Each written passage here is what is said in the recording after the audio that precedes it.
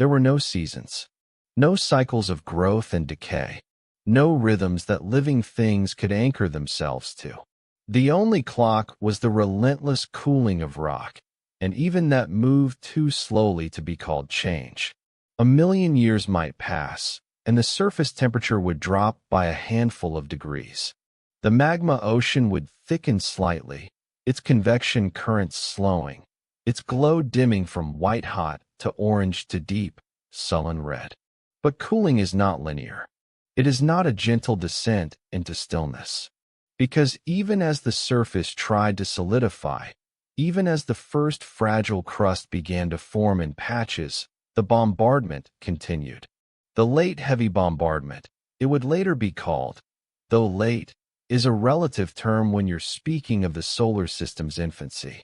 Asteroids and comets, still clearing their orbits, still finding their final paths around the sun, rained down on Earth with shocking frequency. Every few thousand years, something large enough to vaporize hundreds of cubic kilometers of rock would strike. The impact would punch through whatever crust had formed, exposing the molten interior again, sending plumes of vaporized stone into the atmosphere, resetting the clock on cooling. Each impact was a kind of forgetting. The planet could not hold memory, could not accumulate history. Every time a thin skin of solid rock began to form, every time minerals started to differentiate and settle into layers, another collision would remix everything, melt it back into uniformity, erase whatever faint record had begun to be written. This is what it means to exist outside of time. Not to move forward, but to churn, to repeat without progression, to be caught in a loop of destruction and reformation so constant that there is no before and after, only an eternal, molten now. And yet, even in this hell of heat and impact, something was happening. Something so slow it could not be seen, so subtle it left no mark, but something that would, eventually, change everything.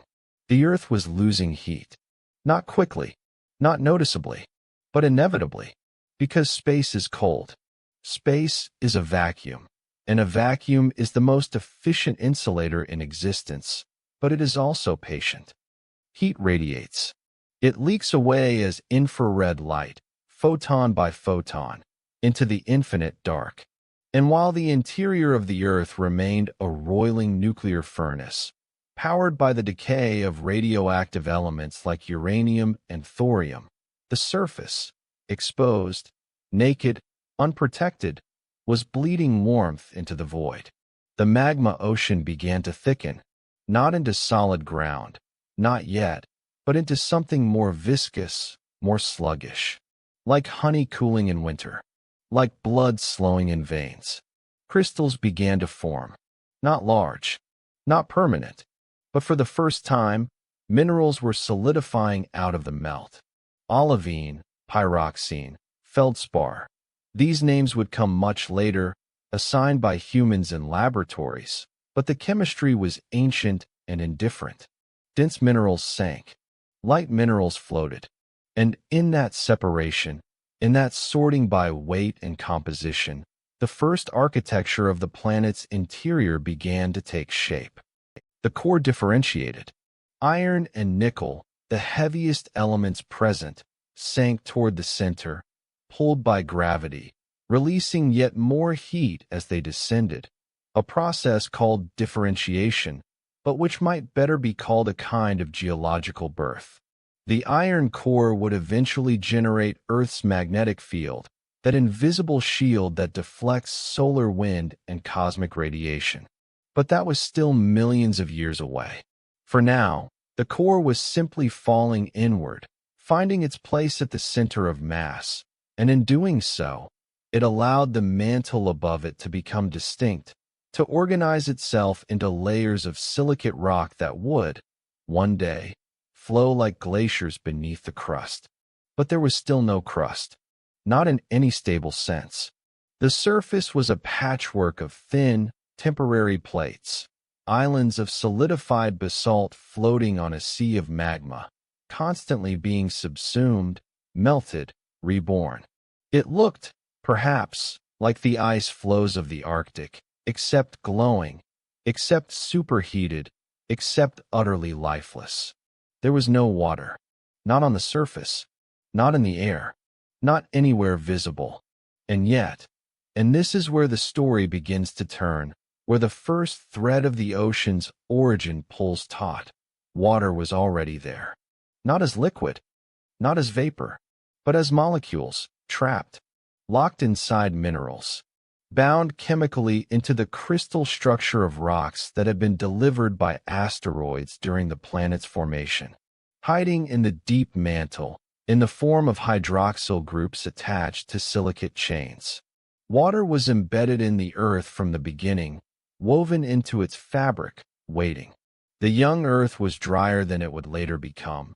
Yes, much of the hydrogen and oxygen that might have formed water was too light, too volatile, and was stripped away by solar wind in those first chaotic million years before the magnetic field fully formed.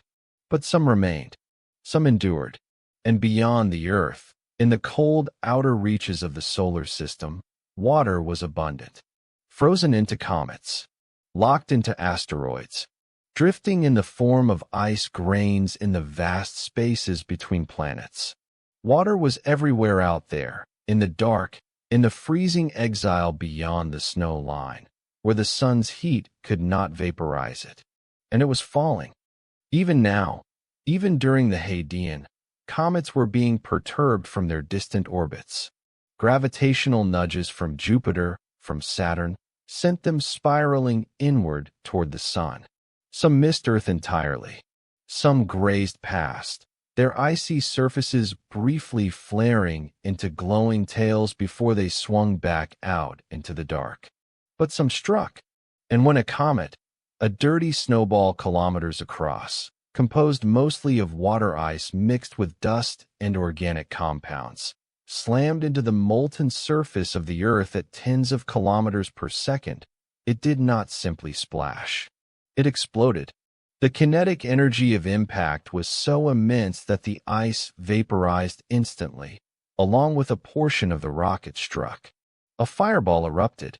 A shockwave radiated outward, and the water, now superheated steam, billowed into the atmosphere, where it could not condense, because the surface was still too hot, because the air itself was too hot.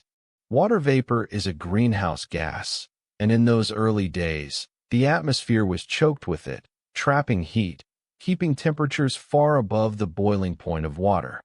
Even if a molecule of H2O wanted to fall as rain, it couldn't. The heat would turn it back into vapor before it traveled 100 meters. So the water waited. In the sky. In the thick, oppressive clouds that wrapped the planet like a burial shroud. Waiting for the Earth to cool just a little more. Waiting for the bombardment to ease, for the crust to thicken, for the surface temperature to drop below 100 degrees Celsius. That arbitrary but crucial threshold where water can exist as liquid. The waiting was not passive. It was a kind of alchemy, a transformation that required no intention, no will, only the slow mathematics of thermodynamics playing out across geological time. Above the molten surface, the atmosphere was not just hot, it was dense, hundreds of times thicker than the air we breathe now. The pressure at ground level would have crushed any structure we might build, collapsed any lungs that tried to draw breath. But pressure does strange things to gases. It allows them to hold more heat. It slows their escape into space. And so the young Earth's atmosphere became a thermal blanket, thick and suffocating, holding the planet's warmth close even as space tried to pull it away. Within this blanket, water vapor swirled in vast, invisible currents. Convection cells the size of continents lifted it high, where temperatures were slightly cooler, then dragged it back down into the lower atmosphere, where heat from the surface kept it gaseous. There was no rain, but there was circulation. A ghostly hydrological cycle without the hydrology, water moving, always moving, trapped in a state between sky and sea, unable to commit to either. And beneath this restless sky, the surface continued its slow surrender to cold. Volcanic activity was everywhere. Not the isolated, dramatic eruptions we know today, Vesuvius, Krakatoa, Mount St. Helens, but a planet-wide hemorrhage of lava. Fissures opened across the forming crust, and magma welled up not in explosive bursts but in slow, inexorable floods. Lava plains spread for thousands of kilometers, glowing rivers of molten basalt that pooled in the lowest places, cooled into dark glass, then cracked and were buried by the next flow. These volcanic outgassings released more than just lava.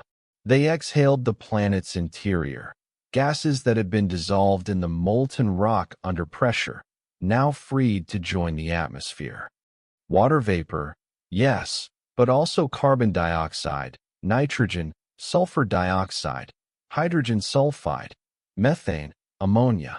The air was a poison. The smell, if smell could exist without a nose to detect it, would have been sulfurous, acidic, choking. But this was not waste. This was creation. Every volcanic vent, every fissure, every crack in the cooling crust was a birth canal through which the Earth delivered the raw ingredients of its future atmosphere and oceans. The water vapor that would one day fall as rain was being exhaled from the mantle itself, molecule by molecule, in a process called outgassing.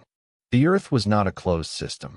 It was leaking its interior into its exterior, turning itself inside out, slowly, over millions of years. And still, the surface cooled.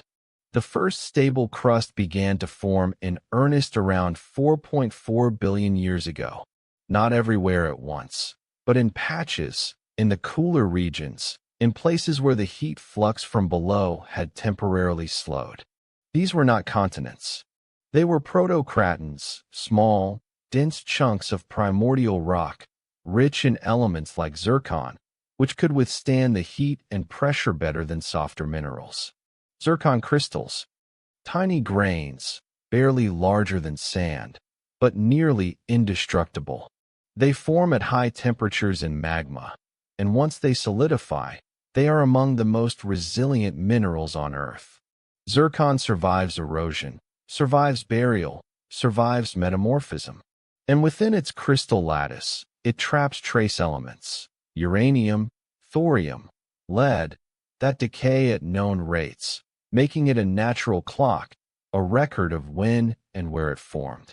The oldest zircon crystals ever found on Earth date to 4.4 billion years ago. They were discovered in Western Australia, in a region called the Jack Hills, embedded in much younger sedimentary rock. But their chemistry tells a story that defies the image of a Hadean hellscape. Because when geologists analyzed the ratios of oxygen isotopes within these ancient zircons, they found something unexpected. Evidence of liquid water. Not conclusive, not direct, but suggestive. The isotopic signature hinted that the magma from which these zircons crystallized had interacted with water, not steam, not vapor, but liquid water on or near the surface. Which means that by 4.4 billion years ago, less than 150 million years after the moon forming impact, the Earth may have already cooled enough for water to condense. The first rain may have fallen far earlier than anyone thought possible. Imagine it. Not a gentle drizzle. Not the soft patter of drops on leaves, on rooftops, on skin. There were no leaves, no rooftops, no skin, but rain nonetheless. The first rain in the history of the world, falling through an atmosphere still thick with ash and steam and carbon dioxide, falling onto a surface still hot enough to hiss and spit and turn water instantly back into vapor. The drops would not have lasted. They would have struck the ground and flashed into steam, only to rise again, condense again, fall again. A rain that could not rest. A rain that was more like a war between heat and cold, between the sky's desire to release and the ground's refusal to receive. But with each drop, with each brief moment of contact, heat was transferred. The surface cooled. The rock absorbed moisture, even if only for a second. And slowly, so slowly that no single drop could claim responsibility, the balance shifted. There came a moment, impossible to pinpoint, when a drop of rain struck the surface and did not immediately evaporate. It pooled, just for a moment, just in a shallow depression, perhaps, where the rock was slightly cooler, where the air above was briefly still. The water sat there, trembling, a tiny lens of liquid on a hostile surface, and then, maybe, it evaporated. Or maybe another drop fell beside it, and another, and the pool grew, just slightly, just enough to persist for a minute, an hour, a day. And somewhere else, in another depression, another basin, the same thing was happening. And again, the first oceans were not born in a single moment. They accumulated, grain by grain, drop by drop, the way a thought forms in the mind before it becomes a word, the way silence gathers before it becomes music. The earth was learning to hold water. But holding is not the same as keeping. The early earth was still a violent place. The crust was thin, unstable, prone to rupture. Volcanic hotspots erupted without warning, sending fresh waves of lava across whatever surface had managed to cool. And the bombardment from space, though lessening, had not ceased. Large impacts still punctuated the eons, each one capable of vaporizing any water that had managed to collect. There is a theory, not proven but hauntingly plausible, that the oceans formed and were destroyed multiple times during the Hadean. That water would accumulate over millions of years, pooling in basins, deepening, spreading, only to be boiled away by a massive impact, turned back into steam, forced to begin again. A cycle of birth and erasure, of memory forming and being wiped clean. The planet could not yet hold its history, but it kept trying. Each time water returned to the surface, it changed the chemistry of the rock it touched. Liquid water is a solvent. It dissolves minerals. It reacts with basalt, with olivine, with feldspar, creating new compounds, clays, carbonates, salts. These reactions consume carbon dioxide from the atmosphere, locking it into stone. And as CO2 levels dropped, the greenhouse effect weakened. The atmosphere became slightly less effective at trapping heat, which allowed the surface to cool further, which allowed more water to condense, which accelerated the process. This is a feedback loop, not vicious, but virtuous, a system that reinforces itself, that learns, in a sense, how to stabilize. Weathering. The word sounds so gentle, so passive, as if the rock is simply wearing down beneath the patient touch of wind and rain. But weathering is active. It is chemical warfare on a planetary scale. Water attacks stone, pulls it apart atom by atom, transforms it into something new. And in doing so, it moderates the climate, prevents runaway heating, gives the planet a thermostat it didn't consciously design, but which functions nonetheless. The Earth was becoming habitable not because it was trying to, but because the laws of chemistry and physics, applied across deep time, tend toward equilibrium. And equilibrium, for a rocky planet at Earth's distance from the Sun, includes liquid water. By 4 billion years ago, the surface temperature had dropped enough that water could persist. Not everywhere, not uniformly, but in the low places, in the basins, in the regions where the crust had subsided or been depressed by the weight of accumulated rock, water began to gather in volumes that could no longer be erased by a single event. These were not oceans as we would recognize them. There were no beaches, no waves breaking on shores. The basins were probably small at first, crater lakes, rift valleys, calderas, isolated bodies of water separated by ridges of cooling lava, by uplifted crust, by volcanic highlands. The water itself was strange, hot, likely near boiling in many places, especially near volcanic vents. Acidic, from dissolved sulfur compounds and carbon dioxide. Rich in iron, which would have given it a greenish or reddish tint depending on the oxidation state. Not clear, not blue, not inviting, but it was water. And water, even hot and acidic and metal-laden, has properties that nothing else in the universe quite matches. It is a universal solvent. It dissolves more substances than any other liquid, which means it becomes a medium for chemistry, a place where different molecules can meet, interact, combine in ways they never could in solid rock or thin air. It has a high heat capacity. It absorbs and releases thermal energy slowly, which stabilizes temperature. A body of water doesn't heat up as fast as stone in sunlight, and it doesn't cool as quickly at night. This creates microclimates, pockets of relative stability in an otherwise chaotic environment. It expands when it freezes. Alone among common substances, water becomes less dense as it solidifies. Ice floats, which means that even if the surface of a body of water freezes, the liquid below remains insulated, protected, capable of maintaining chemistry and circulation. And perhaps most importantly, water is polar. Its molecules have a positive end and a negative end, which allows them to form hydrogen bonds with each other and with other polar molecules. This gives water its surface tension, its cohesion, its ability to climb through narrow spaces against gravity. And it makes water an ideal medium for the kinds of complex organic molecules that would, eventually, become life. But that was still hundreds of millions of years away.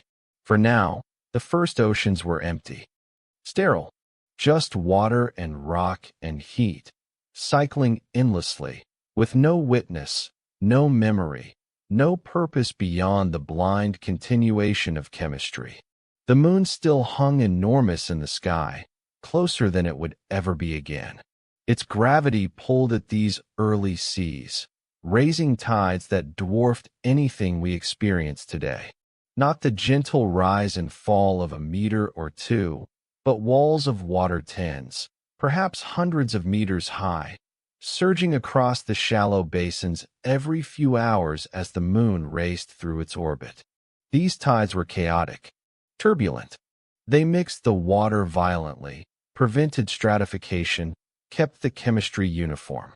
And they eroded the rock at the basin edges, grinding it down, creating the first sediments, fine particles of minerals suspended in water, settling slowly in the brief calms between tidal surges.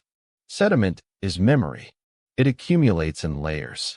Each layer represents a period of time, a day, a year, 1,000 years.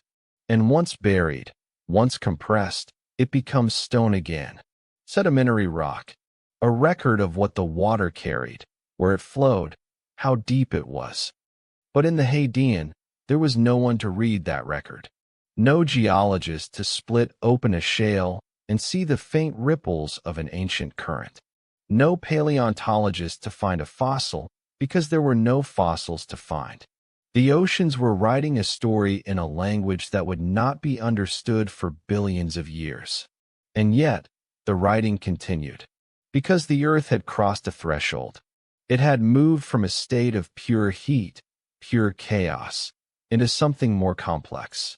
A state where solid, liquid, and gas coexisted. Where water could fall from the sky, pool on the ground, evaporate back into vapor, and fall again. A cycle, a rhythm, the first rhythm the planet had ever known. Not time as we measure it. Not time as a calendar or a clock, but time as repetition, as pattern, as the memory of the last tide informing the shape of the next. The oceans were not yet alive, but they were no longer entirely inert. They had become a process, and in becoming a process, the oceans became something the universe had rarely seen. A vessel for change that did not destroy itself in changing. Stars change. They burn hydrogen into helium, helium into carbon, carbon into heavier elements, until their cores collapse and they explode or fade into darkness. Change in a star is terminal.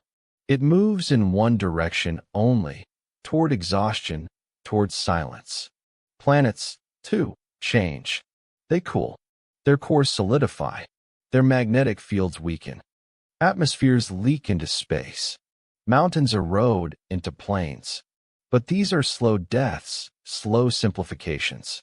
A planet becomes less complex over time, not more. But water on a planet with the right temperature, the right pressure, the right chemistry, water allows for cycles. For systems that can persist without reaching equilibrium. For complexity that feeds on itself and grows. The hydrological cycle was the first of these. Water evaporated from the ocean surface, rose into the atmosphere, condensed into clouds, fell as rain onto the land.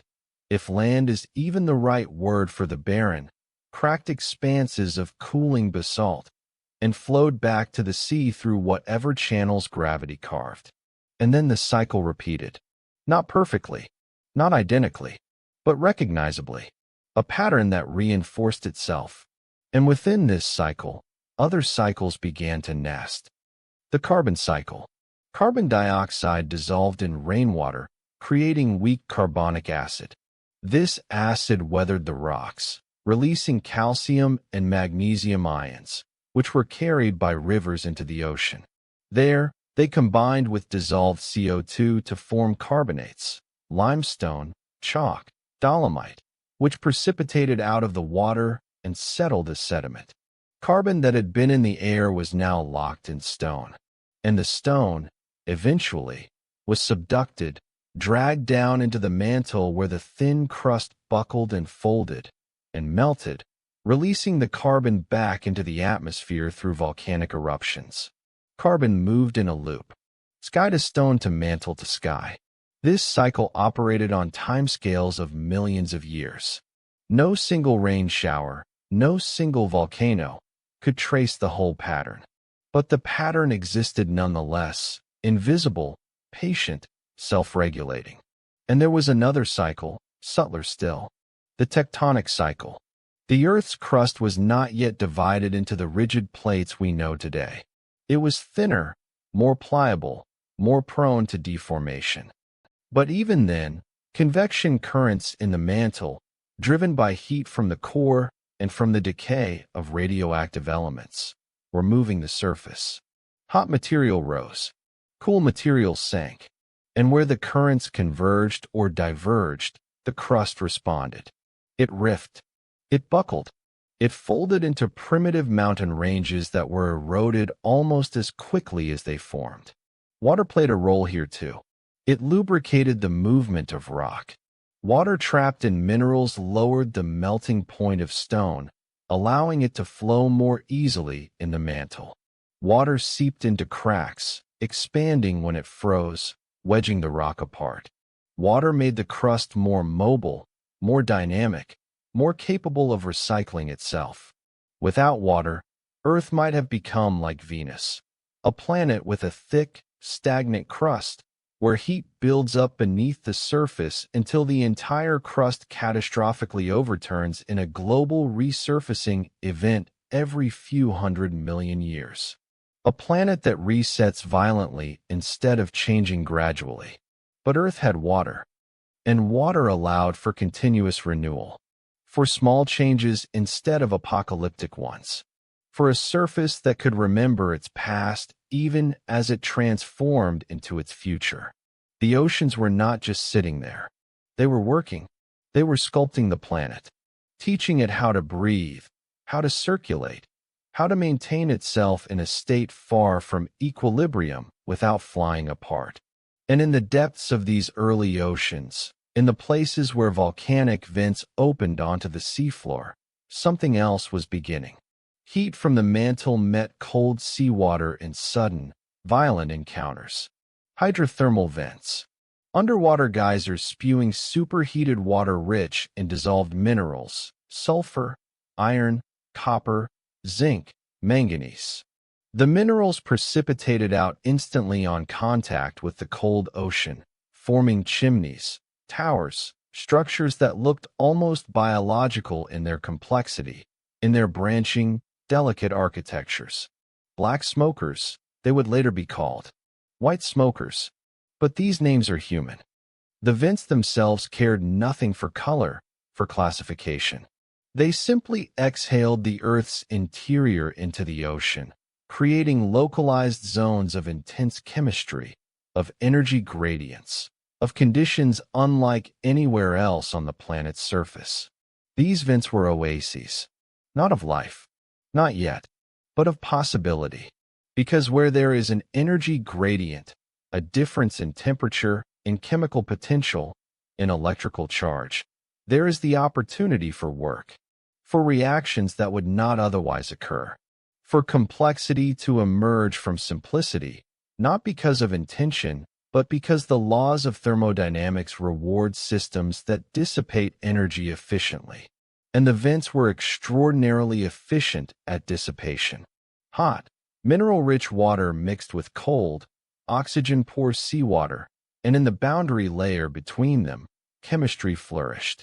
Metal sulfides precipitated.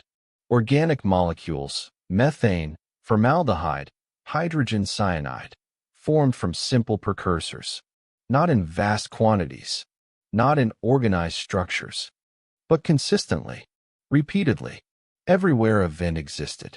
The ocean floor became a laboratory. Millions of vents scattered across the globe, each one performing the same experiments over and over, testing different combinations of temperature and pressure and chemistry, with no hypothesis, no protocol, only the blind iteration of thermal gradients meeting seawater. And most of the products of these experiments did nothing. They precipitated. They dissolved. They drifted into the abyss and settled as sediment. But some, a vanishingly small fraction, persisted. Some molecules, by accident of structure, were more stable than others. Some resisted breakdown. Some even catalyzed their own formation, making it easier for copies to appear. This was not life, not even close. But it was the direction in which life lay. It was chemistry that had begun to remember itself. And above the vents, in the water column, in the shallow basins illuminated by the dim red glow of the Hadean sky, the oceans continued to accumulate, continued to deepen, continued to spread across the surface of the planet, linking isolated pools into regional seas into proto-oceans. The planet was becoming blue, not the brilliant azure of Earth as seen from space today, with its swirling white clouds and green-brown continents. The Hadean oceans were darker, murkier, stained with iron and sulfur and volcanic ash. The atmosphere was still thick with greenhouse gases. The sun was still obscured. But beneath the haze, beneath the clouds, water covered more and more of the surface. And with each passing million years, the likelihood that this water would remain increased. The bombardment was slowing. The crust was thickening. The planet's internal heat, though still immense, was gradually radiating away. Earth was settling into a configuration that could support not just water, but the long, uninterrupted presence of water. Stability, not stasis. The planet would never stop changing. But the changes would become incremental rather than catastrophic. Evolutionary rather than revolutionary. The Hadean Eon was drawing to a close, not with a bang, but with a cooling, a quieting, a slow exhale. And when it ended, around 4 billion years ago, by convention, the Earth that emerged was no longer a wound. It was a world, scarred, yes, marked by impact craters, by volcanic plains, by the memory of violence, but whole. Stable enough to hold an ocean, cool enough to allow that ocean to rest. And in that resting, in that stillness finally achieved after 500 million years of chaos, something new became possible. Time, which had been measured only in the cooling of rock and the falling of rain, was about to acquire a new dimension. It was about to become biological. But first, the water had to learn one more thing. It had to learn to wait. Chapter 2. The sky that learned to weep. The rain that fell on the early earth did not come gently. It came from beyond, from the cold exile of the outer solar system, where the sun's warmth was only a distant suggestion and ice was the common language of matter.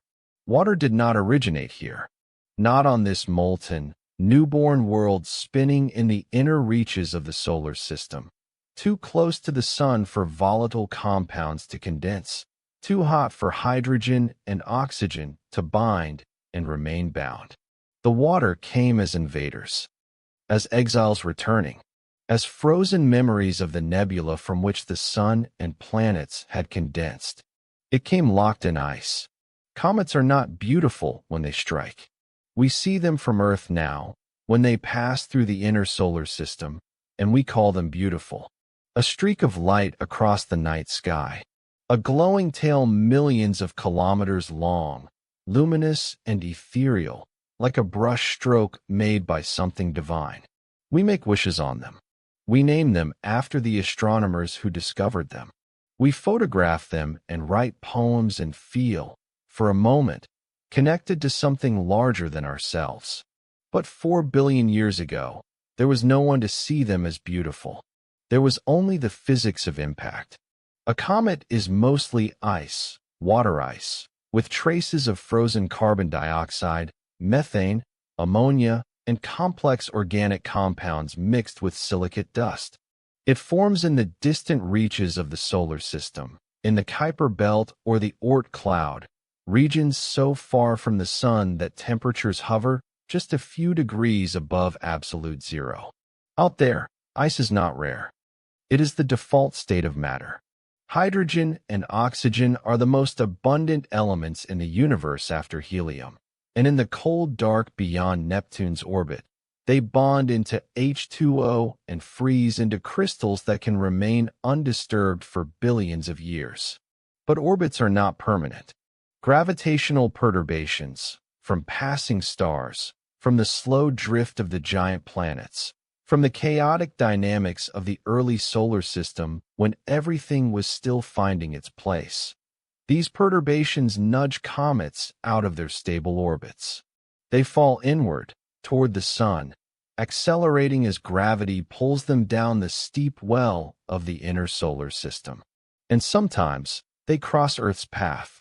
When a comet strikes a planet, it is traveling at tens of kilometers per second, 30, 40, 50, faster than any bullet, faster than sound travels through steel, faster than the human mind can comfortably conceptualize. At those speeds, ice does not behave like ice. It behaves like a weapon. The comet does not splash into the surface. It does not melt on contact. It explodes. The kinetic energy of impact, half the mass times the velocity squared, is converted almost instantaneously into heat. Millions of degrees. The ice vaporizes. The rock vaporizes.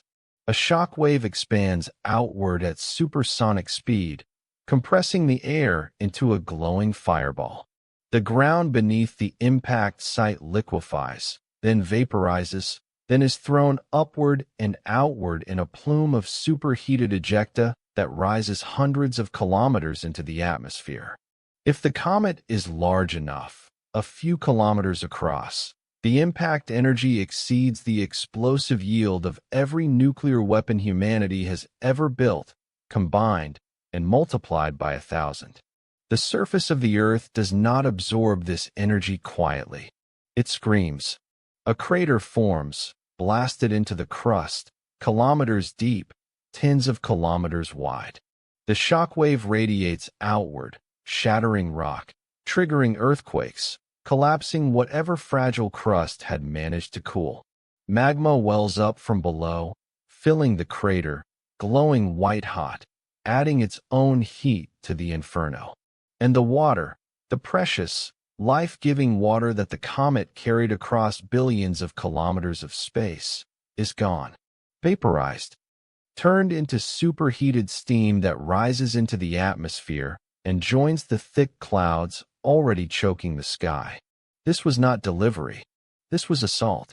The early Earth did not receive its water gently. It was bombarded with it, pummeled, scarred.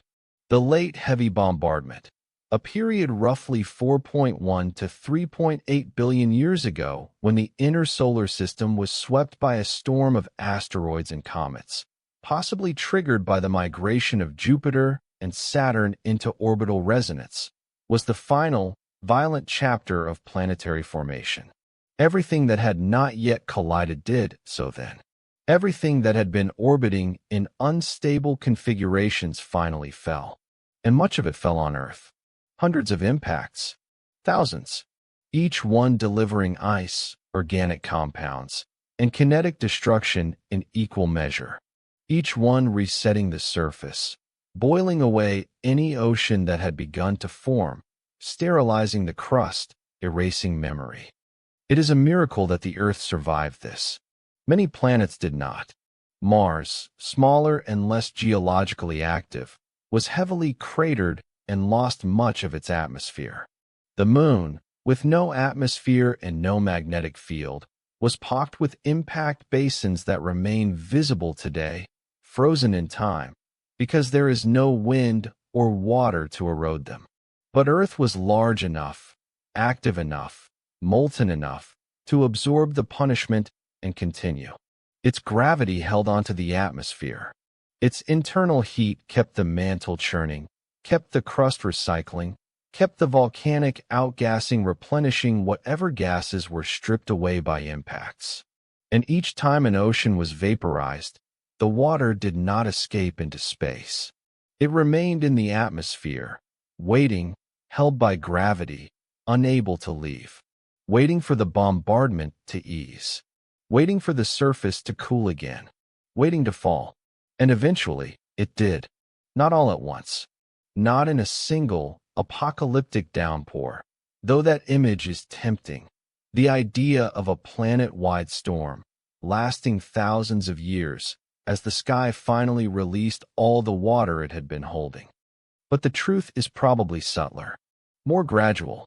As the frequency of large impacts decreased, as the crust thickened and stabilized, as the volcanic activity became more localized and less catastrophic, the surface temperature dropped below the critical threshold.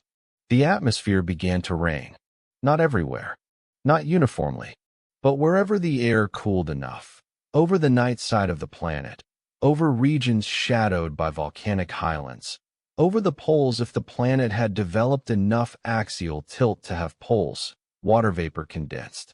Droplets formed, tiny at first, microscopic beads of liquid clinging to dust particles, to ash, to microscopic grains of silicate suspended in the atmosphere. These particles acted as nucleation sites, places where water molecules could gather and bond, overcoming the energy barrier that keeps vapor from spontaneously becoming liquid. The droplets grew, collided with other droplets, merged, became heavy enough that air resistance could no longer hold them aloft. And they fell. The first rain in the history of the world, falling through an atmosphere still thick with carbon dioxide and sulfur compounds, becoming acidic as it fell, hitting the ground with a hiss and a plume of steam because the rock was still too hot, evaporating instantly, rising again as vapor, only to condense and fall again. A rain that could not rest. Not yet. But with each cycle, evaporation, condensation, precipitation, heat was transferred from the surface to the atmosphere, from the atmosphere to space. The planet was bleeding warmth, photon by photon, into the infinite cold. And as it cooled, the rain began to persist. Puddles formed, shallow, transient, evaporating within hours. But they formed. And in the next storm, they formed again, in the same low places, because gravity and topography do not change quickly. And slowly, over thousands of years, the puddles deepened. They merged. They became pools, ponds, Lakes. And the lakes, fed by rainfall and by runoff from the barren highlands, began to overflow. Water found the lowest path, carved channels through the soft volcanic ash, dissolved minerals from the rock, carried sediment downstream. Rivers formed. Not the rivers we know. Not lined with trees, not teeming with fish, not reflecting blue skies. These were channels of hot, acidic water, stained red with dissolved iron, cutting through black basalt plains beneath a hazy orange sky. But they were rivers nonetheless, and they flowed toward the sea. The ocean did not fill from the bottom up. It filled from the edges inward, from the rivers that carved their way down from the volcanic highlands, carrying with them everything the rain had dissolved from the rock. Salt, calcium, magnesium, iron, silica, phosphorus, sulfur. The early oceans were not pure. They were solutions, mineral broths, chemical soups in which every dissolved ion represented a fragment of the crust, pulled apart by water's relentless solvent action and carried into the deep. And as the water accumulated in the basins, those low places where the crust had subsided or been depressed by ancient impacts, the chemistry grew more concentrated, more complex, because water has memory, not consciousness, not intention, but a physical memory encoded in the arrangement of its molecules, in the hydrogen bonds that form and break trillions of times per second, creating fleeting structures that last only nanoseconds, but which influence how the next molecule bonds, and the next. Water near a dissolved salt ion behaves differently than water in the bulk. It orients itself, positive ends toward negative ions, negative ends toward positive. It forms a hydration shell, a cage of molecules that keeps the ion from precipitating back out, keeps it suspended, mobile, available to react with other dissolved species. And in the early oceans, there were countless such species. The chemistry was not random. It was constrained by thermodynamics, by the relative abundance of elements, by the temperature and pressure and pH of the solution. But within those constraints, there was room for variation, for novelty, for combinations that had never existed before. Minerals that had been separate in the rock, locked in different crystal structures, isolated from each other by atomic distances that might as well have been light years, were now dissolved, mobile, free to encounter each other in the water. And sometimes they reacted, not violently, not in explosions or flames, but in the quiet, persistent way that chemistry operates when given time. Electrons shifted, bonds formed, molecules rearranged themselves into lower energy configurations, releasing a tiny amount of heat in the process, a quantum of energy so small it would be undetectable except that it happened everywhere, constantly, in every cubic centimeter of ocean water. The ocean was not just a reservoir. It was a reactor, and it was being fed continuously by the sky, because the rain did not stop. Once the surface had cooled enough, once the hydrological cycle had established itself, the rain became a permanent feature.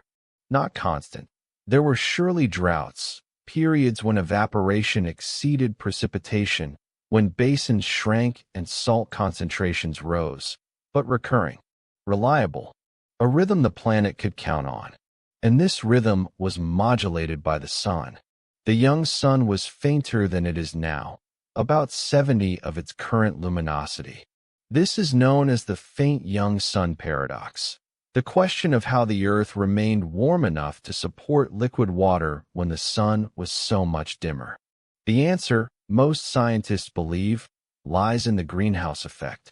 The thick atmosphere, rich in carbon dioxide and water vapor and methane, trapped enough heat to compensate for the sun's weakness.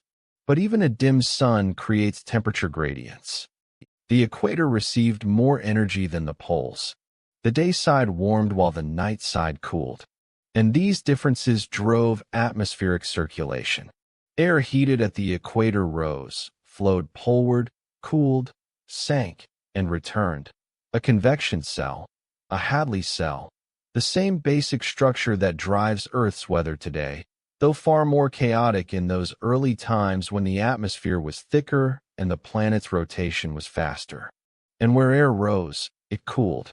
And when it cooled, water condensed. Clouds formed. Not the delicate, white cumulus clouds of a summer afternoon. Not the wispy cirrus streaks painted across a blue sky. The early clouds were dense, heavy, dark with moisture and ash and aerosols. They covered the planet almost entirely, blocking the sun, creating a twilight world where direct sunlight was rare and the illumination was diffuse, filtered, tinted red by the scattering of dust. But they rained, and the rain carved the landscape. Water is patient. It does not need to be strong. It simply needs to be persistent. A river flowing over rock will, given enough time, cut a canyon. Not through force, but through repetition. Each molecule of water pulls a few atoms of mineral with it. Each raindrop dissolves a microscopic amount of stone. And over millions of years, mountains are reduced to plains, and plains are carried to the sea. The early Earth had no vegetation to hold the soil, no roots to bind the rock, no organic matter to stabilize slopes. Erosion was efficient, ruthless. Sediment poured into the oceans in quantities that would later be impossible once life colonized the land and slowed the weathering process. But in the Hadean and early Archean, the land was naked, vulnerable, and the rain stripped it bare. The ocean floor became a graveyard of mountains. Layers of sediment settled, one atop another, compressing under their own weight, becoming stone again. Shale, sandstone, siltstone. The first sedimentary rocks, encoding in their structure a record of the water that deposited them, the currents that sorted the grains, the chemistry of the ocean at the time of burial. But most of these rocks are gone now, subducted, melted, recycled into the mantle and re-erupted as magma. The Earth's crust is not permanent. It is a conveyor belt, constantly being created at mid-ocean ridges and destroyed at subduction zones. And in the early Earth, when the crust was thinner and the mantle hotter, the recycling rate was faster. Very little of the Hadean rock record survives. What does survive? Those ancient zircon crystals, a few scattered outcrops of metamorphosed stone, speaks in fragments, in hints, in isotopic signatures that must be carefully decoded. But the story they tell is consistent. Water was present. Water was persistent. Water was reshaping the planet. And the water itself was changing. Because as more comets and asteroids fell, as the bombardment continued, though waning, each impact delivered not just ice, but other compounds. Organic molecules. Not life. Not even close. But the building blocks from which life could, eventually, be assembled. Amino acids. Nucleobases. Sugars. Fatty acids. These molecules form naturally in space, in the cold, radiation-bathed environments of molecular clouds and cometary ices. They are not rare. They are not miraculous. They are simply what happens when carbon, hydrogen, oxygen, nitrogen, and a few other common elements are exposed to ultraviolet light and cosmic rays for millions of years. And when a comet carrying these molecules struck the Earth, the heat of impact would have destroyed most of them. But not all. Some, protected in the interior of larger fragments, would have survived. And as those fragments cooled and were weathered by rain, the organic compounds would have been released into the water. The ocean was being seeded, not intentionally, not by design, but by the simple fact that the universe makes organic chemistry easily, and Earth was in the path of countless deliveries. And once in the ocean, these molecules did not simply dissolve and disperse. Some of them aggregated. Fatty acids, for example, spontaneously form membranes in water, bilayers with hydrophobic tails pointing inward and hydrophilic heads pointing outward. These membranes can enclose volumes of water, creating vesicles, primitive bubbles that separate an inside from an outside. Not cells. Not yet. But protocells. Compartments. Places where chemistry could occur in isolation, where concentrations could build, where reactions could be protected from the diluting effect of the vast ocean. And within these compartments, if the right molecules happened to be enclosed, if a nucleobase happened to be near a sugar happened to be near a phosphate group, they might, by chance, bond together, forming a nucleotide. And nucleotides, under the right conditions, can link into chains, forming RNA. But this is getting ahead of the story. This is not yet the time for RNA, for self-replication, for the threshold between chemistry and biology. This is still the time of accumulation, of gathering, of the slow, patient work of the sky teaching the ocean how to hold more than just water, teaching it to hold possibility. The sky did not weep forever. Or rather, it did, but the weeping became gentler, more measured. The torrential downpours that characterized the first millions of years after the surface cooled gave way to something more familiar. Weather, climate, patterns that repeated on shorter timescales, not geological, but seasonal, daily, hourly. The atmosphere was stabilizing, not because it wanted to, not because there was some equilibrium it was seeking, but because the systems that governed it, the balance between volcanic outgassing and chemical weathering, the cycle of evaporation and precipitation, the greenhouse effect, and the albedo of clouds, were finding their own rhythm. Carbon dioxide levels dropped as the weathering of silicate rocks consumed it, locking it into carbonates. This weakened the greenhouse effect, which cooled the surface slightly, which slowed evaporation, which reduced the amount of water vapor in the air, which cooled the surface further. But not too far, because if the surface cooled too much, weathering would slow. Cold water is a less effective solvent than warm water. Less CO2 would be removed from the atmosphere. The greenhouse effect would strengthen slightly. Temperatures would rise again. This is a negative feedback loop. A thermostat. Not perfect, not precise, but functional. The Earth was learning to regulate itself. And in this regulated environment, the oceans deepened. By 3.8 billion years ago, the boundary between the Hadean and Archean eons, the oceans may have covered as much as 90 of the planet's surface. There were no large continents yet, only small proto-continents, volcanic islands, archipelagos of basaltic rock rising from the shallow seas. The ocean was not a single body of water.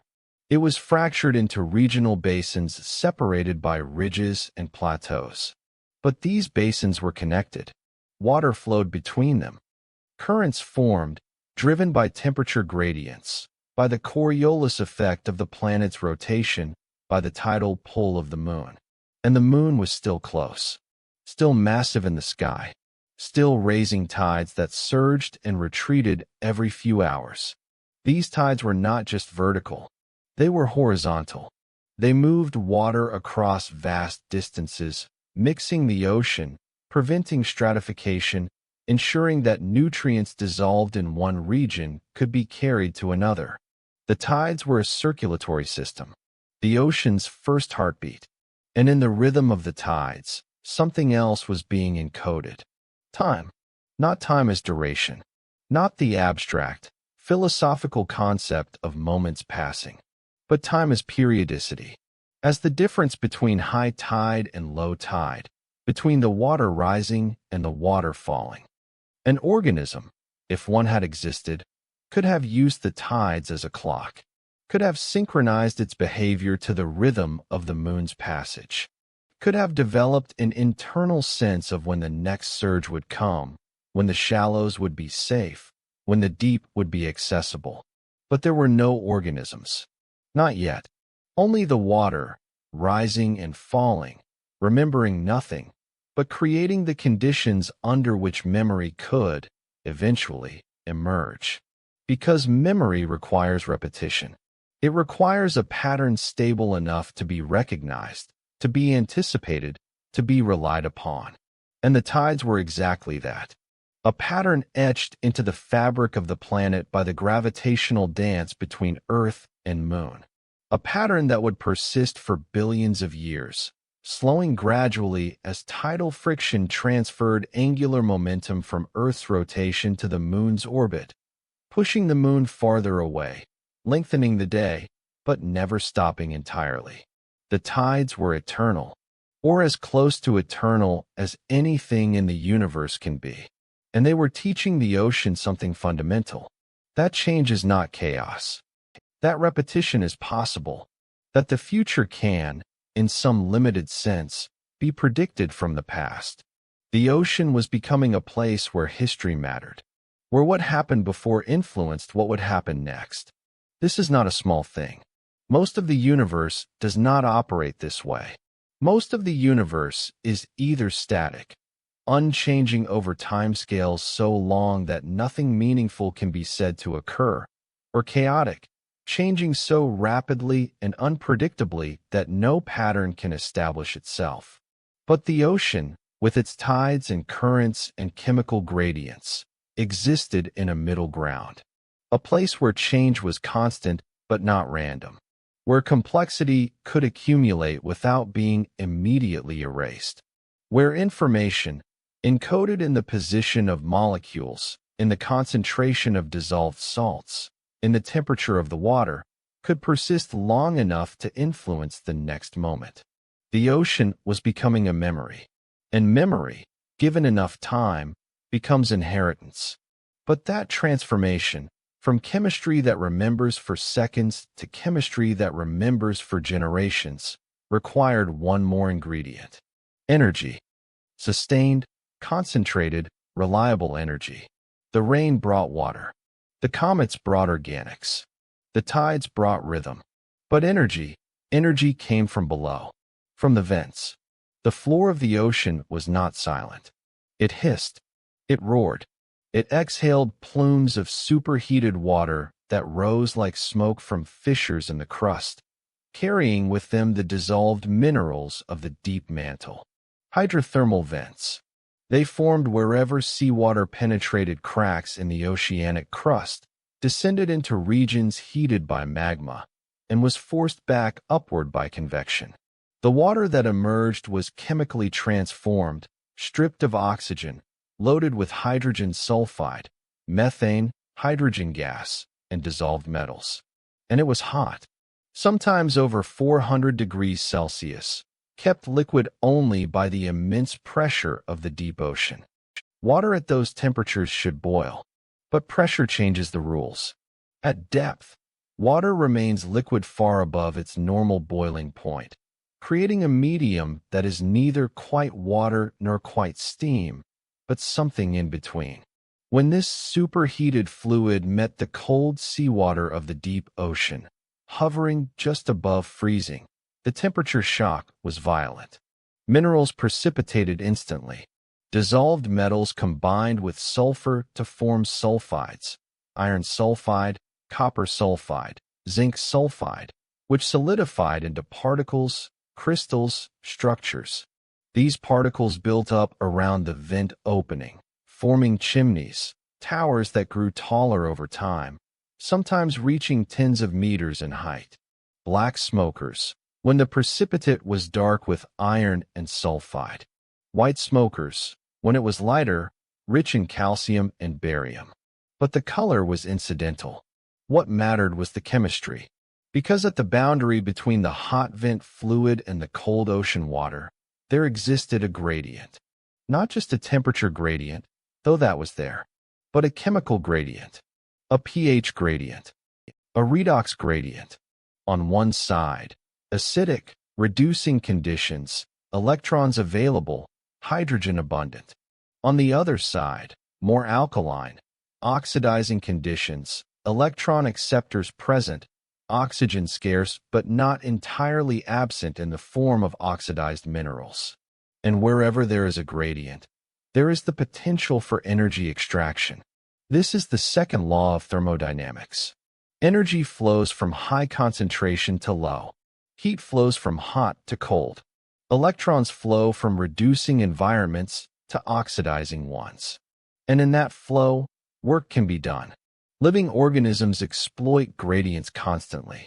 They pump ions across membranes, creating concentration differences, then allow those ions to flow back through protein channels, harvesting the energy released. They oxidize food molecules, transferring electrons down a chain of carriers, capturing the energy at each step. But life had not yet invented these mechanisms. Life had not yet invented anything. And yet, the gradients existed. The energy was there, not being used, not being harvested, simply dissipating, as all gradients eventually do, unless something intervenes. And in the mineral structures forming around the vents, in the porous, iron sulfide-rich walls of the smoker chimneys, something did intervene. Not intentionally, not by design, but by accident of geometry. The chimneys were riddled with microscopic pores, channels through which vent fluid and seawater could mix, but slowly, in controlled volumes. These pores were natural compartments, similar in size to modern cells, a few micrometers across, and they maintained the gradient between their interior and exterior. Inside, hot, acidic, reducing fluid from the vent. Outside, cold, alkaline, oxidizing seawater. And in the walls of the pores themselves, minerals, iron and nickel sulfides, which are semiconductors, capable of shuttling electrons, capable of acting, in a very primitive sense, as catalysts. Catalysts are molecules that speed up reactions without being consumed. They lower the activation energy barrier, making it easier for reactants to become products. And the mineral surfaces in vent chimneys were catalytic. They facilitated reactions that would otherwise occur too slowly to matter. Hydrogen from the vent fluid could react with carbon dioxide from the seawater, forming methane, formaldehyde, formate, simple organic molecules. Not complex, not self-replicating, but organic nonetheless. Built from carbon, from the same element that would eventually form the backbone of all life. And these reactions released energy. Not much, but enough. Enough that if a molecule formed which could capture that energy, store it, use it to make more of itself, that molecule would have an advantage. It would persist. This is the beginning of something that looks, from a distance, like intention. But it is not intention. It is chemistry. It is thermodynamics. It is the universe's preference for systems that dissipate energy efficiently. And the most efficient way to dissipate energy is to build structures that can channel it, harvest it, use it to create more structures. Life, seen from this perspective, is not a violation of entropy. It is entropy's most elegant expression. But we are still not there yet. We are still in the time before life. In the time when the ocean held all the ingredients but had not yet mixed them in the right proportions, in the right order, in the right configuration. The sky had learned to weep. The ocean had learned to hold. The vents had learned to provide energy. But the water itself had not yet learned the most important lesson. It had not yet learned to replicate. Chapter 3. When stone remembered water, there is a kind of stone that forms only in the presence of water. Serpentinite, named for its green, mottled appearance, reminiscent of snakeskin. It is a metamorphic rock, formed when olivine, a magnesium-iron silicate common in the mantle, reacts with water at moderate temperatures and pressures. The reaction is called serpentinization, and it is not just a geological curiosity. It is a process that may have made life possible. Because when olivine reacts with water, several things happen. First, the rock swells. Water molecules are incorporated into the crystal structure, expanding the volume. Cracks form. Pathways open. The rock becomes porous, permeable, a sponge through which fluids can flow. Second, hydrogen gas is released. The water molecule is split. The oxygen binds to the iron in the olivine, oxidizing it, and the hydrogen is freed as H2. Free hydrogen is rare on Earth's surface today. It escapes into space quickly, being so light. But in the early ocean, in the protected environment of a serpentinizing system, it could accumulate. And hydrogen is fuel. It is an electron donor. It wants to give up its electrons to anything that will accept them. And in a world where life had not yet monopolized all the chemical niches, hydrogen would have reacted with whatever was available: carbon dioxide, nitrogen, sulfur compounds, forming more complex molecules. Third, the reaction is exothermic. It releases heat, not a lot, but steadily over long periods. A serpentinizing system can remain warm for thousands of years, even in the cold, deep ocean, creating a microenvironment where reactions proceed faster, where molecules are more mobile, where complexity has a better chance of emerging. Serpentinization is a battery, a chemical engine, a factory, and it occurs wherever ultramafic rock, mantle rock, rich in olivine, is exposed to seawater. On the early Earth, with its thin crust and active tectonics, such exposure was common. At mid-ocean ridges, where the crust was being pulled apart, mantle rock rose to fill the gap. At subduction zones, where one plate dove beneath another, slivers of mantle were scraped off and uplifted. At impact sites, where asteroids punched through the crust, mantle material was excavated and left exposed on the seafloor. All of these places were potential sites for serpentinization. All of these places were potential nurseries. The stone did not remember in the way living things remember. It did not store images or sounds or moments of experience to be recalled later. But it held a record nonetheless. A chemical record, written in the arrangement of its atoms, in the isotopes of its elements, in the minerals that formed and the temperatures at which they formed. Serpentinite remembers water because water changed it, altered its structure, made it into something it was not before. And that transformation was irreversible. Once olivine becomes serpentine, it does not spontaneously revert. The process requires water, yes, but once begun, it continues until the available olivine is consumed or the water is exhausted. It is a one-way reaction, driven by thermodynamics, by the universe's preference for lower energy states. And in that one-way movement, there is a kind of history. The rock before contact with water was one thing. The rock after contact was another. And the difference between them encoded information about the event that caused the change. How much water was present, how hot it was, how long the reaction lasted. This is not memory as consciousness knows it, but it is memory as the universe knows it. A scar, a mark, a record that persists. And the early ocean was full of such records. Every rock that water touched was altered. Feldspars broke down into clays. Basalts weathered into iron oxides and silica. Carbonates precipitated from solution, locking away carbon dioxide, recording the pH and temperature of the water at the time they formed. The seafloor became a library, unread, unindexed, but vast. And within that library, certain pages were more interesting than others. Certain environments, the hydrothermal vents, the serpentinizing systems, the shallow tidal pools where evaporation concentrated dissolved minerals, became laboratories where chemistry could experiment with forms more complex than anything the open ocean allowed, because the open ocean was too dilute. This is the problem with thinking of the early ocean as a primordial soup, a uniform mixture of organic molecules waiting to combine into life. The ocean was enormous.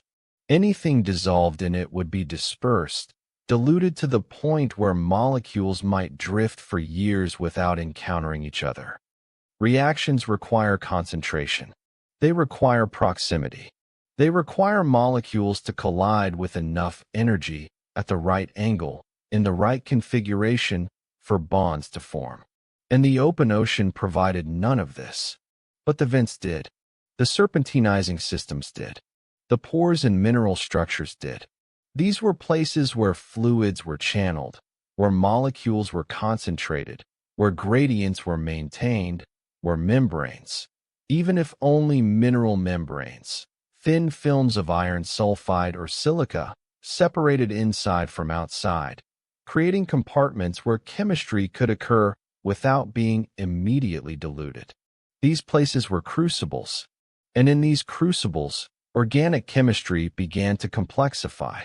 Amino acids, delivered by meteorites or synthesized in the reducing conditions of the vent fluids, linked into short chains. Peptides, not long enough to fold into functional proteins.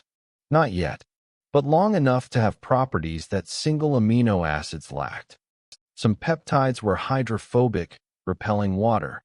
Some were hydrophilic, attracting it. And when a mixture of both types was present in a confined space, they self-organized. The hydrophobic regions clustered together, shielded from the water. The hydrophilic regions faced outward, interacting with the solution. This is how membranes begin, not by design, not by some pre-existing blueprint, but by the simple physics of molecules in water, seeking configurations that minimize energy. And once a membrane existed, even a primitive, leaky one, it created an inside and an outside, a boundary, a self, not conscious, not alive, but distinct from the environment, capable of maintaining a different chemical composition inside than outside, capable of concentrating molecules, of protecting them from dilution, of allowing reactions to proceed that would be impossible in the bulk solution. The ocean was learning to subdivide itself, to create pockets of complexity within the vast simplicity. And in those pockets, time began to behave differently. Because in the open ocean, time was uniform. Water molecules mixed freely. Currents distributed heat and chemicals. Everything averaged out, approached equilibrium, became the same. But inside a membrane-bound compartment, time could accumulate. A reaction that occurred inside would produce products that stayed inside. Those products could then participate in further reactions, building on what came before. And if one of those reactions happened to produce something that stabilized the membrane, that made it less permeable, less likely to rupture, that compartment would persist longer than its neighbors. It would have an advantage. Not in any Darwinian sense. Not yet. There was no reproduction, no inheritance, no competition for resources. But there was differential persistence. Some compartments lasted longer than others. And the ones that lasted longer had more time for complex chemistry to occur within them. This is proto-selection, not natural selection, but its precursor, the hint of a mechanism that would, eventually, become evolution. The ocean was filling with experiments, trillions of tiny, membrane-bound volumes, each with a slightly different chemical composition, each undergoing slightly different reactions, each persisting for seconds, minutes, hours before rupturing or being diluted or simply fading back into the homogeneity of the surrounding water. Most failed. Most led nowhere. But some, a vanishingly small fraction, stumbled into configurations that were self-reinforcing. Configurations where the products of one reaction catalyzed another reaction, which in turn produced more of the catalyst. Autocatalytic cycles, feedback loops, chemistry that amplified itself. These were not common. They required precise conditions, the right molecules in the right proportions at the right temperature and pH. But the ocean was vast. The number of compartments was astronomical. And time was not a constraint. Millions of years passed. tens of millions. And in that time, the ocean conducted more experiments than could ever be counted. Most dissolved into nothing. But the ones that didn't, the ones that found a way to persist, to grow, to draw energy from their surroundings and use it to maintain their complexity, those began to dominate the spaces they occupied. Not by outcompeting others, not by violence or strategy, but simply by lasting, by being the chemistry that didn't stop. And somewhere, in some warm pool or deep-sea vent or tidal flat that has long since been subducted and erased from the geological record, one of these persistent chemistries crossed a threshold. It became a replicator.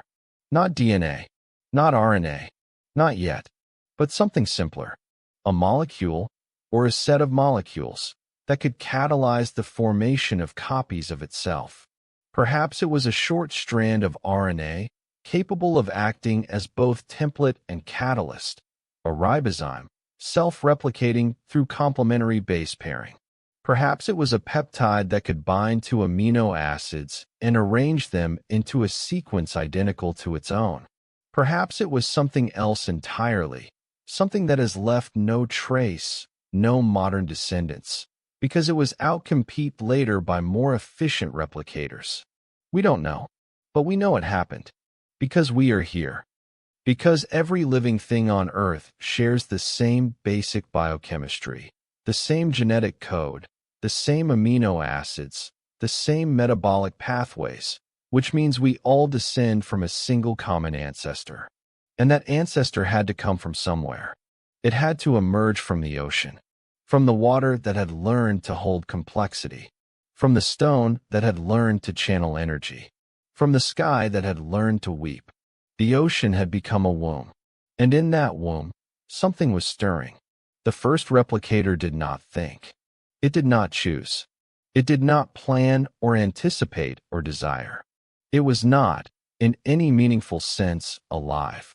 It was chemistry, pure, blind, indifferent chemistry.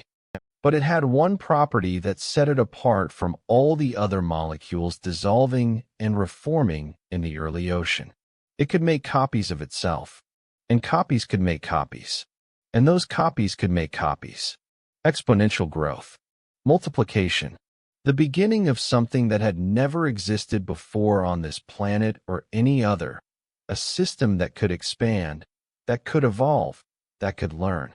Not learn in any conscious way, but learn through trial and error, through the accumulated effect of countless small variations, through the selective persistence of whatever worked and the disappearance of whatever didn't. This is how time enters the biological realm, not as a measure of duration, though that was already there in the cooling of the planet and the cycling of the tides, but as a measure of change, of innovation, of new forms emerging that had never existed in the vast history of the universe before this moment. The first replicator would have been simple, probably just a few dozen nucleotides long, if it was RNA, or a handful of amino acids if it was a self-replicating peptide, so small that we might not recognize it as life if we could somehow see it, so simple that the distinction between chemistry and biology would seem arbitrary. But it would have had one crucial capability. It could make mistakes. Replication is not perfect. Copies are not identical to originals. Sometimes a base gets inserted incorrectly. Sometimes a nucleotide is misread. Sometimes a chance collision damages the template before it's fully copied. These errors are mutations, and most mutations are deleterious. They produce copies that are less stable, less able to catalyze their own replication, less likely to persist. But some, a small fraction, would have been neutral. No better, no worse. Just different. And a vanishingly small number would have been beneficial. A mutation that made the replicator more stable, or faster at replicating, or better at competing for the precursor molecules needed for copying. These beneficial mutants would have spread. Not because they were fitter, there was no competition yet, no struggle for existence, but simply because they replicated faster. Because in any given volume of water, containing a fixed amount of building blocks. The lineages that copied most efficiently would end up comprising a larger and larger fraction of the population. This is natural selection, not yet in its full, dramatic form. That would require organisms competing for resources, predators hunting prey, parasites infecting hosts. But in its essence, in the basic mathematical principle that replicators that replicate faster increase in frequency. And once this principle began to operate, innovation became inevitable. The ocean filled with variants, with mutations and recombinations and failed experiments. Most were dead ends, but some were improvements. Some replicated even faster. Some developed auxiliary molecules that helped them copy, protoenzymes, catalysts that speed the process. Some developed membranes that contained them, that held them separate from competitors, that allowed them to maintain internal environments different from the surrounding ocean. These were the first cells, not like modern cells. Not yet. Modern cells are marvels of complexity, thousands of different proteins, each with a specific function, working in concert, coordinated by a genome that tells them what to build and when. Modern cells have compartments within compartments, energy generation systems, repair mechanisms, quality control. The first cells had none of this, but they had the essential feature. They were bounded, separate, capable of maintaining a chemical composition different from their surroundings. And within that boundary, they could replicate, could copy their genetic material, could divide, could pass their genes to offspring. But what were these genes? What was the molecule that carried the blueprint? We assume it was RNA or something like RNA. RNA can do things that DNA cannot. It can fold into complex, three-dimensional structures. It can catalyze reactions, act as an enzyme, do chemistry. It can also encode information, carry instructions, serve as a template for copies. RNA is versatile. DNA is more stable, better at storing information over long times. But DNA cannot catalyze reactions. It cannot do chemistry directly.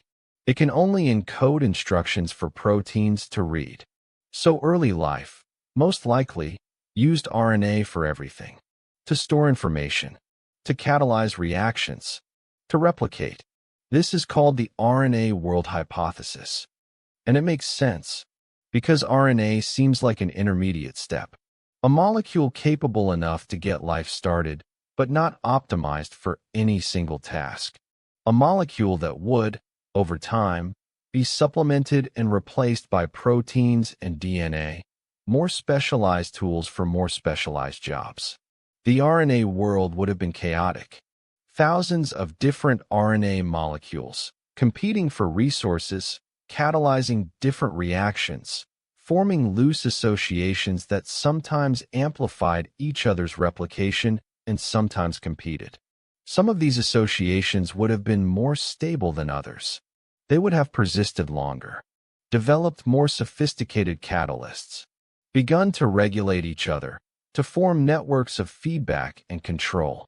And eventually, one type of organization would have emerged as dominant, not because it was the best possible system, but because it was good enough, because it could replicate reliably, because it could evolve, because once it began, it could outcompete everything else. This would become the LUCA, the last universal common ancestor, the organism from which all subsequent life on Earth, every bacterium, every plant, every animal, every fungus, every single living thing, descends. We do not know what the LUCA looked like. We can only infer, from the biochemistry of modern life, what it must have had. A genome made of RNA or DNA, proteins to do most of the catalytic work, a membrane to bound it, ribosomes to manufacture the proteins, a metabolic system to extract energy from the environment, and the ability to evolve, to change, to adapt, to spawn new variants that might be better suited to different environments. The LUCA did not invent these things consciously. It simply stumbled into them, emerged through random variation and selective persistence as the form that best balanced complexity with stability, innovation with replicability. And once the lucre existed, evolution became unstoppable. Because evolution is not something life invented. It is something life does. It is the inevitable consequence of replication and variation and selection. Any system that can replicate, that can mutate, that can be selected for or against based on its success at replicating, that system will evolve. And life, from that first moment of replication, was such a system. The ocean became alive, not in the sense of consciousness or intention, but in the sense of being capable of change, of novelty, of innovation, of not simply cycling through the same reactions over and over, but of exploring new configurations, new metabolic pathways, new strategies for survival. Time, which had been geological, measured in millions of years and marked by the slow cooling of the planet, became biological, measured in generations, marked by birth and death, by reproduction and inheritance. The past was suddenly relevant. A mutation that occurred in a parent organism could be passed to its offspring. And if that mutation made the offspring better at replicating, the offspring would leave more copies of itself, would spread, would become common, would eventually dominate the population. This is heredity. This is evolution. This is how biology, given time, generates complexity far beyond what random chemistry can achieve. And it all started with stone learning to hold water, with the ocean learning to compartmentalize, with replication learning to occur. But what the stone had given, the stone could also take away. The early oceans were not stable repositories of life. They were battlegrounds, laboratories, places of constant, violent change. The planet itself was still unsettled. Volcanic activity continued. Impact events, though rarer than in the Hadean, still occurred. The sun was still faint. The atmosphere was still thick with greenhouse gases. The chemistry of the water was still strange, toxic by modern standards, rich in iron and sulfur and other dissolved metals. And into this hostile environment, life had emerged. Life that had never known anything but struggle, never known comfort, never known a state of affairs that lasted more than a few generations without being disrupted. And because of this, the first life was tough, adaptable, prone to evolving rapidly, to trying new things, to abandoning strategies that weren't working. It was not the delicate, specialized life of modern organisms. It was generalist life, opportunist life, life that could eat almost anything, tolerate almost any condition, reproduce almost anywhere. It was bacterial life. The earliest fossils we have of life are microbial. Stromatolites, layered structures built by communities of bacteria, deposited in sandstone in Western Australia, dated to around 3.5 billion years ago. There is debate about whether these were truly built by life or merely formed by inorganic chemical processes. But by 2.7 billion years ago, the evidence is unmistakable. Microbial fossils, microbial mats, microbial communities colonizing every corner of the ocean. Life had escaped from the vents and the serpentinizing systems. It had colonized the open ocean. It had diversified. It had spread. And in spreading, it changed the planet. Not immediately, not obviously, but inexorably. Because living things do something no purely chemical system can do. They accumulate. A chemical reaction occurs, produces products, reaches equilibrium, stops. The system settles into a stable state. Energy is dissipated. Entropy increases. Nothing happens next. But a living organism reproduces. It makes copies of itself. Those copies make more copies. The population grows, spreads, accumulates biomass. And all of that biomass contains chemical energy. Energy that was extracted from the environment and locked into the structure of proteins and cell membranes and genetic material. The early bacteria were, essentially, capturing solar energy that had been converted into chemical energy by the geological processes of the young Earth. The chemosynthetic bacteria oxidized hydrogen sulfide from the vents, or methane from the mantle, or iron from the water. And the energy released by these oxidation reactions was used to build cellular machinery, to replicate, to grow. The bacteria were mining the ocean, extracting every chemical resource that could be tapped, that could be turned into cellular material, that could be used to fuel reproduction. And as they multiplied, they began to affect their environment. They consumed their food sources. They excreted waste products. They altered the pH of the local water. They accumulated in mat-like communities that blocked sunlight and modified the light environment for organisms living beneath them. And slowly, almost imperceptibly, they changed the chemistry of the ocean itself. But this change was not rapid enough to see in real time. Bacteria were still confined to the ocean. The land was barren. The atmosphere was still mostly nitrogen and carbon dioxide, with no free oxygen. For hundreds of millions of years, life remained aquatic, remained microscopic, remained chemically primitive by modern standards. But it remained. It persisted. It adapted to every available niche. It evolved new metabolic pathways. It experimented with new ways of extracting energy. And then, around 2.7 to 2.4 billion years ago, something changed. Some bacteria evolved the ability to photosynthesize. Not like modern plants. Not the complex photosynthesis that involves light-harvesting complexes and electron transport chains and the splitting of water molecules. But something simpler. A primitive photosynthetic system that used the energy of sunlight to drive redox reactions, to move electrons from one place to another, to power the synthesis of organic molecules. These were the cyanobacteria, and they were revolutionaries, because their waste product was oxygen, free oxygen, O2, a gas that most of the bacteria alive at the time could not tolerate, a poison, a corrosive substance that damaged the fragile molecules of cells, that disrupted essential biological processes. The early Earth was anoxic. The atmosphere was a reducing environment. Free oxygen did not exist in significant quantities. Any oxygen produced by photosynthesis was immediately consumed by reaction with dissolved iron and sulfur compounds. But the cyanobacteria kept producing it. Generation after generation, replication after replication, spreading through the oceans, multiplying, growing, accumulating biomass, and slowly, inexorably, they filled the ocean with oxygen. This was the Great Oxidation Event, the most profound transformation of the planet's chemistry in the history of life. It took hundreds of millions of years. The process was not sudden.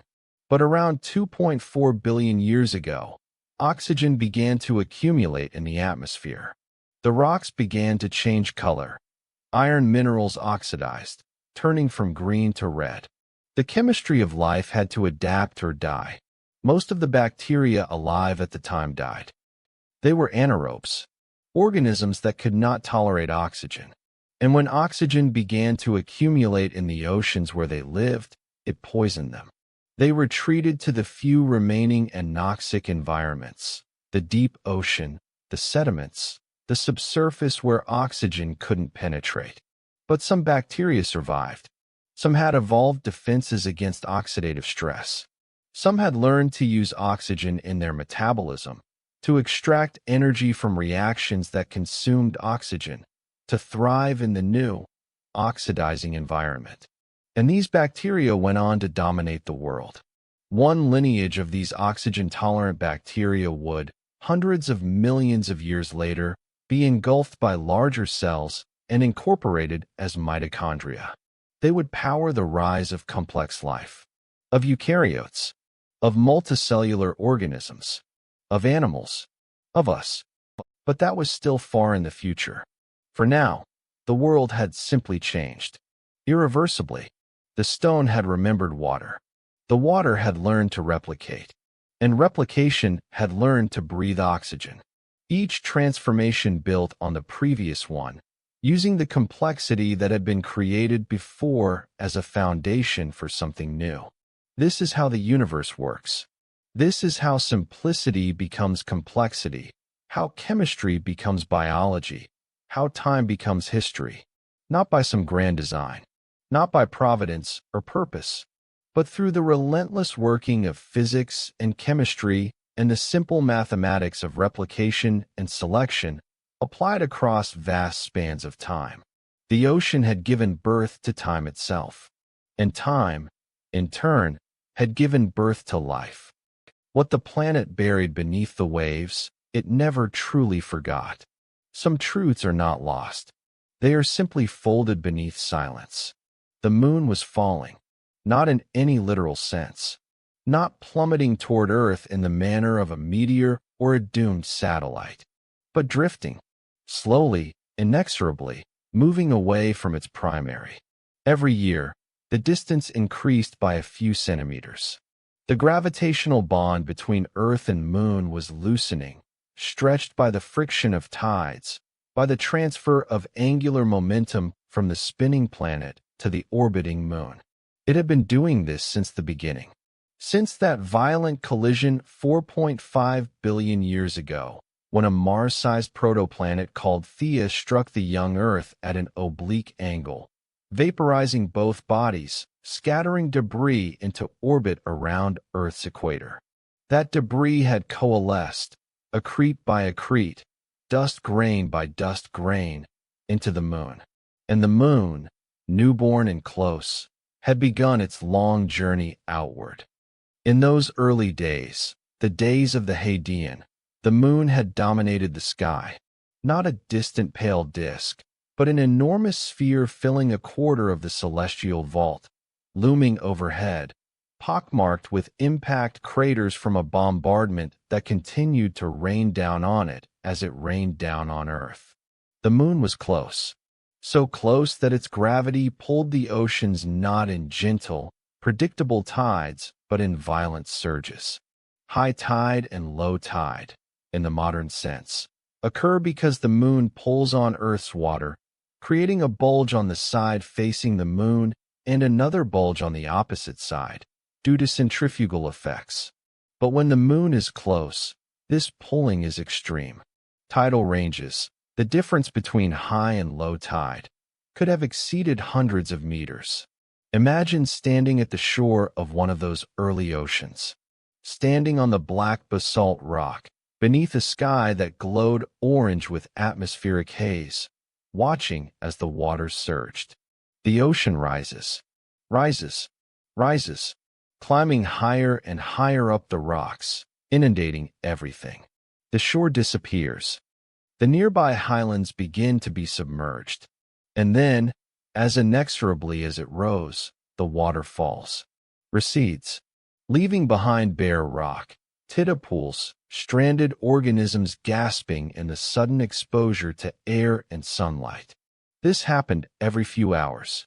The Moon raced through the sky because Earth's rotation was fast then. A day was only 5 hours long. The Moon completed its orbit, or rather, completed its passage across the sky, multiple times in what we would call a single night.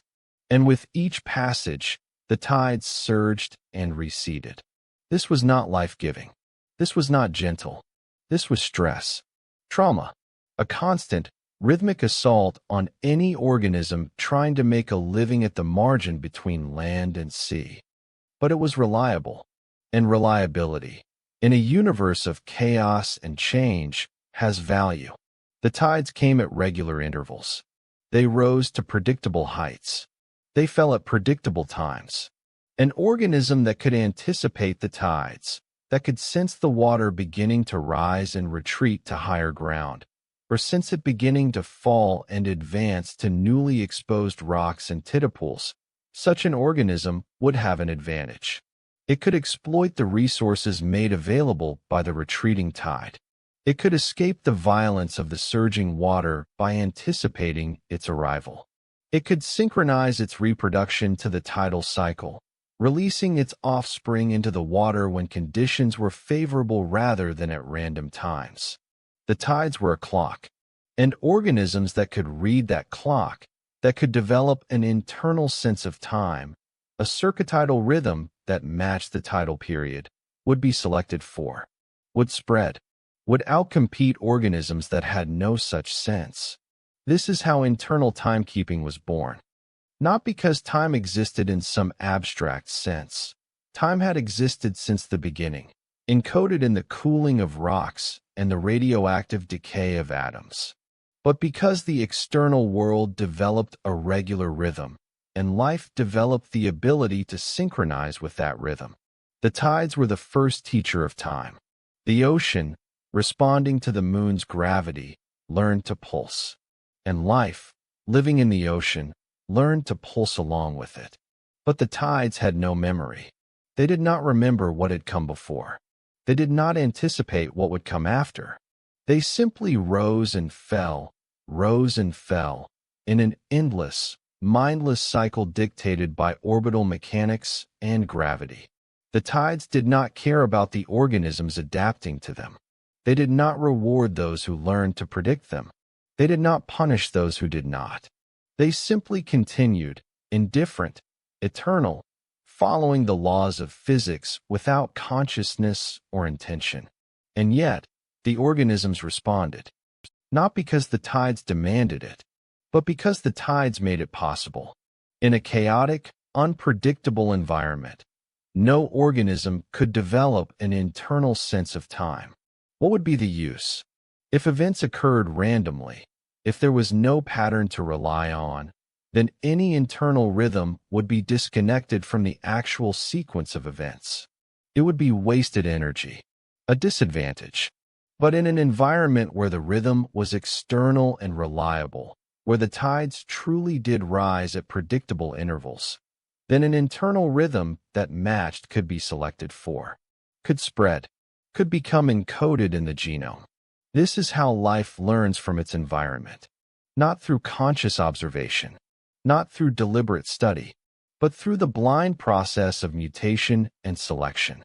An organism develops a random mutation that causes it to have a slightly different internal rhythm. If that rhythm happens to match the environment better, the organism reproduces more successfully. Its offspring inherit the mutation. The new rhythm becomes common. Over generations, the population evolves to match the external pattern. This is not learning in the way human minds learn, but it is learning nonetheless. It is the accumulation of adaptive information, the encoding of environmental patterns into biological structure. And the tides encoded a pattern that would persist for billions of years. The circotidal rhythm, the internal clock that organisms use to anticipate the tides. It can still be found in modern organisms. Some crustaceans, when placed in a laboratory far from any ocean, in conditions where they cannot possibly sense the actual tides, still exhibit rhythmic patterns of activity and rest that match the tidal period. Their ancestors learned this rhythm on an ancient shore, and that learning was encoded so deeply, so fundamentally, that it has persisted even after the organisms were removed from the environment that created it. The tides wrote themselves into life, but as the moon drifted outward, the tides began to change. The period between high and low tides remained the same, governed by the moon's orbit, which was independent of the moon's distance from Earth. But the magnitude of the tides decreased. The higher the moon, the less gravitationally powerful it became. And as it moved farther away, its pull on Earth's oceans weakened. The tidal ranges decreased. The violence of the surge and ebb diminished. The shore became less of a killing zone and more of a habitat. Organisms could venture further onto the exposed rocks without being swept away by impossible tides. They could establish populations in the intertidal zone, that region between high and low tide that is periodically submerged and periodically exposed. The tidal zone became a nursery, a place where life could experiment, where organisms could test adaptations to living partially in water and partially in air, where they could develop shells to prevent desiccation, where they could develop gills or lungs, where they could learn to move between two worlds. And all of this was set in motion by the moon's slow retreat. The moon was not intending this. It did not choose to move away. It was simply obeying physics. Conservation of angular momentum. The transfer of rotational energy from a spinning body to an orbiting one. But in obeying physics, it shaped life. This is how the universe works. It does not think. It does not plan. It does not have intentions or desires. But it has structure. It has patterns. It has laws that, when applied consistently over vast spans of time, generate complexity far beyond what any single law could alone produce. The moon moved because of gravity. And because the moon moved, life evolved to track its movement. And because life evolved to track its movement, organisms developed the ability to measure time, to sense the passage of days and nights, to anticipate seasonal changes, to coordinate their reproduction with the rhythms of their environment. The moon, falling slowly away from Earth, was teaching the ocean to remember, not in the sense of conscious recollection, but in the sense of embodied knowledge.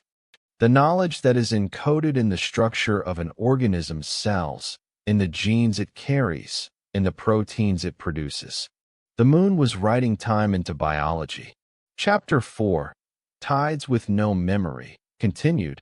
By 3 billion years ago, the moon was farther away than it had been in the Hadean. Not by much. Maybe several 100,000 kilometers closer than it is today. But the difference was significant. The tides had moderated. The day was longer, perhaps 12 to 18 hours rather than 5. The violence of the intertidal zone had diminished. Life had begun to explore the margins. Not the land margins yet. Not those barren, lifeless rocks above the high tide line. The atmosphere was still anoxic. The ultraviolet radiation from the sun was intense, unfiltered by any protective ozone layer. The land was a sterile wasteland of black rock and red sand. But the water margins, the shallow seas, the tidal flats where water accumulated in basins during high tide and evaporated during low tide, leaving behind concentrated salt solutions in which specialized bacteria could thrive. The shallow seas were becoming more diverse. Different bacteria were evolving different metabolic strategies. Some were photosynthetic, harvesting the energy of sunlight. Some were chemosynthetic, oxidizing minerals and organic compounds dissolved in the water. Some were heterotrophic, eating the other bacteria, developing the first glimmers of predation. And all of them were producing waste. All of them were excreting products that became food for other organisms. All of them were dying and decomposing, their cellular material becoming available for scavengers and decomposers. The ocean was becoming a food web, a network of energy flowing from one organism to another, mediated by predation and competition and cooperation. The simple chemistry of the early ocean was becoming the complex web of biology. And at the heart of all this complexity was the rhythm of the tides. The tides controlled nutrient cycling. When the tide went out, it exposed rocks and sediments to the air, where oxidative weathering could occur, releasing minerals into the water. When the tide came in, it carried these minerals into the shallow seas, where they supported the growth of photosynthetic organisms. The tides controlled predator-prey dynamics. During high tide, predators from the open ocean could enter the shallow bays and hunt. During low tide, smaller organisms could hide in tidal pools and crevices, safe from larger predators. Predators had to learn to hunt during the tidal window when prey was available. Prey had to learn to hide during the hours when they would be exposed. The tides controlled reproduction. Many organisms evolved to release their spores or larvae into the water during specific phases of the tidal cycle, at the rising tide, when currents would carry them out into the open ocean and away from their parents' competition. The tides became the metronome of life, and life, in turn, began to shape the tides. Not directly, not yet. The organisms in the ocean were still microscopic. They had no ability to generate large-scale currents or change the trajectory of the moon. But indirectly, because as photosynthetic organisms became more abundant, they began to change the composition of the atmosphere. Oxygen accumulated, and oxygen, once released into the air, began to interact with methane and other reducing gases that had previously been prevalent in the Hadean atmosphere. Oxygen oxidizes methane into carbon dioxide and water. As methane was consumed, the greenhouse effect weakened. The planet cooled. The pattern of atmospheric circulation changed. The rainfall patterns changed. The rivers that flowed into the ocean changed their discharge rates and their sediment loads. Life was changing its environment, not consciously, not intentionally, but through the simple fact of existing, of metabolizing, of producing waste and consuming food. This is feedback. This is the beginning of the Gaia hypothesis, the idea that life and the environment form a coupled system, each affecting the other, in ways that tend towards stability and habitability. The early oceans were not just passive recipients of life. They were not just containers in which life happened to occur. They were participants, co-creators, places where the physical world and the biological world intertwined so thoroughly that it became impossible to separate them. The tides had no memory, but the organisms that lived in the tides did. Their bodies remembered the patterns. Their genes remembered the patterns. Their behaviors, evolved over millions of years, reflected an adaptation to those patterns. And in remembering, they changed. They evolved to be tidal creatures, to have internal clocks, to anticipate the rises and falls of water, to exploit the resources made available by the tidal rhythm. They were learning to read the moon's language. Even though the moon was speaking in a voice devoid of intention, devoid of conscious communication, the moon was simply moving through space, pulled by gravity, following the laws of physics. But those laws, applied to a system as complex as the Earth-Moon system, had generated patterns. Regular, predictable patterns. And life, that most responsive, most adaptable of systems, had learned to synchronize with those patterns. The tides remembered nothing, but they taught everything. Time, in those ancient oceans, was not linear. It was cyclical. It was rhythmic. It was measured not in the irreversible march toward heat, death, and entropy that we now know characterizes the universe, but in the repetition of patterns, the rise and fall of tides, the day and night cycle as Earth spun, the seasons as the planet's axial tilt caused the hemisphere facing the sun to shift. These cycles nested within each other. Daily cycles within monthly cycles within yearly cycles within thousand-year cycles. Each one of a different scale, but all of them connected. All of them present in the ocean at the same time, creating a tapestry of rhythms that life could attune itself to. And life did. The simplest bacteria developed circadian rhythms, internal clocks that matched the rotation of the planet, allowing them to anticipate the coming of daylight and darkness.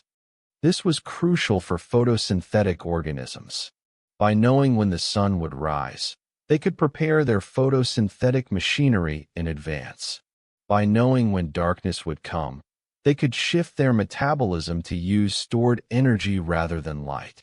More complex organisms developed circadial rhythms, internal clocks that matched the period of the tides.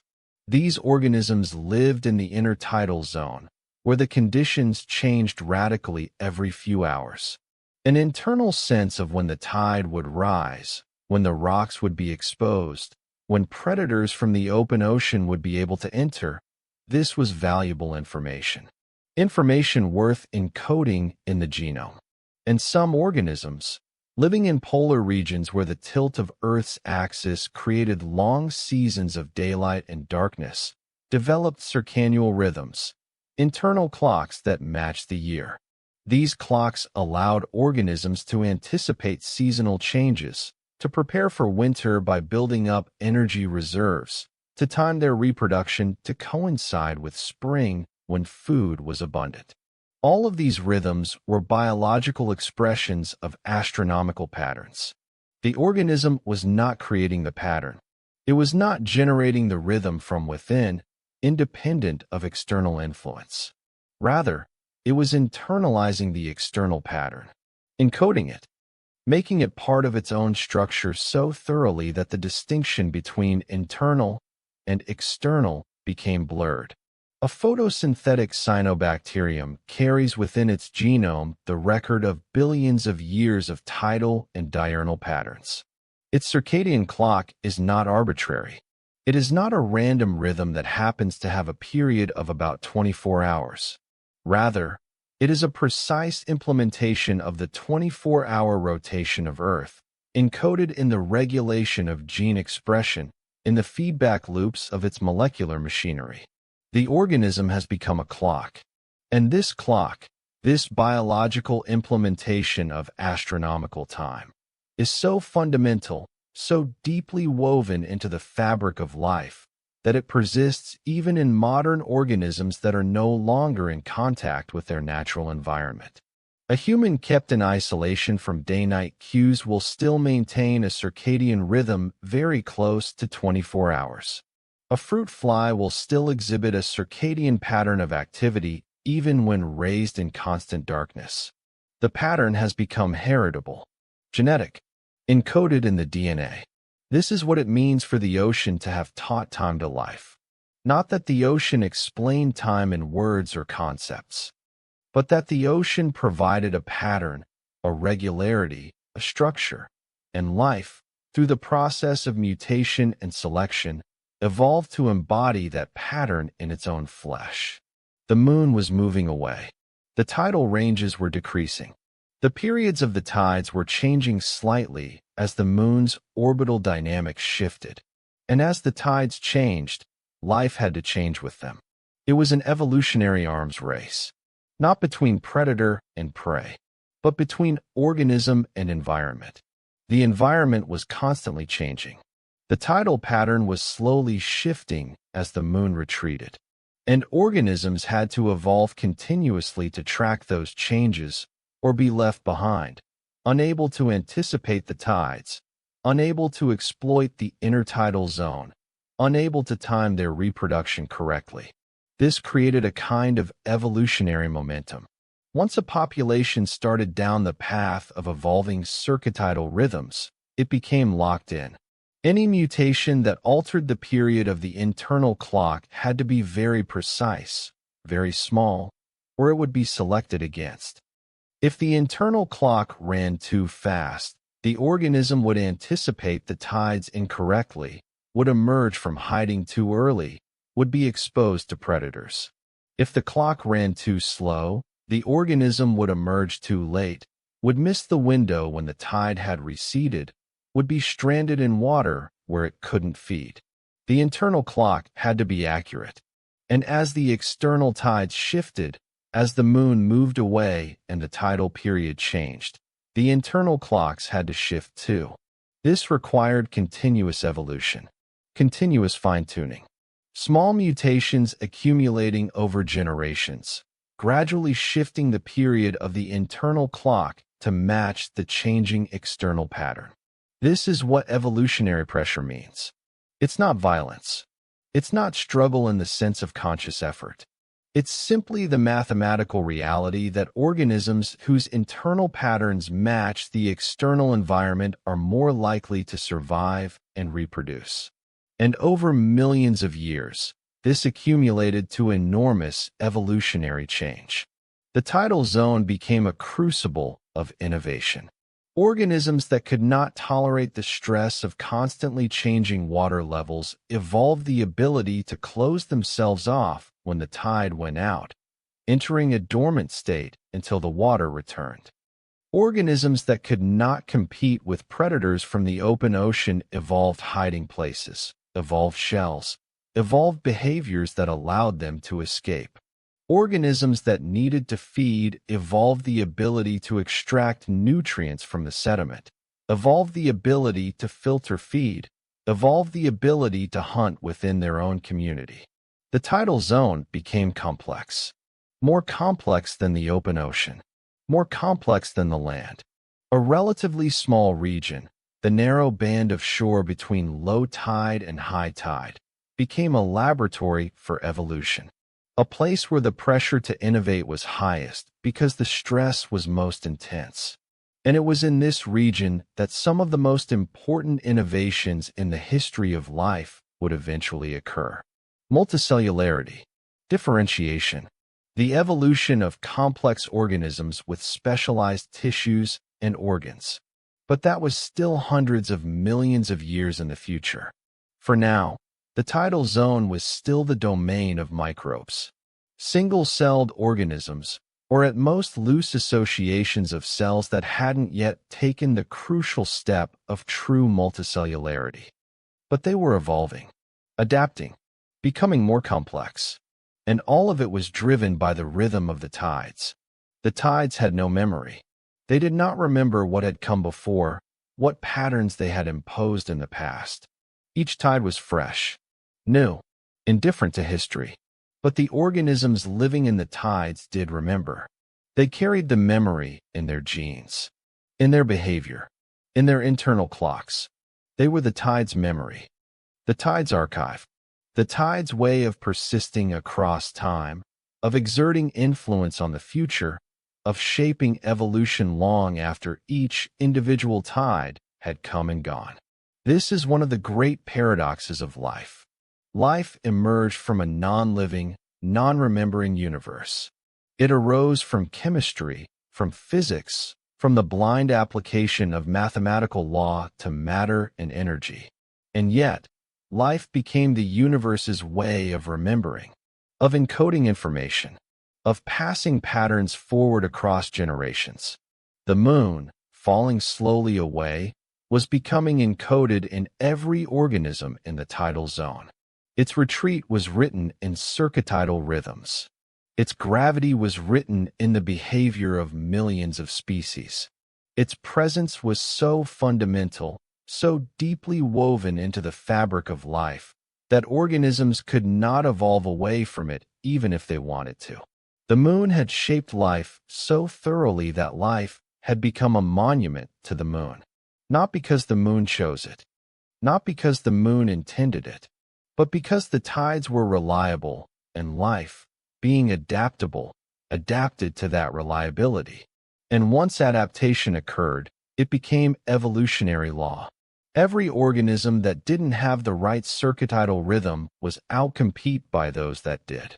Every organism that couldn't anticipate the tides was left behind. The tides remembered nothing, but they taught the ocean everything it needed to know. And yet, there was a cost to this teaching. Life, in learning to read the rhythms of the tides, had bound itself to them, had become dependent on them, had sacrificed a certain freedom, a certain flexibility, in exchange for the ability to anticipate and exploit a particular pattern. This is the fundamental trade-off of evolution. Specialization increases efficiency, but decreases flexibility. An organism perfectly adapted to a particular environment is supremely successful in that environment. But if the environment changes in unexpected ways, it may be completely unprepared. The early organisms of the tidal zone had specialized for a world with specific tidal patterns, specific day lengths, specific seasonal rhythms. They had evolved internal clocks that matched those external patterns with precision. But if something were to drastically change those patterns, if an asteroid impact were to alter Earth's rotation, or shift its axial tilt, or change the moon's orbit, these organisms would suddenly find their carefully evolved adaptations useless. They would be stranded, unable to anticipate the tides, unable to time their reproduction, unable to exploit the intertidal zone that had been their home. And yet, this risk was necessary. Because without this specialization, without this willingness to bind their own biology to the rhythms of their environment, these organisms could never have reached the level of complexity they did, could never have evolved multicellularity, consciousness, intelligence, could never have become anything more than simple, generalist bacteria, exploiting every available niche, but never mastering any one. Life, by choosing specialization, was gambling. It was betting that the patterns it perceived would continue, that the sun would continue to rise and set on a 24-hour cycle, that the moon would continue to pull on the tides, that the earth would continue to spin at its current rate. These are not small bets, but the gamble paid off.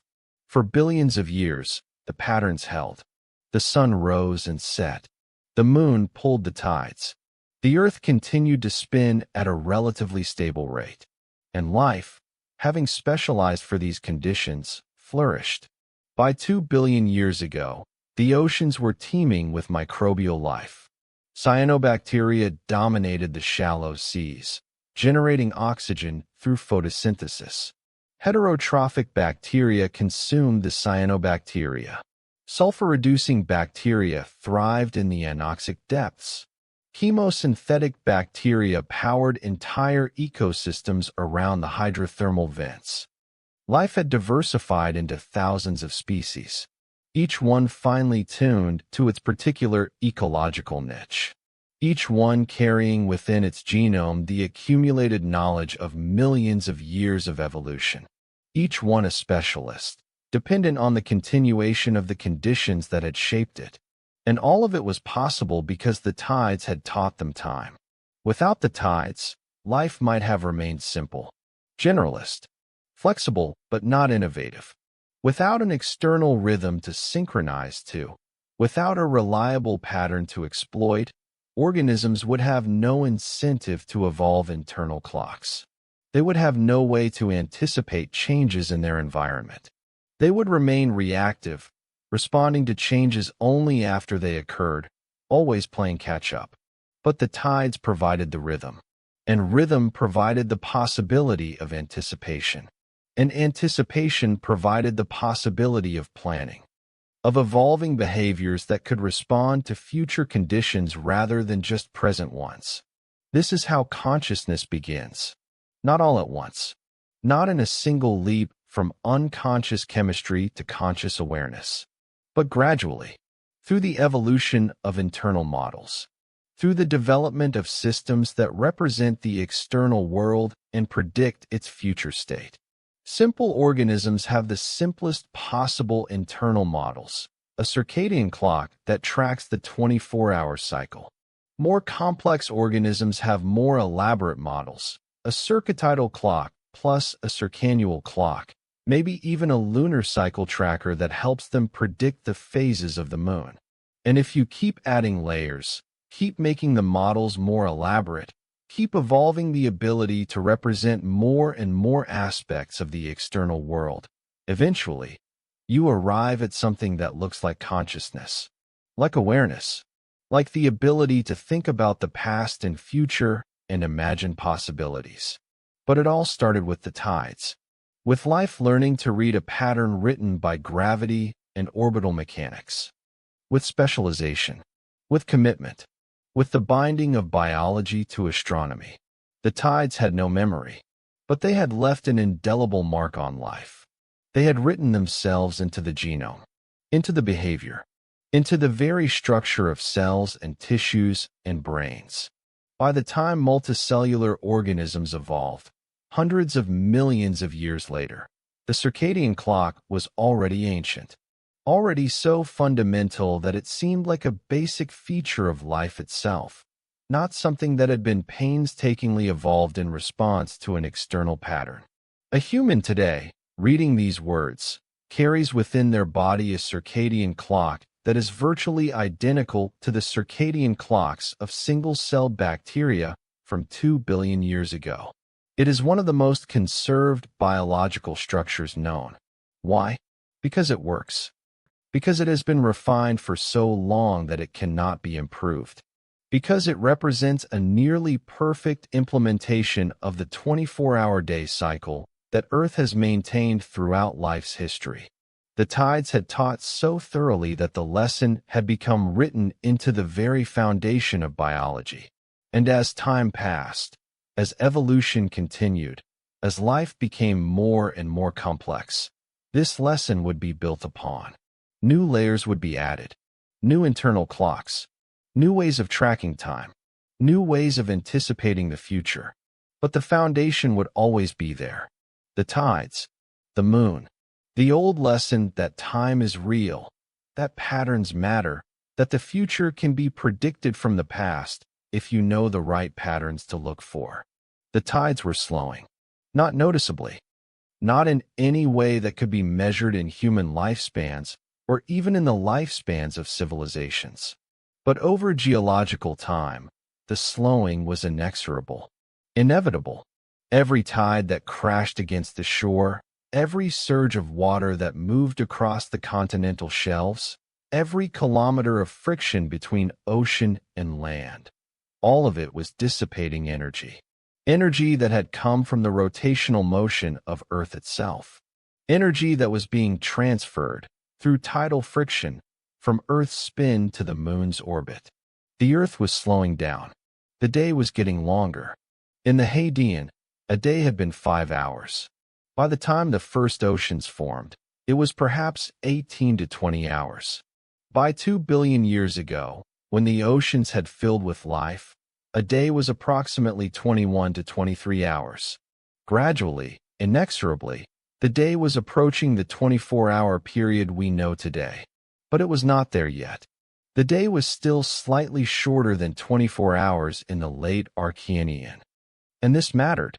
It mattered to the organisms living in the tidal zone. Their circadian clocks had evolved to track a day that was not quite 24 hours. Their internal rhythm was slightly faster than the rotation of Earth. And as the rotation slowed, as the day got longer, organisms had to evolve to keep up. This was not a crisis. Not yet. The change was slow enough that evolution could track it, but it was a constant pressure, a constant selective force pushing organisms to adjust their internal clocks to match the lengthening day. Some organisms adapted by developing the flexibility to adjust their circadian periods. Some evolved multiple circadian oscillators that could shift in phase relative to each other, allowing the overall rhythm to speed up or slow down. Some evolved the ability to entrain, to synchronize their internal clock to an external cue, so that even if their natural period was slightly different from the day length, they could adjust to match it. This flexibility itself required evolution, required genetic change, required the development of new molecular mechanisms. And all of it was driven by the slow, patient slowing of Earth's rotation. The tides were teaching a new lesson now. Not just that time is real and patterns matter, but that change is constant. That the external world is not fixed. That what worked yesterday might not work tomorrow. That evolution is not a journey toward a final, perfect state, but an endless process of adaptation to a constantly shifting environment. Life was learning that the future would not be like the past. This is perhaps the most crucial lesson that life would ever learn. In a static environment, evolution could reach equilibrium. Organisms could evolve to perfection for that environment and then stop changing. But in a dynamic environment, where the conditions were constantly shifting, evolution could never stop. There could be no final state, no ultimate perfection, only endless adaptation, endless change, endless reaching forward to match a moving target. And the moon, in slowly retreating from Earth, was providing this lesson. It was teaching life that constancy is an illusion, that patterns, while real, are always temporary. that the only thing that persists is change itself. This understanding would become crucial later, when multicellular life evolved, when consciousness emerged, when intelligence developed. Because intelligence is, in many ways, the ability to anticipate change, to predict how patterns will shift in the future, to make plans that account for the fact that the external world will not remain static. But that was still far ahead. For now, 2 billion years ago, life was still microbial, still simple, still learning the lessons that the tides were teaching. And those lessons were being written into the genome, into the behavior, into the structure of cells and the regulation of genes. Every organism alive carried the mark of the tides. It was inscribed in their very chemistry, in the proteins that regulated their circadian clocks, in the genes that controlled their responses to light and tide and season, in the feedback loops that kept their internal rhythms synchronized with the external world. The tides had no memory, but they had become memory itself. They had become the basis on which all biological memory would eventually rest. Because memory, at its foundation, is about using the past to predict the future. It is about encoding patterns and carrying them forward. It is about the persistence of information across time. And the tides had shown life how to do this, had shown organisms how to encode the pattern of the day into their genes, how to carry that pattern forward in their DNA, how to pass it to their offspring. This is how evolution works. Patterns from the external world become encoded in the internal world of the organism. They become part of its structure, its chemistry, its genome, and through reproduction, they are passed to offspring, who carry forward both the pattern and the information about that pattern. Life was becoming a record, a living archive of astronomical and geological patterns. Every organism was a book, written in the language of DNA, recording millions of years of adaptation to external rhythms, telling the story of a planet that spins and orbits and moves through space in ways that are regular, predictable, reliable. And that story was being carried forward, into the future, into new organisms, into new species, into new forms of life that would eventually, after billions of years, look back and understand the lessons the tides had taught. But there was something else the tides were teaching, something more subtle than patterns or rhythms, something that would only become fully apparent much later, when consciousness emerged and began to contemplate its own nature. The tides were teaching impermanence. Every tide was temporary. It rose. It reached its peak. It fell away, never to exist in exactly that form again. Each tide was unique, shaped by the exact configuration of the moon and earth at that moment, by the specific conditions of weather and temperature, by the configuration of the coastline and the seafloor. And yet, tides returned, different in detail, but the same in essence. The same rhythm, the same pattern, the same basic cycle of rise and fall. This is the fundamental paradox of time. Things change constantly. Nothing persists exactly as it was. The universe moves inexorably forward, driven by entropy, toward a state of maximum disorder. And yet, patterns persist. Rhythms repeat. The future echoes the past enough that prediction becomes possible, enough that organisms can learn from experience, enough that life can evolve. The tides embodied this paradox. They were forever changing and forever the same. Each tide unique and each tide identical to all the others, temporary and eternal at once. And organisms, living in the tidal zone, could not help but learn this lesson. Their bodies experienced it directly. Every day, they experienced the rise and fall. Every day, they lived through the temporary state of high tide and the temporary state of low tide. And every day, the tide returned. Reliable, predictable, but ultimately ephemeral. This was not abstract philosophy. This was lived experience. This was encoded in the pattern of activity that organisms developed as they adapted to the tidal cycle. Anticipate the tide. Use the time when the tide is favorable. Prepare for the tide to return. Anticipate it again. Use it again. Prepare again. Forever. For billions of years, the same pattern, repeated endlessly, with infinite variation. This is what it means to be a tidal organism. And it is, in a very real sense, a meditation on the nature of time and change and impermanence.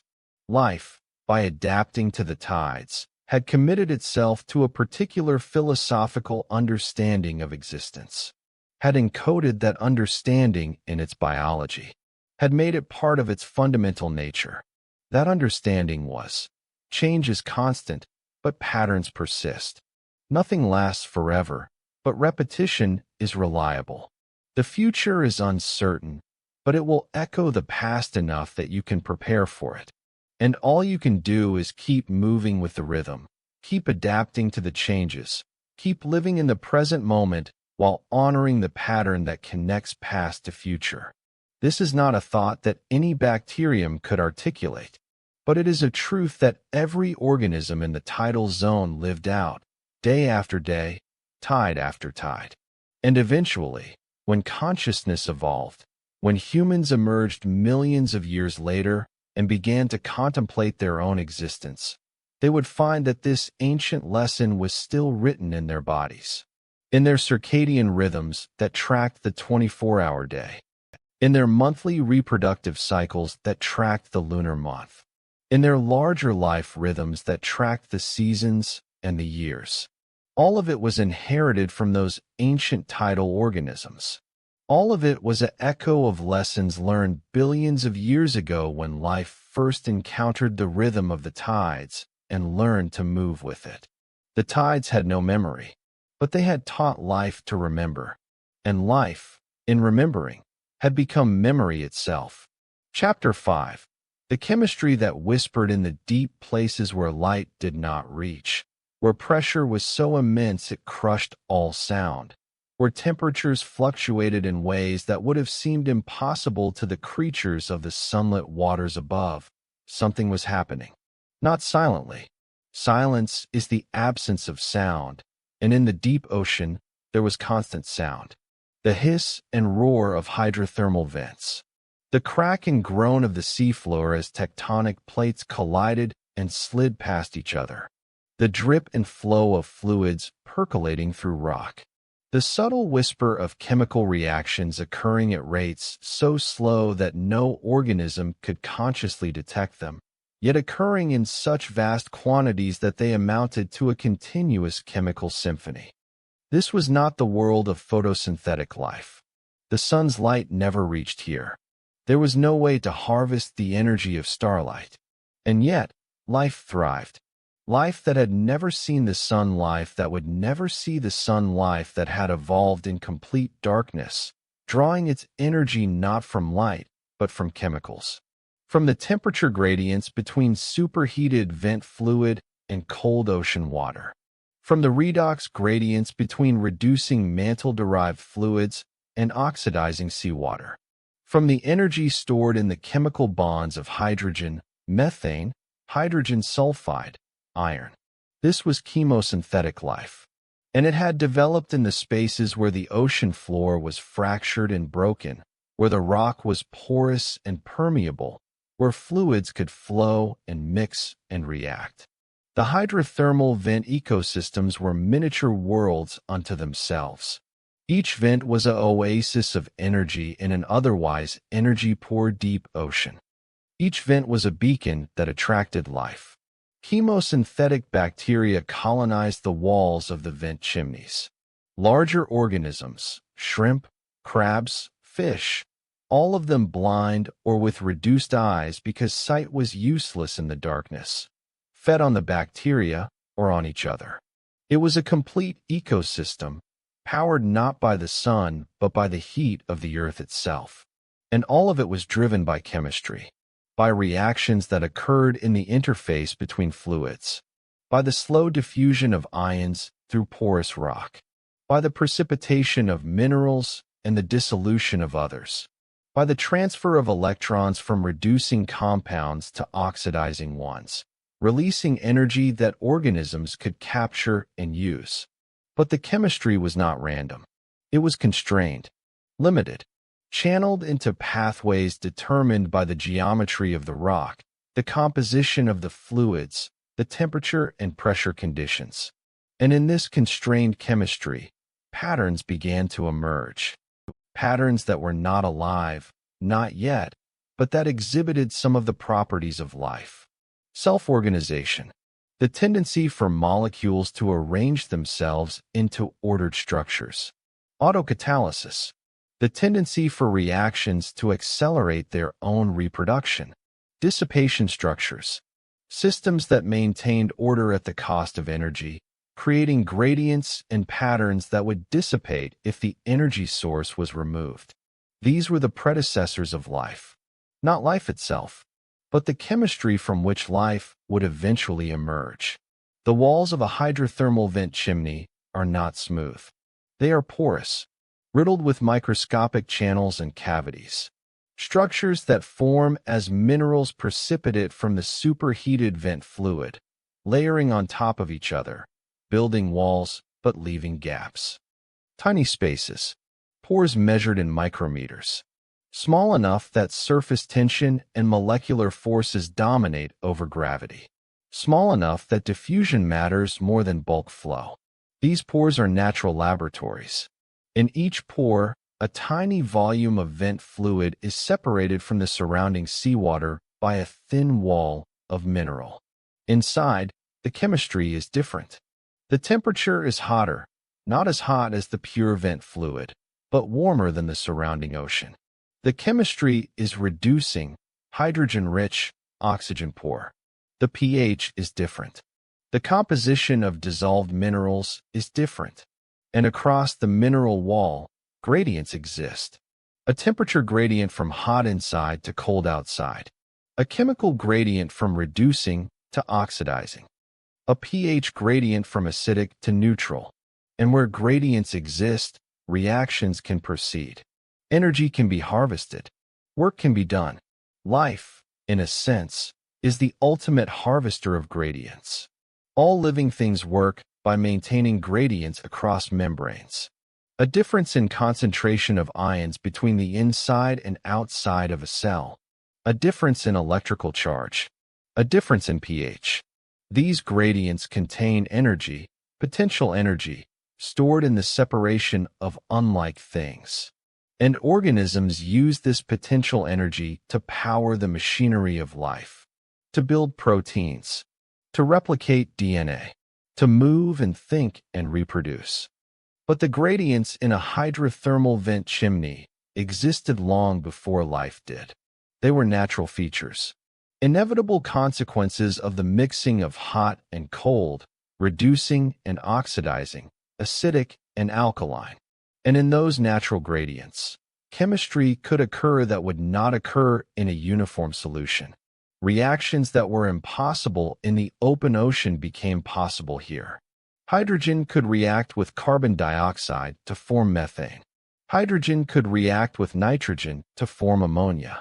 Carbon dioxide could be reduced to formic acid, to formaldehyde, to more complex organic molecules. All of these reactions are thermodynamically favorable in the reducing environment of the vent, but kinetically prohibitively slow. They would take too long to matter if it weren't for catalysts. And the mineral walls of the vent chimneys acted as catalysts. Iron sulfides, nickel sulfides, cobalt sulfides. These minerals are natural semiconductors. They can shuttle electrons from one molecule to another, speeding up reactions that would otherwise be impossibly slow. They can stabilize reactive intermediates. They can orient molecules in just the right configuration for bonds to form. And so, in the pores of the vent chimneys, organic chemistry flourished. Not at the rate it would in a modern laboratory with carefully controlled conditions and refined catalysts, but reliably, persistently. generating a constant stream of organic molecules from simple precursors: formate, acetate, methanol, ethanol, glycine, alanine, nucleobases. All of the building blocks of life were being synthesized in small quantities in these deep-sea laboratories, and they were not being diluted away into the vast ocean. They were trapped in the pores, concentrated, held in place by the geometry of the rock, forced to interact with each other repeatedly, to collide, to react, to occasionally form more complex structures. And sometimes, by chance, these complex structures had properties that made them more likely to persist. A molecule that could bind to the mineral wall would stick around longer than a molecule that floated free. A molecule that could stabilize other molecules would help create conditions in which those other molecules could accumulate. A molecule that could catalyze the formation of copies of itself would spread, would become common, would begin to dominate the local chemistry. This is natural selection operating at the molecular level. It is not yet life. There is no reproduction in the biological sense. No organism passing genes to offspring. No organism competing with others for resources. But there is differential persistence. There is the accumulation of adaptive information. There is the slow drift of the chemistry toward configurations that are more stable, more persistent, more successful at continuing their own existence. And this drift, occurring across billions of years, would eventually cross the threshold into something recognizable as life. But in the early days, say 3.5 or 4 billion years ago, it was still purely chemical. Still the whisper of reactions occurring in the dark. Still the slow accumulation of molecules that had learned how to persist. Still the gradual increase in complexity without any conscious direction or intention. The chemistry was speaking, in a voice so quiet that no ear could hear it, in a language so alien that no mind could understand it. But it was speaking nonetheless. It was telling a story of adaptation and innovation and the slow, patient building of complexity from simplicity. And this story was being told in the pores of hydrothermal vent chimneys scattered across the ocean floor. Thousands of them, tens of thousands, each one a separate experiment, each one conducting its own chemical reactions, each one generating its own repertoire of organic molecules, each one slightly different from the others, depending on the exact temperature, the exact composition of the fluids, the exact geometry of the rock. Most of these experiments led nowhere. Most of the organic molecules that formed were broken down by subsequent reactions. Most of the complex structures that briefly assembled immediately disassembled. It was a vast waste of chemical potential. Untold trillions of molecules formed and destroyed every second, with no net result. But occasionally, infinitesimally rarely, but persistently, continuously, something would form that was more stable. Something that could persist long enough to be subjected to selection pressure. Long enough to interact with other molecules. Long enough to perhaps evolve. And these rare molecules would accumulate. They would become more common. They would begin to dominate the local chemistry of their particular vent. They would spread, perhaps, to neighboring vents, carried by the fluid circulation of the ocean floor. This is how innovation occurs at the molecular level. Not through conscious design, not through any plan or intention, but through the blind accumulation of small changes. The persistent pressure of selection acting on random variation. The slow, patient work of chemistry teaching itself new tricks. And it was in these vents that the first self-replicating molecules would eventually emerge. Not all at once, not suddenly, but gradually, through the accumulation of changes, through the slow increase in complexity, through the patient work of chemistry exploring the space of possible molecules. Perhaps it was an RNA-like molecule. Perhaps it was something else entirely. We do not know. We cannot know. The chemical record has been erased by billions of years of geological recycling. The rocks that contain the record have been melted and reformed and buried so deeply that they will never be recovered. But we know it happened. We know because we are here. Because every living thing on Earth carries the evidence of this transition in its chemistry. We all use the same genetic code. We all use the same amino acids. We all use the same basic metabolic pathways. This uniformity is not coincidence. It is evidence of a single origin, a single ancestor that emerged in the dark depths of the early ocean and gave rise to all subsequent life. And that ancestor almost certainly emerged in or near a hydrothermal vent. The chemistry had been speaking for millions of years, speaking in the whisper of reactions occurring in pores, speaking in the language of molecular gradients and catalytic surfaces, speaking in the slow accumulation of organic molecules and the rare emergence of self-replicating systems. And eventually, the chemistry was heard. By life. By the first living things. By the first organisms capable of passing genes to offspring. By the first systems capable of evolution. And once life heard, once it began, it never stopped. The chemistry that had been whispered by the vents became the conversation of biology, became the dance of predator and prey, became the complex web of ecosystems and food chains, became, eventually, consciousness itself. But it all started with the whisper, with molecules speaking to molecules in the dark, with chemistry exploring the possibilities, with the patient, indifferent work of physics and chemistry laying the foundations on which all of biology would eventually be built. The chemistry whispered, and the ocean listened. And in listening, the ocean became alive. But the chemistry was not only in the vents. It was everywhere. In the shallow tidal pools where water accumulated and evaporated and concentrated the salts and minerals and organic compounds. In the warm, shallow seas where the sun's rays penetrated and powered the first photosynthetic organisms. In the sediments on the ocean floor where organic matter accumulated and underwent slow chemical transformations. In the atmosphere where ultraviolet light from the sun drove reactions in the thin veneer of gases that surrounded the planet. Chemistry was the fundamental language of the early Earth. And it was a language with an enormous vocabulary, millions of possible reactions, trillions of possible molecular combinations, an astronomical number of ways that simple molecules could rearrange into more complex forms. The early ocean was not a place of quiet order. It was chaos. It was noise. It was the sound of countless chemical reactions occurring simultaneously, interfering with each other, canceling each other out, occasionally amplifying each other into something larger. Most of this noise resolved into nothing, led nowhere, was lost in the vastness of the ocean. But occasionally, by the sheer odds of probability and the sheer span of time, the noise resolved into something structured, something with pattern, something that could persist.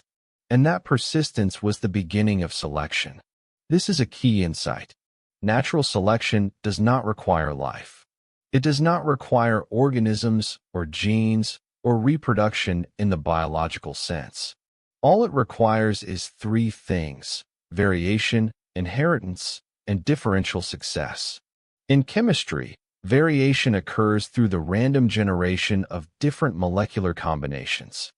Inheritance occurs through the fact that once a molecule is formed, it continues to exist. It is passed from moment to moment as the chemical system evolves. Differential success occurs through the fact that some molecules are more stable than others, persist longer, accumulate to higher concentrations. These three things are sufficient for natural selection to operate, and they were all present in the early ocean. So selection was occurring. Long before life emerged, selection was already at work, shaping the chemistry, favoring molecules that were more stable, more persistent, more successful at existing under the conditions of the early ocean. It was pre-biological evolution. It was Darwinism before Darwin, before life, before even the concept of life made sense. And in this pre-biological evolutionary process, the chemistry was becoming optimized. Optimized for what? For persistence, for stability, for the ability to exist in the conditions of the early ocean without being immediately broken down or diluted away. And as the chemistry became optimized for these things, it developed properties that were useful.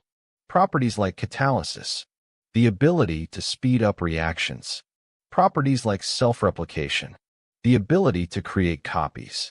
Properties like compartmentalization, the ability to maintain distinct regions with different chemistries.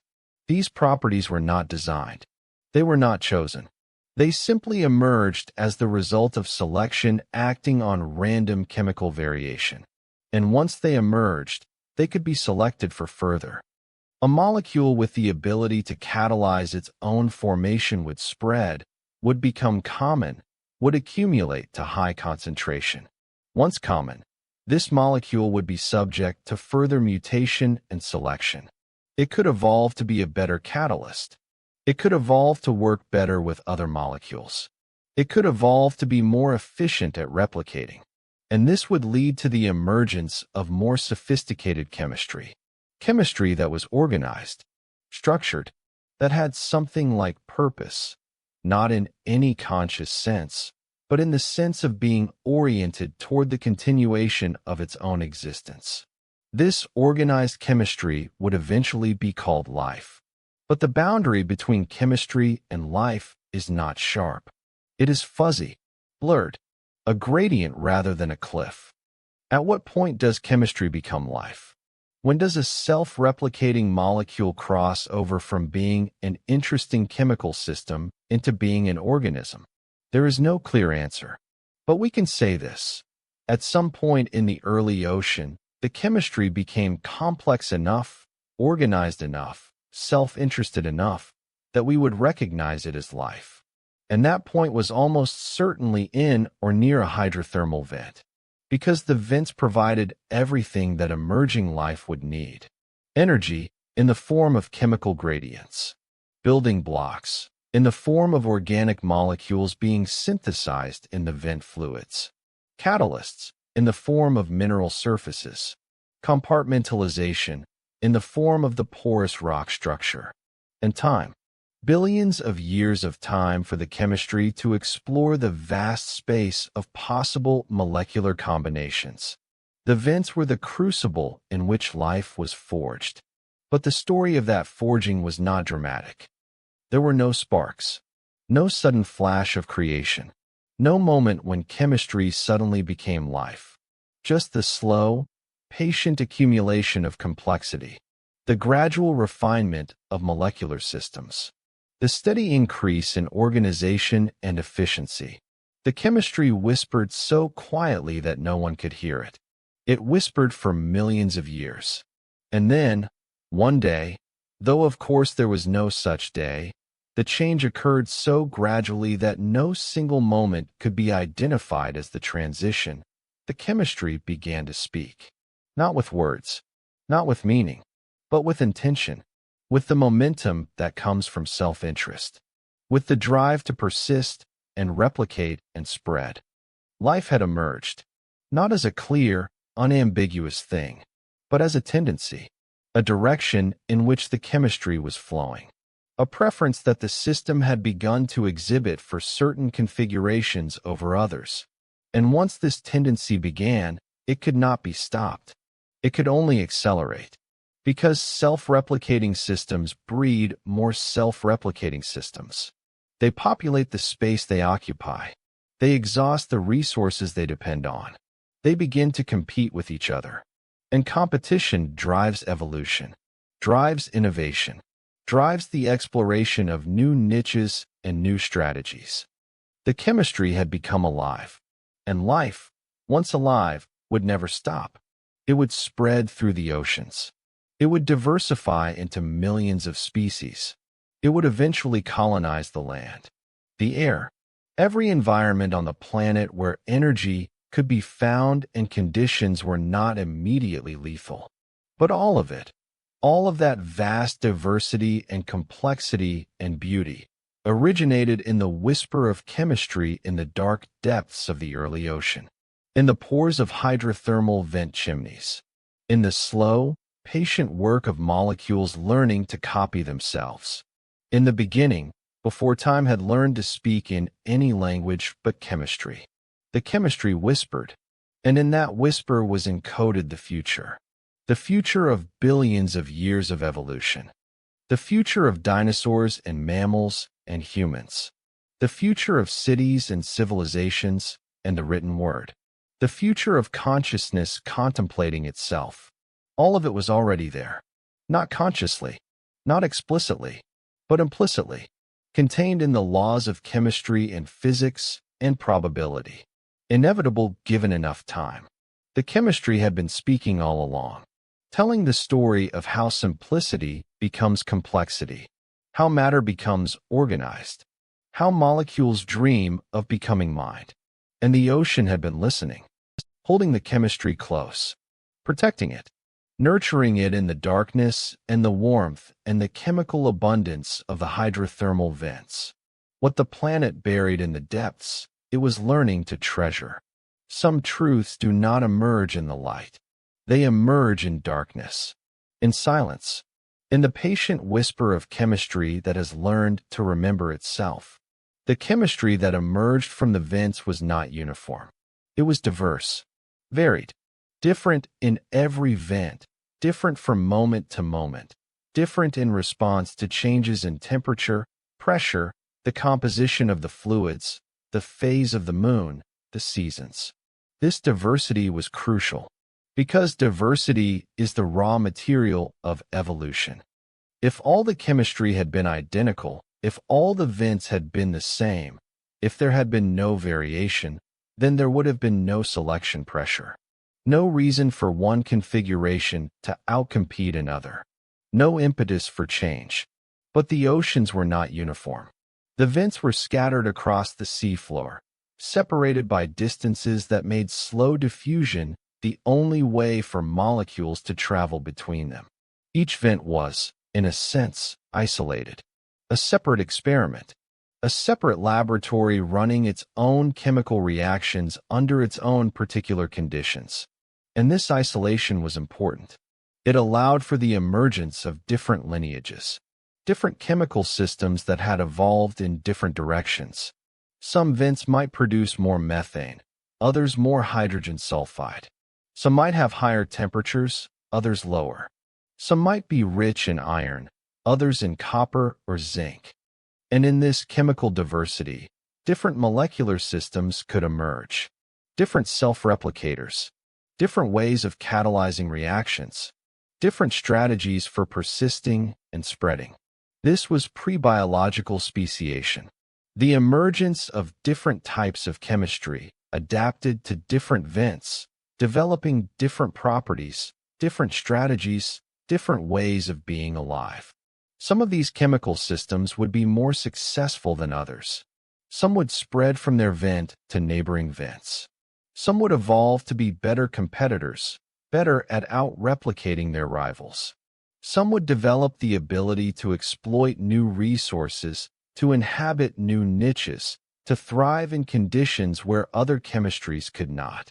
And slowly, gradually, the chemical ocean would become populated with a diverse array of self-replicating systems, each one pursuing its own agenda, each one trying to persist and spread, each one subject to the laws of chemistry and physics, each one blind to everything except its own molecular interest. And yet, in this apparent chaos, order would emerge. The most successful chemistries would become dominant. The most efficient replicators would spread. The most robust systems would persist when the environment changed. Natural selection was at work, and it was, gradually, creating something new. Not yet life in the sense of modern organisms. Not yet cells with membranes and genes and metabolism, but systems that had the essential properties of life. The ability to replicate. The ability to mutate. the ability to adapt to changing conditions, the ability to compete and cooperate and evolve. In other words, biology. Before the first cell, before the first membrane, before the first moment that we would recognize as the origin of life, biology was already occurring. It was chemistry doing what chemistry does best, exploring possibilities, following gradients, building structures, falling into patterns. And some of those patterns had begun to exhibit the properties of life. The chemistry was becoming alive. Not suddenly, not dramatically, but as surely as a sleeping person gradually wakes up, as surely as a fetus develops in the womb, as the gradual accumulation of small changes that add up, over time, to a complete transformation. And the transformation was ongoing. It would continue for hundreds of millions of years. The chemistry would become more and more sophisticated, more organized, more lifelike, more capable of passing information from one generation to the next, more capable of evolving, more capable of taking on the world and making a living from it. But it all started with the whisper, with the quiet conversation of molecules in the pores of hydrothermal vents, with the patient, indifferent work of chemistry exploring its own possibilities. The ocean had learned to hold this whisper, had learned to protect it, to keep it warm in the depths where the sun could not reach, to maintain the conditions that allowed this delicate, emerging life to persist and grow. And in holding the chemistry, in protecting it, in nurturing it through those long, dark epochs when life was still too fragile to exist anywhere but in the deepest ocean vents, the ocean was learning something about itself. It was learning that it was not just a container. It was not just a place where things happened. It was a participant, an active agent, a part of the story of life's emergence. The ocean and life were becoming intertwined, each one shaping the other, each one creating the conditions for the other to flourish. The ocean providing the chemical abundance and the protective environment. Life providing the order and the information processing and the ability to respond to and shape the environment. This was the beginning of a partnership that would last for billions of years, that would transform the planet, that would eventually give rise to forests and animals and minds that could contemplate the ocean from which they emerged. But it all started here, in the whisper, in the quiet conversation of chemistry with itself, in the patient, ancient work of molecules learning to remember. And the chemistry continued to whisper, through the long Archean eon, through billions of years of patient experimentation, through countless cycles of mutation and selection and adaptation. The self-replicating molecules became more sophisticated. They began to develop helper molecules, molecules that assisted in replication, molecules that protected against damage, molecules that catalyzed reactions that the primary replicator could not perform on its own. These helper molecules were not alive in any meaningful sense, but they were essential. They were the first hint of what would eventually become proteins. Molecules that did the work. Molecules that carried out the instructions encoded in the replicating molecules. And as the system became more complex, the distinction between the replicator and the helpers began to blur. Perhaps some of the helpers could replicate themselves. Perhaps some of the replicators could catalyze reactions. Perhaps the two types of molecules began to work together so closely that they became inseparable. This is how metabolism might have emerged. Not as a deliberate design, not as a plan, but as the natural consequence of molecules discovering that they could work better together than apart. That by cooperating, by forming loose associations, by beginning to specialize into different roles, they could replicate more efficiently.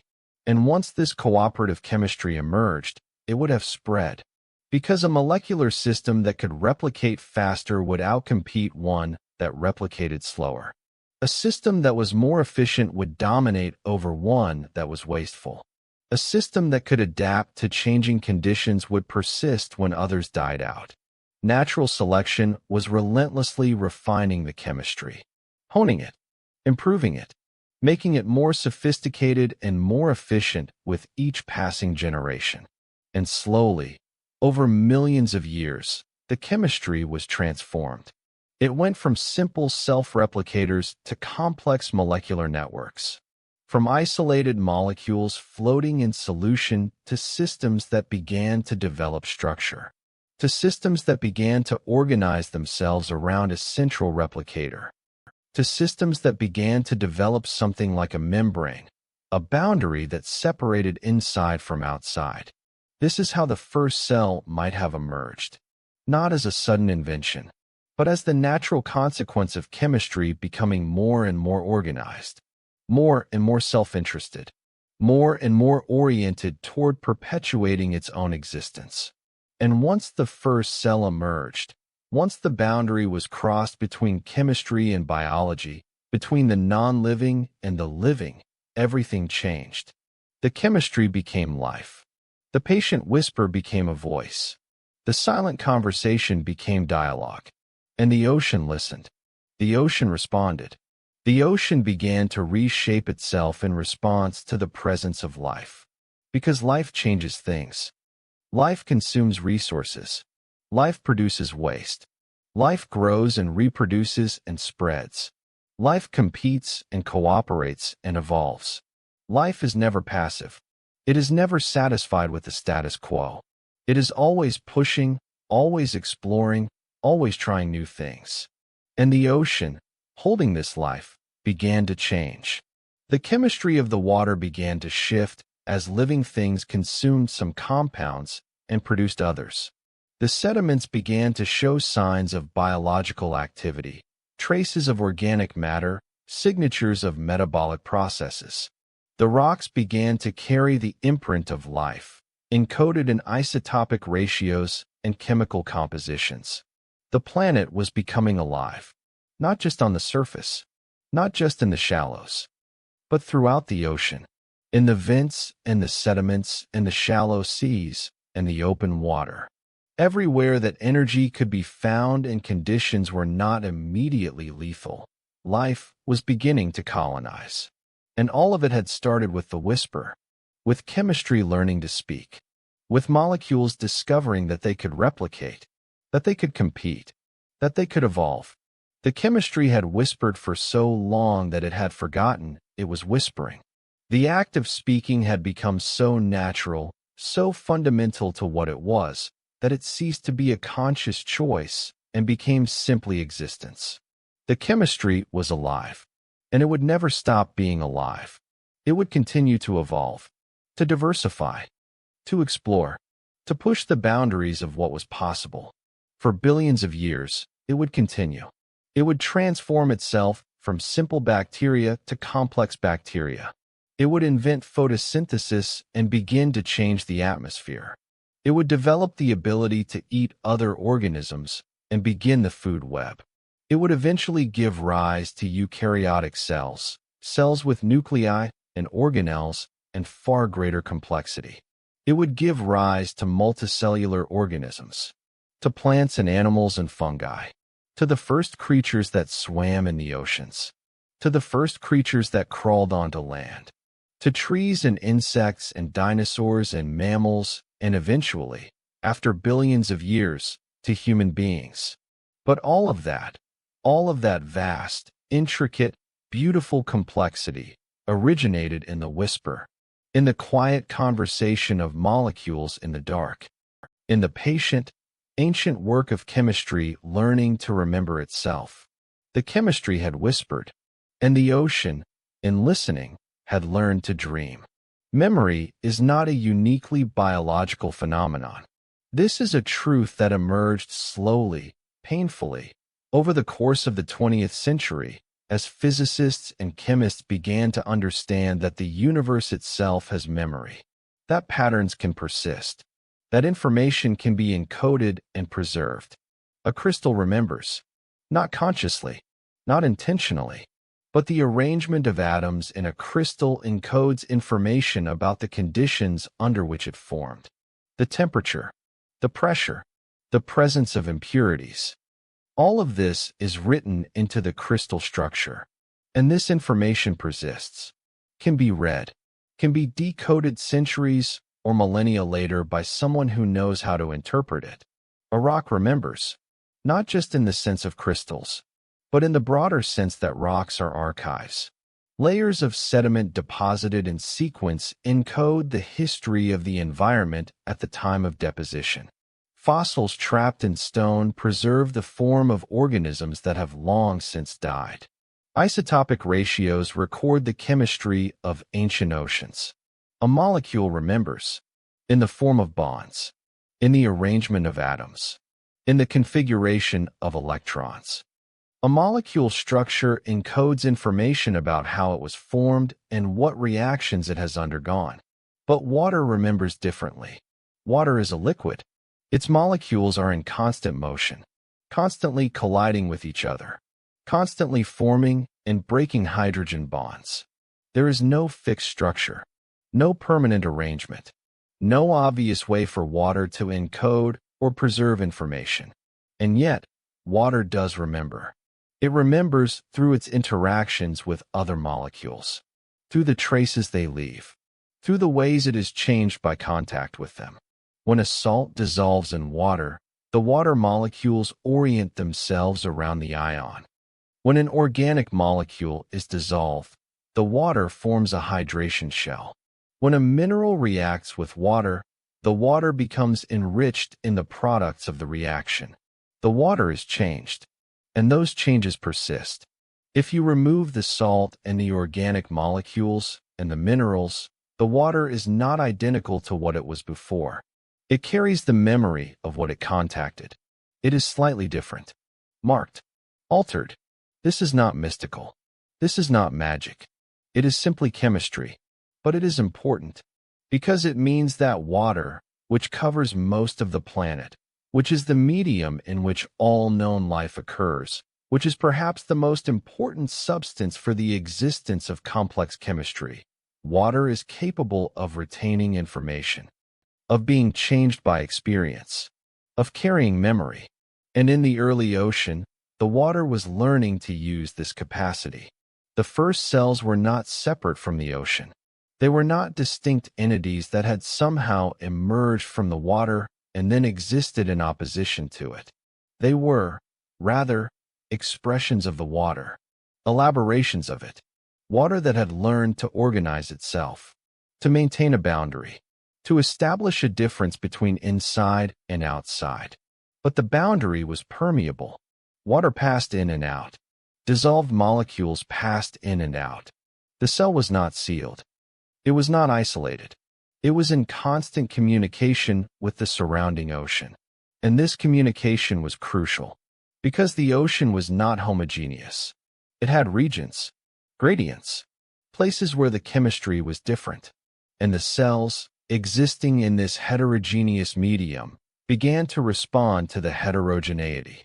They began to move, not consciously, not deliberately, but through the chemistry of their membranes and the chemistry of their interiors. They began to show a preference for certain environments over others. Some cells developed the ability to sense chemical gradients and move toward or away from them. Chemotaxis, it would later be called. The ability to taste the environment and move in the direction that tasted good.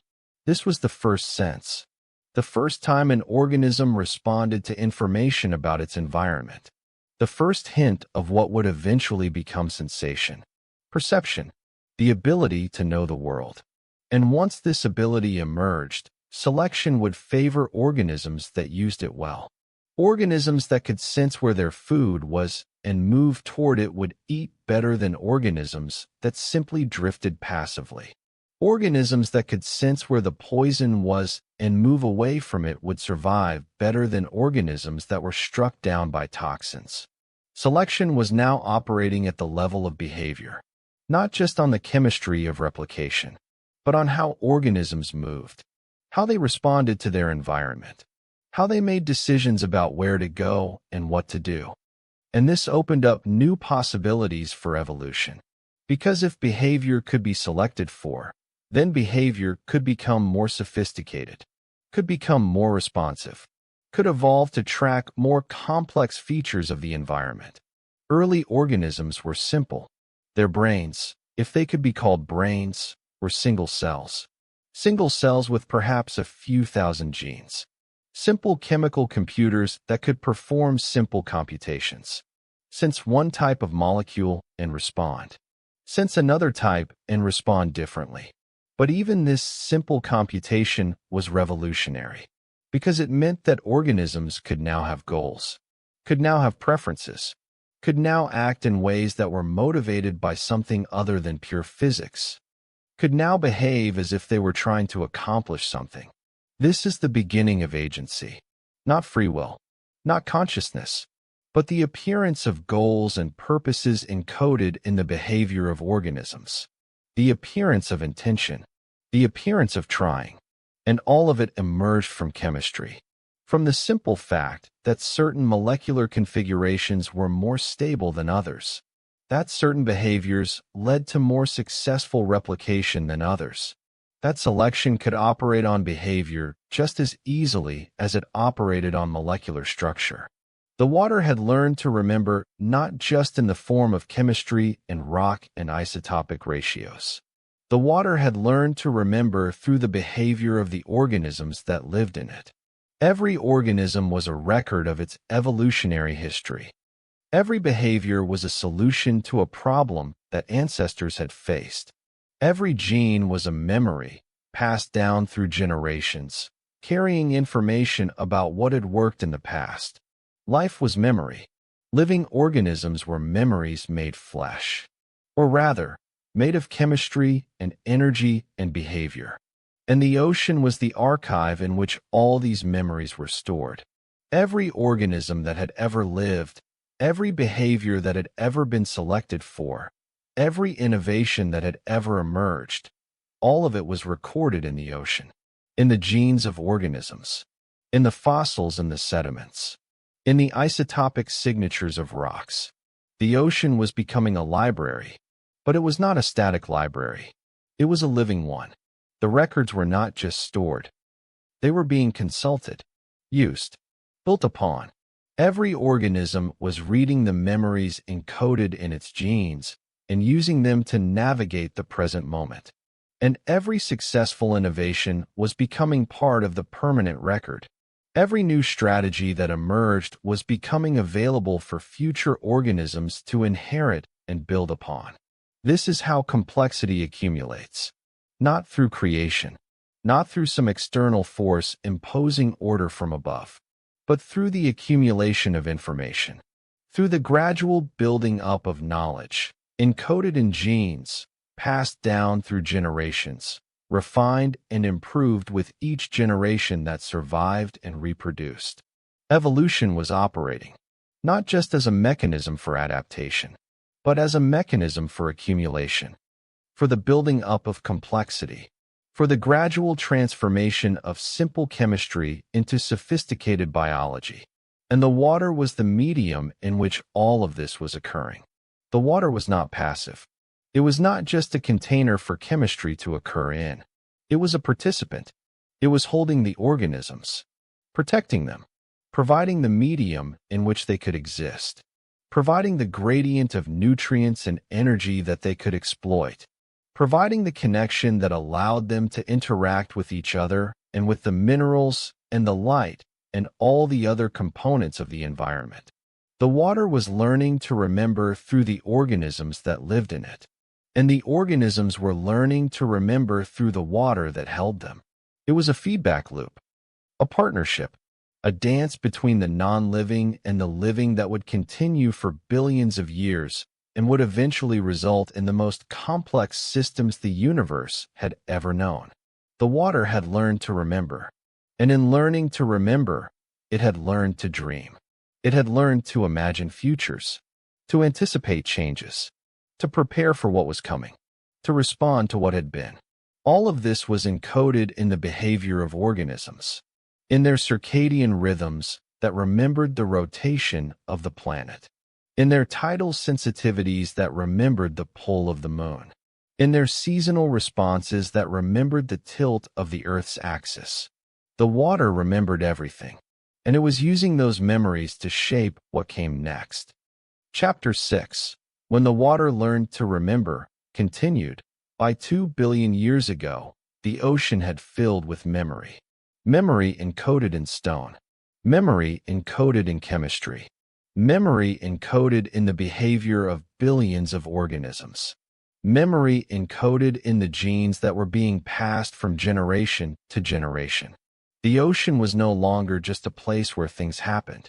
It had become a place where things happened and were remembered, where events had consequences that extended beyond the moment, where the past shaped the future, where information accumulated and persisted and was used to make decisions about how to act in the present. This is what it means to have a mind. Not consciousness, not awareness, but the capacity to process information about the past and use it to predict and respond to the future. The ocean was developing a mind, not a centralized mind, not a brain sitting somewhere directing everything, but a distributed mind, a mind that was spread throughout all the organisms in the ocean, encoded in their genes, expressed in their behavior, coordinated through chemical signals and predator-prey relationships and competition for resources. The ocean was becoming conscious in a sense, not in the way humans are conscious, but in the way that a forest is conscious. A forest does not have a brain, but it has memory. It has coordination. It has the capacity to respond to changes in its environment, to remember what happened in the past and adjust its behavior accordingly. The ocean was like a forest, a vast, distributed organism, each cell a separate entity, but all of them connected, all of them responding to the same signals, all of them contributing to an emergent intelligence that was greater than the sum of its parts. And this intelligence was expressed in the most fundamental ways, in the cycling of nutrients, in the movement of water between vents and shallow seas and open ocean, in the migration of organisms in response to seasonal changes, in the evolution of new species in response to new challenges, in the extinction of species that could not adapt. The ocean was learning, learning through trial and error, learning through the accumulation of adaptive information, learning to become better at supporting life, learning to become a better partner to the organisms that lived in it. And the organisms were learning too, learning to become better at living, better at finding food, better at avoiding predators, better at reproducing in a world that was becoming increasingly crowded and competitive. And every organism that succeeded in this learning was passing its knowledge down to its offspring, in the form of genes, in the form of behavior, in the form of instinct. The knowledge of how to survive was being encoded into the structure of life itself. And this knowledge was accumulating, becoming more sophisticated, more detailed, more useful. With each generation, the organisms were becoming better adapted to their environment. With each generation, the ocean was becoming better organized, better able to support the vast array of life that was emerging. This is the miracle of evolution, that such sophistication, such apparent design, could emerge from nothing but the blind application of natural selection. That such beauty could arise from such a simple principle, that organisms that are better adapted survive and reproduce, while organisms that are poorly adapted die without reproducing. No consciousness is needed. No intention is required. Just time, just variation, just selection. And from those three simple ingredients, the entire history of life unfolds.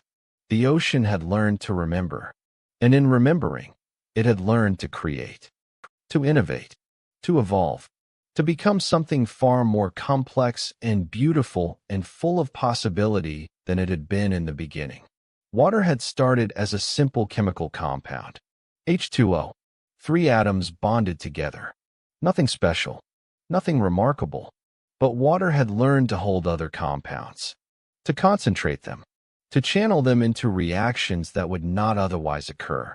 Water had learned to organize itself into cells and organisms and ecosystems. Water had learned to remember its past and imagine its future. Water had learned to live. And in learning to live, water had discovered what the universe had been waiting for since the beginning. That matter could organize itself. That complexity could emerge spontaneously from simplicity. That the universe was not just a place of increasing entropy and decay, but also a place where new forms could arise, where meaning could be created, where the future could be truly different from the past. The water had given birth to time, and time had given birth to memory, and memory had given birth to life. It was all connected, all one continuous thread running through the history of the planet. From the cooling of molten rock to the emergence of consciousness, all of it following naturally from the laws of physics and chemistry and the patient accumulation of small changes. The water had learned to remember, and in remembering, it had given the universe the ability to remember itself. But memory, once it emerged, demanded a price. The price of dependence, the price of vulnerability, the price of being bound to patterns that might not persist forever. Because the organisms that had evolved to remember the past were now dependent on that past continuing into the future. An organism that had evolved to respond to the tides had committed itself to a world where tides would continue. An organism that had developed a circadian rhythm had wagered that the sun would continue to rise and set. These were reasonable bets. The laws of physics suggested they would continue. The patterns had been stable for billions of years. There was no reason to think they would suddenly change. And yet, change is the only constant. The universe is not static. Planets orbit. Stars age.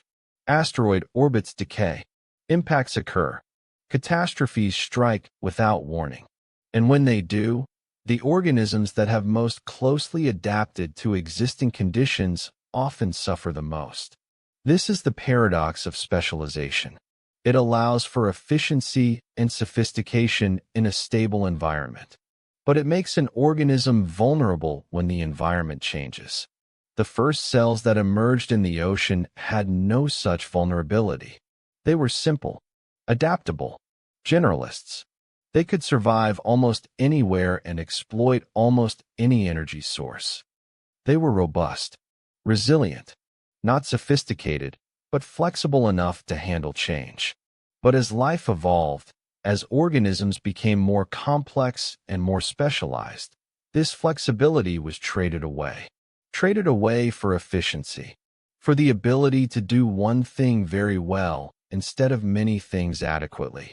And this trade was, on balance, successful. It allowed for the emergence of more complex organisms, for the development of multicellularity, for the evolution of brains and eyes and all the sophisticated machinery of life, for the eventual emergence of consciousness and intelligence. But it created vulnerability. It created a dependence on conditions remaining roughly constant, on the patterns that life had learned to anticipate continuing to hold. And the water had learned to remember this vulnerability, not consciously, not explicitly, but implicitly, in the behavior of organisms, in the strategies that evolved. Some organisms developed the ability to enter dormancy, to slow their metabolism to nearly zero and wait out periods of stress, to remember, in a sense, that difficult times were temporary and that persistence was possible.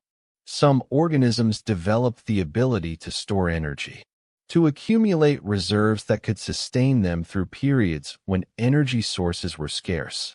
Some organisms developed the ability to migrate, to move to new locations when conditions became unfavorable.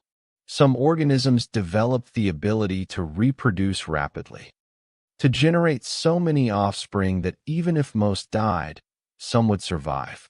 All of these were strategies for dealing with a world that was not always stable, for hedging against the possibility that the remembered patterns might not persist.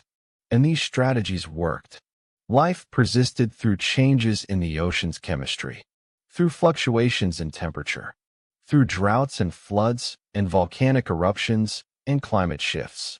But there were limits to how much change an organism could survive. If the change was too rapid, if the new conditions were too different from what life had evolved to handle, then extinction could occur. Entire lineages could disappear. Species that had been thriving for millions of years could be wiped out in an instant. This had already happened. Not in the time period we are currently describing. 2 billion years ago, during the Archean Eon, life was still relatively simple and fairly resilient. But it would happen many times in the future. The water had learned to fear extinction, not consciously, not deliberately, but through the deep evolutionary wisdom encoded in genes. Through the instincts that drove organisms to reproduce quickly and colonize as many niches as possible and maintain as much genetic diversity as possible. These behaviors were predictions about the future. They were shaped by past experiences of extinction and survival. They embodied a kind of knowledge about what the world was like and what strategies were likely to work. And all of this knowledge was encoded in the water, in the genes of organisms, in their behavior, in their physiology, in every aspect of how they were constructed. The water was not just remembering the past. It was predicting the future. It was using past patterns to anticipate what might come next, and it was shaping its behavior accordingly. This is what survival means at the deepest level, not just persisting in the present moment, but learning from the past and anticipating the future, building flexibility into your strategy, preparing for multiple possible futures, ensuring that no matter what happens, some part of you will survive. The water had learned this lesson, and it had encoded it into the very fabric of life. Every organism carried this wisdom in its genes. Every population maintained genetic diversity to hedge against uncertainty. Every species evolved multiple strategies to survive in a changing world. And because of this wisdom, when changes did come, and they always come eventually, life was able to respond, to adapt, to evolve, to find new ways to thrive. The water had learned to remember, and it had learned to prepare. It had learned to anticipate, to hedge, to maintain flexibility even in specialization, to be robust even in sophistication. And these lessons would be tested. Not yet, not during the Archean, when life was still relatively simple and the world was still relatively stable. But in the future, when asteroids would strike, when the chemistry of the oceans would shift, when ice ages would come and go, when the sun would grow brighter, when continents would form and collide and rearrange. In all of those trials, the wisdom that the water had accumulated would be the only thing standing between life and extinction. And life would survive, would adapt, would evolve, would find new ways to persist and thrive. Because the water had learned to remember.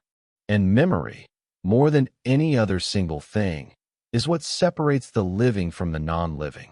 The ability to carry information forward, to encode patterns, to pass knowledge from one generation to the next, to accumulate wisdom over vast spans of time. This is what memory means. And the water had become memory incarnate. But there was something else that the water was remembering. Something deeper than patterns. Something more fundamental than strategies for survival. The water was remembering its own history. The water in the oceans today is not new. It is ancient. Some of the water molecules in your body right now have been on this planet for billions of years.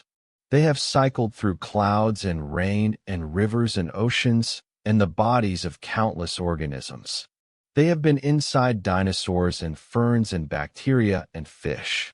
They have been frozen into ice and boiled into steam. They have been everywhere, done everything, experienced the entire history of the planet. And in experiencing that history, the water has been marked by it. The isotopic ratios of water molecules carry information about where they have been and what temperatures they have experienced.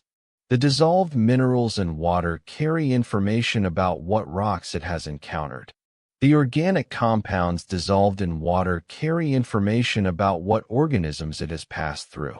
The water remembers, not through consciousness, not through any mechanism that would be recognized as memory by human standards, but through the physical and chemical traces that are left behind, through the ways that the water is changed by experience.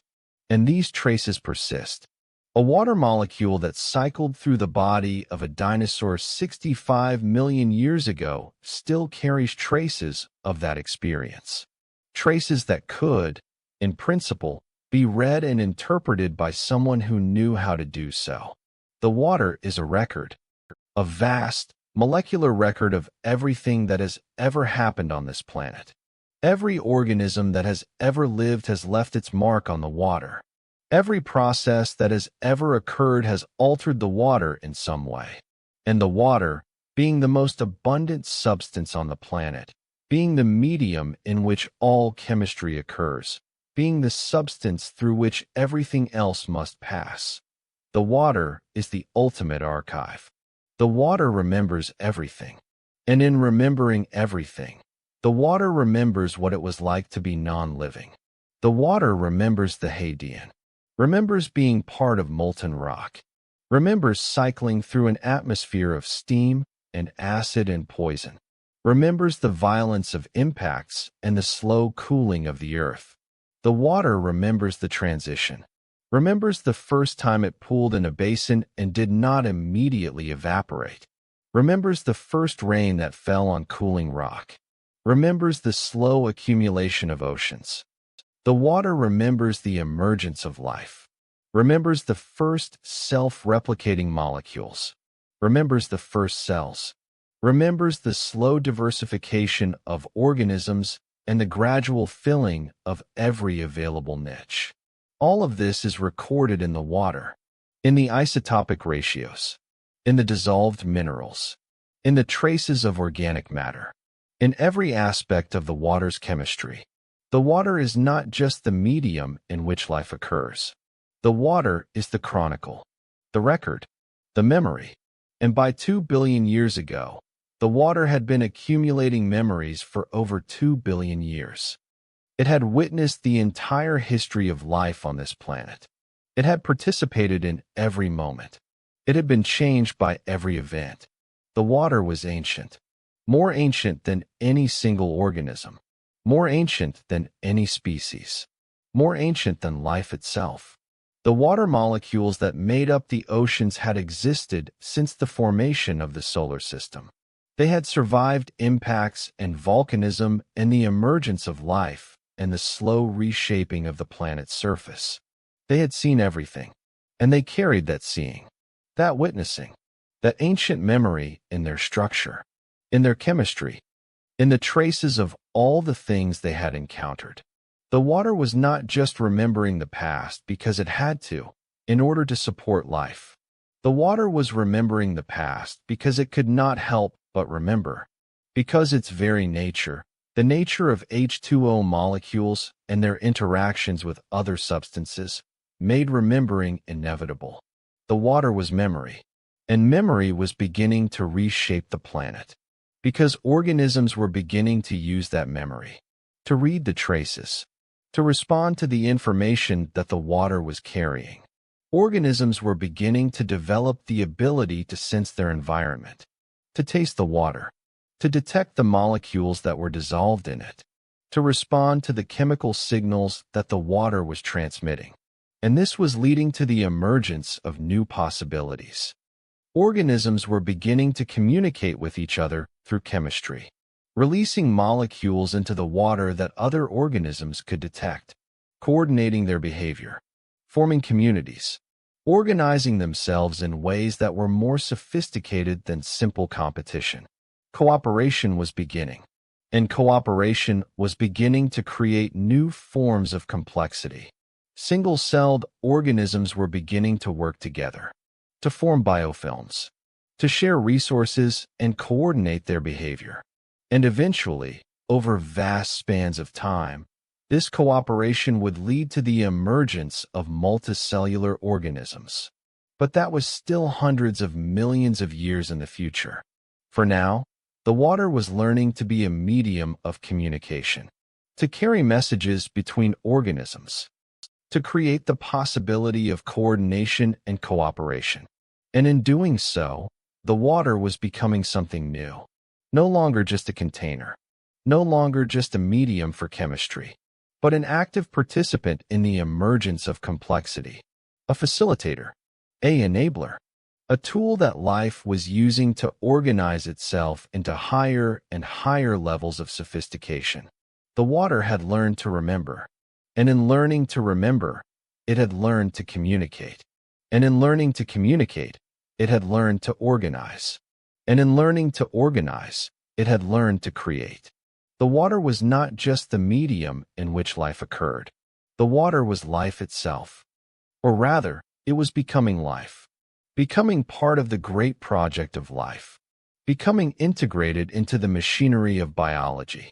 The distinction between the living and non-living was beginning to blur. The water, which had been purely non-living at the beginning, was now suffused with life, filled with organisms, carrying the molecules of life in solution, participating in the metabolism of every living thing. The water was alive, not in the sense that it had consciousness or agency, but in the sense that it was part of life, that it played a crucial role in the machinery of biology, that it was inseparable from the existence of life. Without water, there could be no life. And without life, water would be just a chemical compound. Interesting, perhaps, but not special. But with life and water together, something extraordinary emerged. A partnership, a dance, a mutual creation. Life needed water to exist. And water, by holding life, became something more than it had been before. Became memory, became communication, became the medium through which the universe could know itself. The water had learned to remember, and that memory would persist. For billions of years into the future, the water would carry these memories forward, would pass them from organism to organism, would encode them deeper and deeper into the fabric of biology. And eventually, that memory would give rise to something even more extraordinary. Consciousness, awareness, the ability of the universe to observe itself, the ability of water to become a mind. But that transformation was still far in the future. For now, the water was content to remember, content to hold memory, content to pass it on, content to participate in the slow, patient work of evolution and adaptation and the accumulation of complexity. The water had learned to remember, and in that learning, it had given the universe the gift of history, the gift of time that mattered, time that was recorded and preserved, time that left traces and marks, time that became memory, what the planet had buried in the depths, in the form of water and chemistry and the first fragile organisms. It was learning to treasure. Some truths are not lost. They are simply folded beneath silence.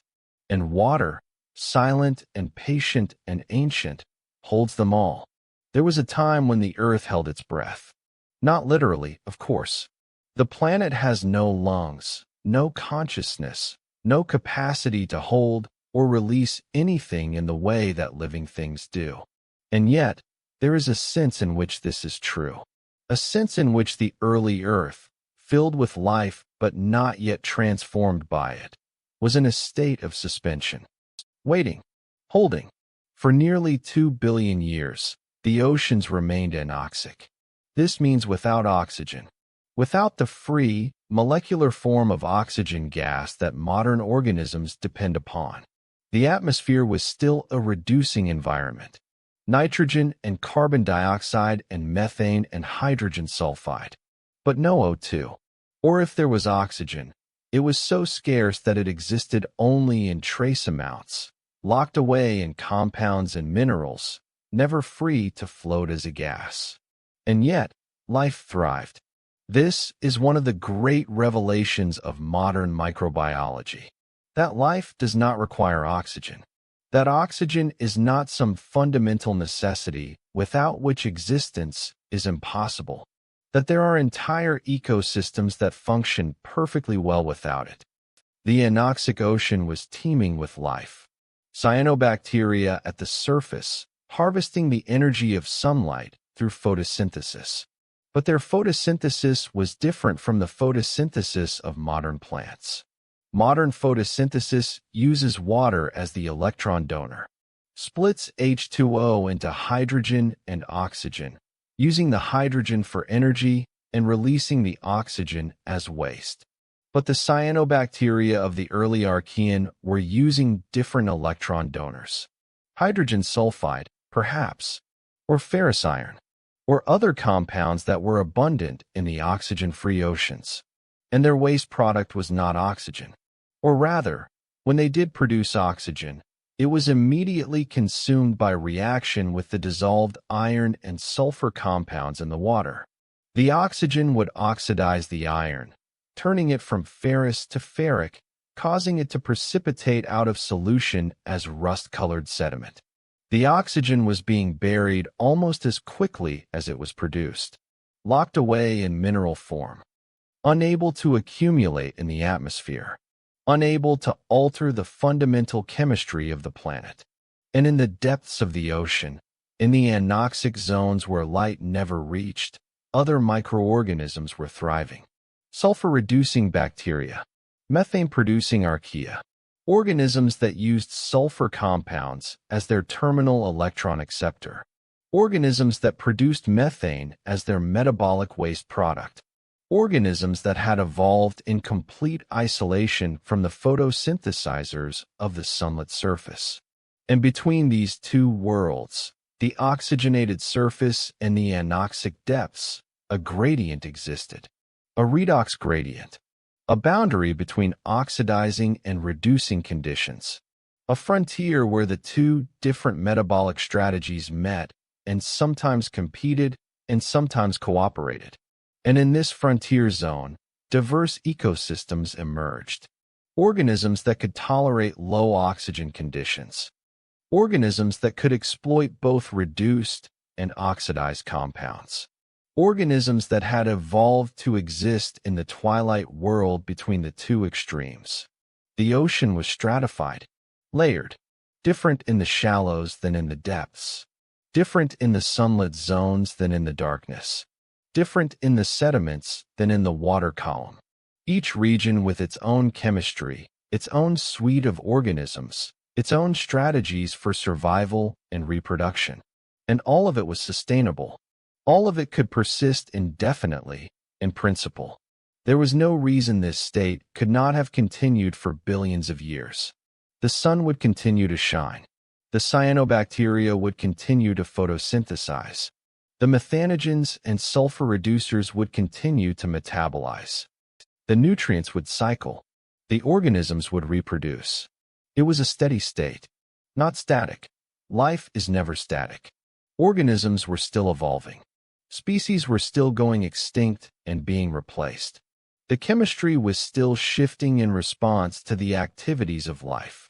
But it was a sustainable pattern, a mode of operation that could persist across vast spans of time without fundamental change. And yet, change was coming. Not rapidly, not suddenly, but inexorably. The long breath was drawing to a close, though no one knew it. No organism could have anticipated what was about to unfold, but the seeds of change were already present, already growing, already beginning to reshape the planet in ways that would be irreversible. The cyanobacteria were becoming more efficient, not dramatically, not through some revolutionary innovation, but through the slow accumulation of small improvements, mutations that made them slightly better at capturing the energy of sunlight. Mutations that made their photosynthetic machinery slightly more productive. Mutations that allowed them to replicate slightly faster. And as they became more efficient, they produced more oxygen. Not that any individual cyanobacterium was producing more oxygen than before, but there were more of them, more total biomass dedicated to photosynthesis. And each one, though slightly more efficient than its ancestors, was still producing the same waste product, oxygen. And the oxygen was beginning to accumulate. The dissolved iron in the ocean, the iron that had been absorbing oxygen for billions of years, was becoming saturated. There was so much oxygen being produced that the iron could not keep up with the consumption. The iron was being oxidized as fast as it could be, but oxygen was still left over. Oxygen that could not be absorbed into minerals. Oxygen that could not react with dissolved compounds. Oxygen that had nowhere to go but up. Oxygen that began to accumulate in the atmosphere.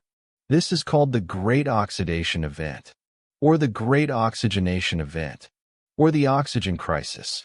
Different names reflecting different perspectives on what happened. Because for most of the organisms alive at the time, it was a crisis, a catastrophe, a sudden and dramatic shift in the environment that they could not tolerate. But it did not happen all at once. The transition took hundreds of millions of years. From about 2.7 billion years ago, when oxygen first began to accumulate noticeably in the atmosphere, to about 2.4 billion years ago, when oxygen levels had risen to what we call the first atmospheric oxygen rise. The transition was gradual, slow. Measured across geological time, it was rapid.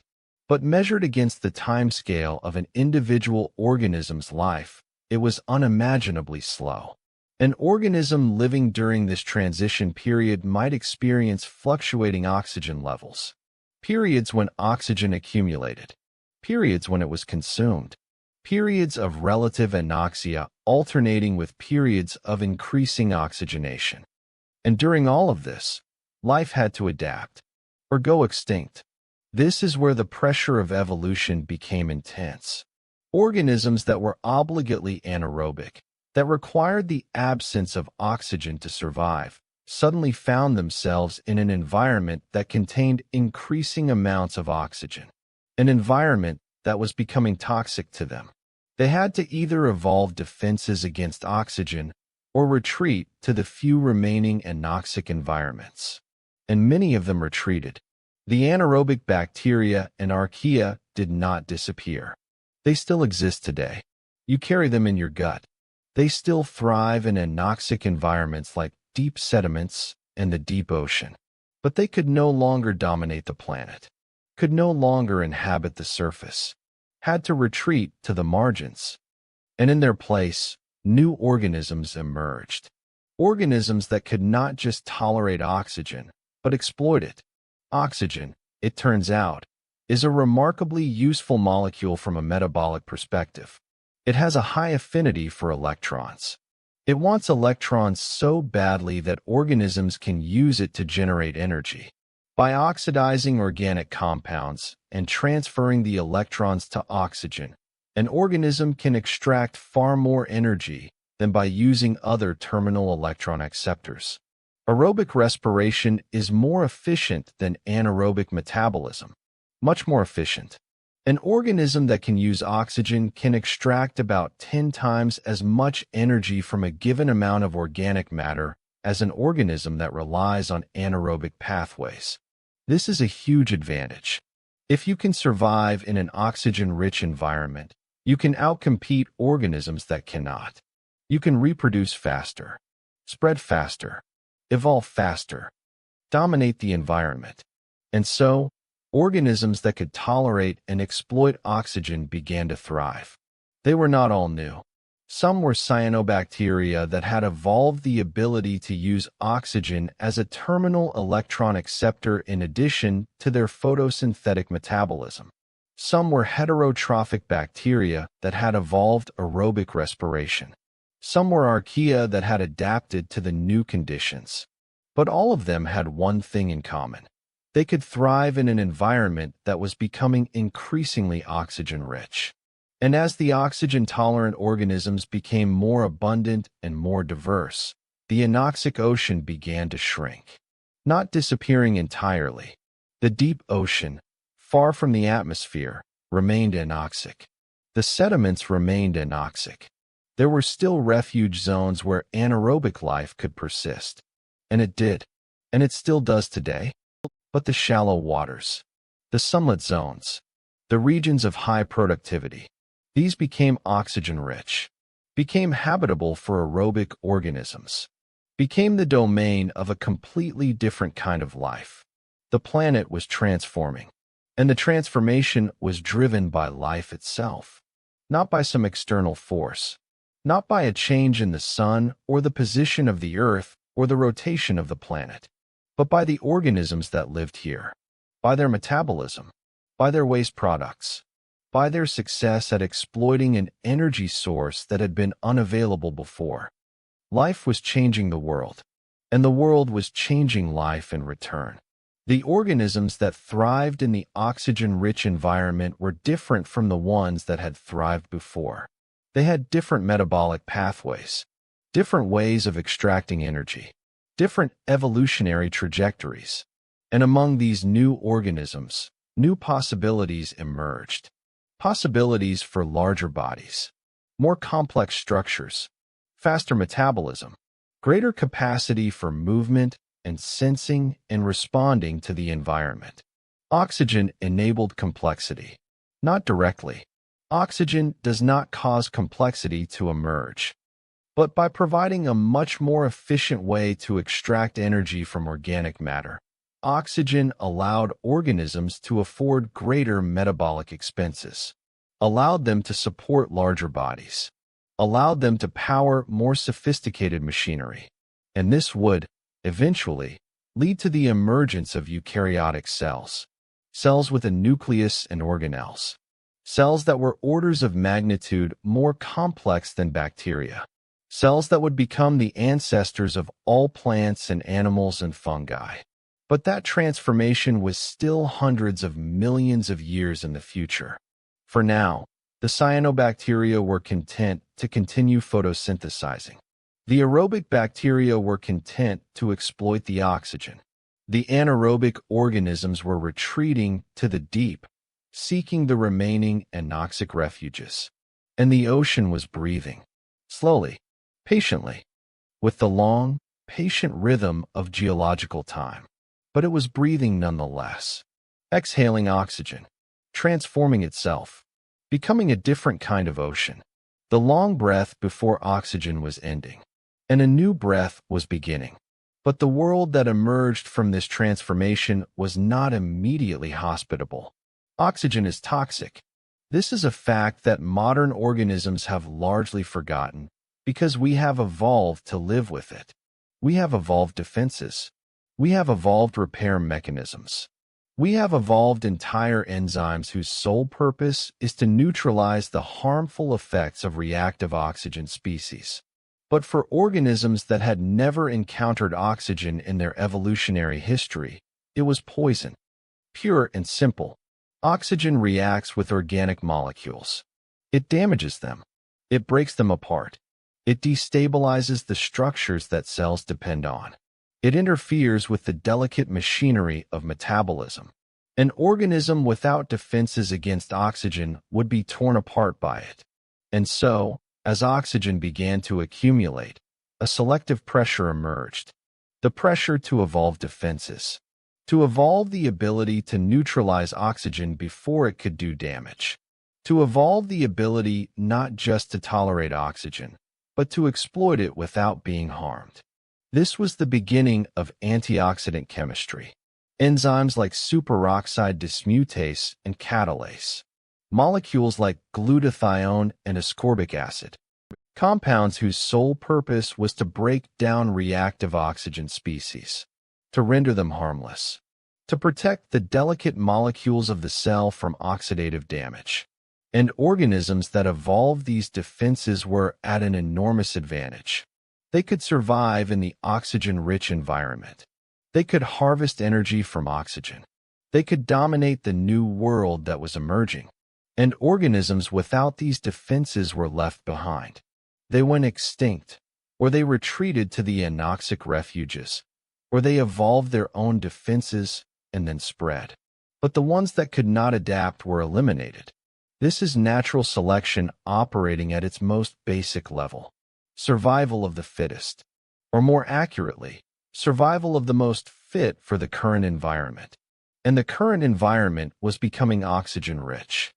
The atmosphere, which had been a reducing environment since the formation of the Earth, was becoming oxidizing. The rocks, which had been stained green by ferrous iron, were becoming stained red by ferric iron. The chemistry of the planet was fundamentally changing, and all because of life, because of the success of photosynthetic organisms, because of their ability to extract energy from sunlight, because of their willingness to dump their waste product, oxygen, into the environment. The cyanobacteria did not intend this. They were not trying to change the planet. They were simply trying to survive and reproduce. But in doing so, they changed everything. This is how the world works. Organisms pursue their own interests. They try to survive. They try to reproduce. They try to exploit available resources. And in pursuing these local goals, they inadvertently transform the global environment. And the transformation was irreversible. Once oxygen began to accumulate in the atmosphere, there was no going back. The chemistry of the planet had been altered. The organisms could not simply stop producing oxygen and revert to an anoxic world. Too much had changed. Too many other organisms had become dependent on the new conditions. The planet was locked into a new regime. Oxygen-rich atmosphere. Oxidizing chemistry. Organisms adapted for aerobic metabolism. This regime would persist for billions of years. It persists today. Every breath you take, every flame that burns, every metabolic process that occurs in your cells, all of it depends on the existence of atmospheric oxygen. And that oxygen is here because of the cyanobacteria. Because billions of years ago, simple microorganisms learned to harvest the energy of sunlight and dump their waste product into the environment. The long breath before oxygen had lasted for nearly 2 billion years. 2 billion years of anoxic oceans. 2 billion years of a planet governed by different chemical rules. 2 billion years of life thriving without oxygen, without the sophistication that oxygen would eventually enable, but thriving nonetheless. And in those 2 billion years, life had become diverse. Thousands of different species, different metabolic pathways, different strategies for survival, different evolutionary lineages. The anoxic oceans had been explored thoroughly. Every available niche had been colonized.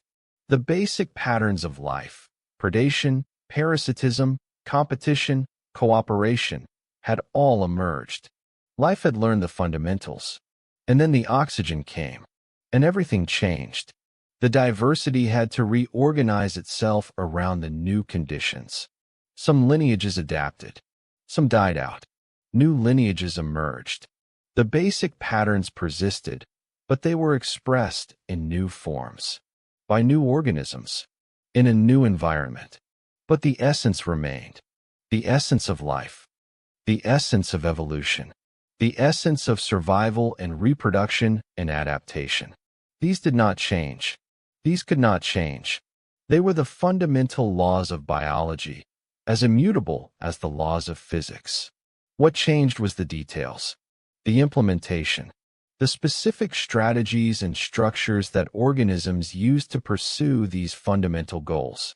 The ocean was breathing differently now, but it was still breathing, still cycling nutrients, still supporting life, still being shaped by the activities of organisms, still being alive in the deepest sense. The long breath before oxygen was over. The atmosphere had changed. The chemistry had changed. The dominant organisms had changed. The possibilities for evolution had changed. But life persisted. Life adapted. Life evolved. And in adapting and evolving, life became something new, something more complex, something more sophisticated, something capable of greater feats of engineering and chemistry and behavior. All because simple microorganisms, billions of years ago, learned to harvest sunlight and dump their waste into the environment.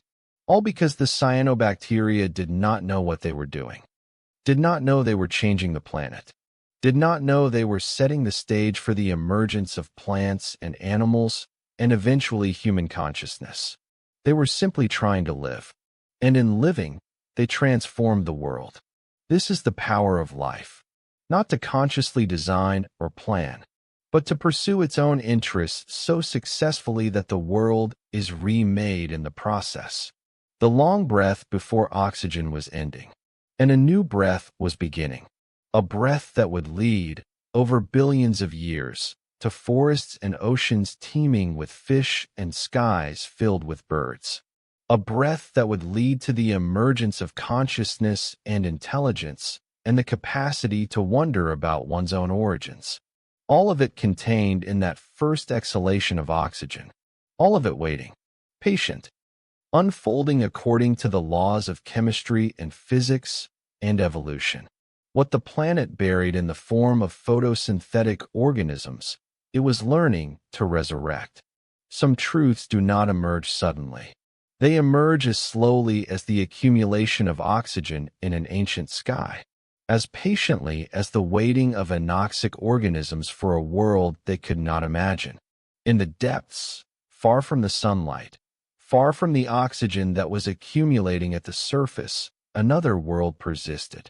A world of darkness and pressure and ancient chemistry. A world that would remain largely unchanged for billions of years.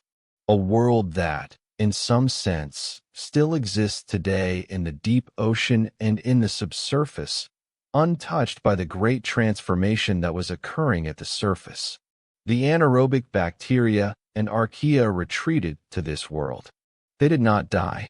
They did not fade away.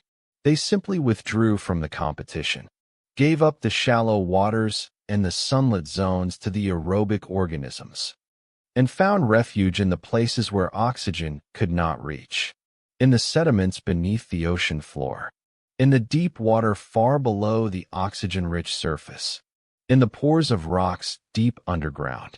In these places, the old world persisted, and it was not a world of stagnation. Life was still evolving down here. New species were still emerging. New metabolic strategies were still being tested. The anoxic world was not static. It was just slow, much slower than the rapidly changing surface, but persistent, enduring, capable of supporting life indefinitely. And in this deep world, some of the most remarkable organisms on the planet were emerging. Methanogens, archaea that produced methane by breaking down organic matter in a process called methanogenesis. They were not producing energy directly from methane, but from the reduction of carbon dioxide with hydrogen. The methane was just a waste product. But what a waste product! Methane is a greenhouse gas. It traps heat in the atmosphere. And as the methanogens produced more and more methane, and that methane bubbled up from the deep ocean sediments and accumulated in the atmosphere, it had an effect on the climate. The methane was warming the planet. Not as much as carbon dioxide. Methane is a stronger greenhouse gas molecule for molecule, but there is less of it. But significantly, the methane from the anaerobic depths was offsetting some of the cooling that was occurring as carbon dioxide was being removed from the atmosphere by weathering and photosynthetic organisms. The planet was becoming a battleground. Oxygen-producing organisms at the surface, pumping oxygen into the atmosphere, making it more oxidizing. Methane-producing organisms in the depths, pumping methane into the atmosphere, making it warmer and maintaining a reducing chemistry. It was a global chemical war, not a war in any conscious sense. Not a struggle with intention or malice, but a competition, a tension, a push and pull between two different metabolic strategies, two different ways of making a living, two different visions for what the world should be like. And this tension was what drove evolution, because organisms on both sides were adapting to the changing conditions. Both sides were evolving better strategies, better defenses, better ways of exploiting their respective niches. And in this evolutionary dance, new forms of life were emerging, forms that could exploit both the oxygen-rich surface and the anoxic depths, forms that could migrate between the two worlds, forms that could use both aerobic and anaerobic metabolic pathways depending on the conditions. These were the pioneers, the organisms that were bridging the gap between the old world and the new world, the organisms that were beginning to explore the possibilities that the transformation had opened up. And among these pioneers, some would eventually give rise to the eukaryotes. Not immediately. This process would take hundreds of millions of years. But the seeds were being sown now.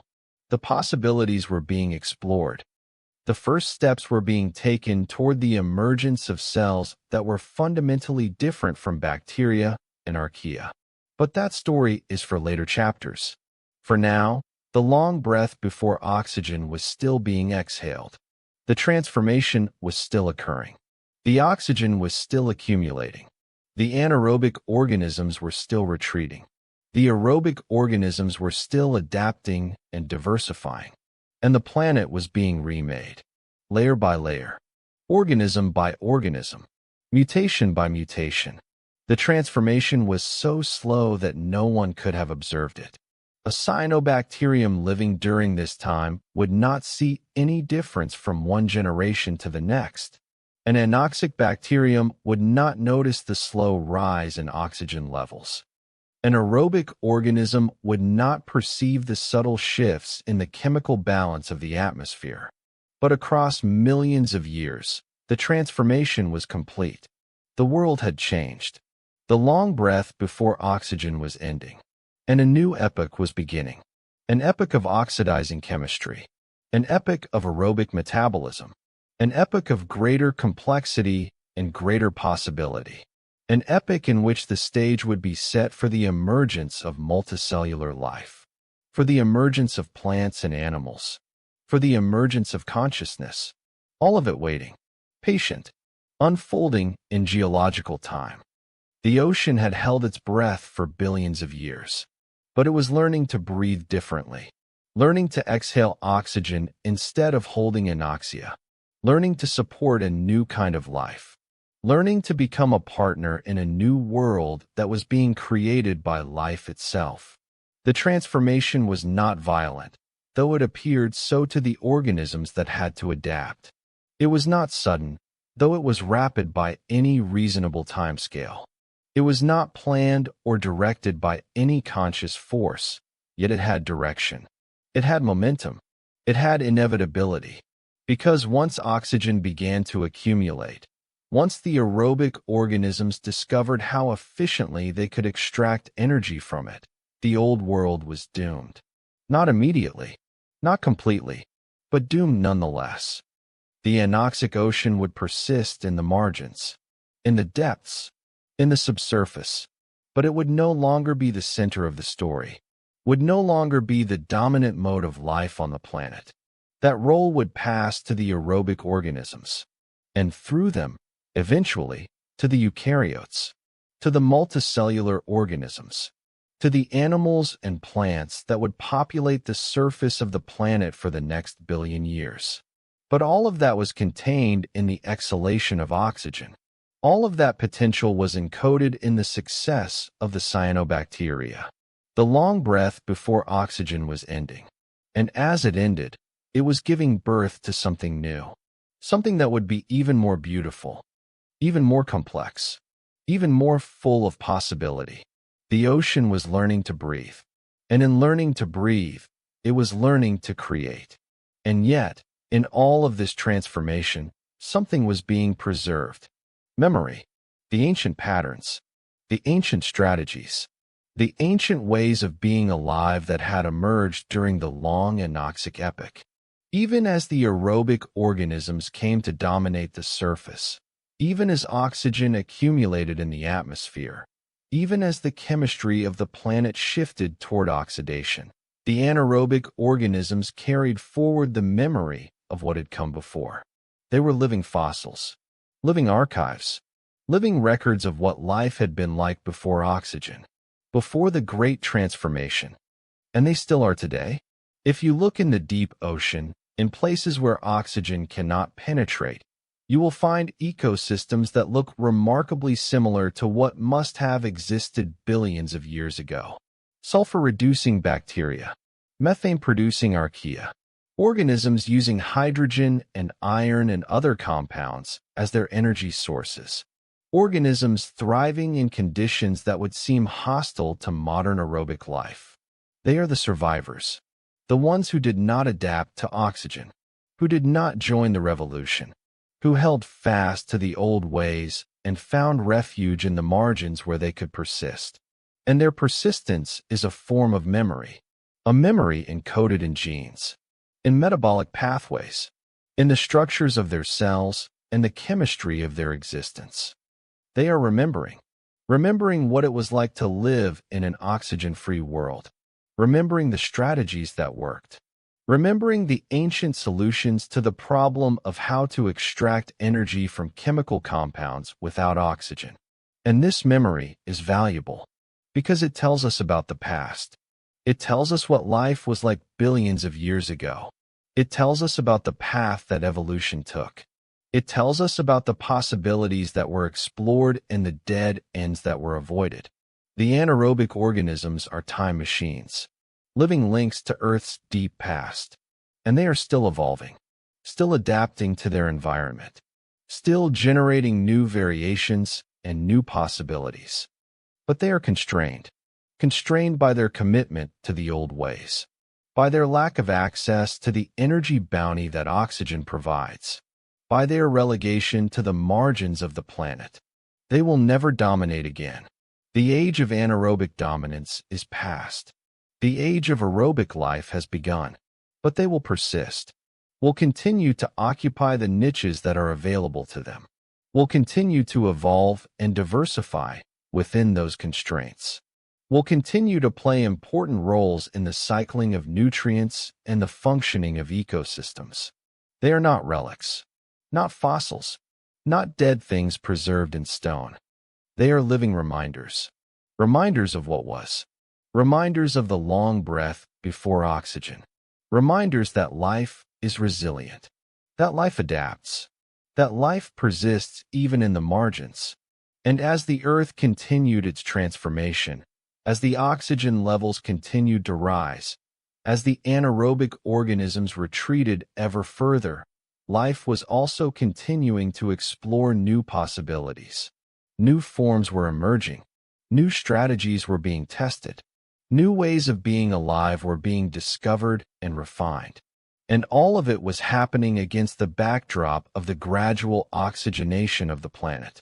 All of it was enabled by the transformation that the cyanobacteria had initiated. All of it was made possible by the accident of photosynthesis, by the simple fact that cyanobacteria had evolved to use water as their electron donor, by the simple fact that their waste product was oxygen, not methane or hydrogen sulfide or some other compound. If they had evolved differently, if they had used a different electron source, if their waste product had been something inert, then the entire course of life's evolution might have been different. But they evolved as they did. And because of that, the world became what it is.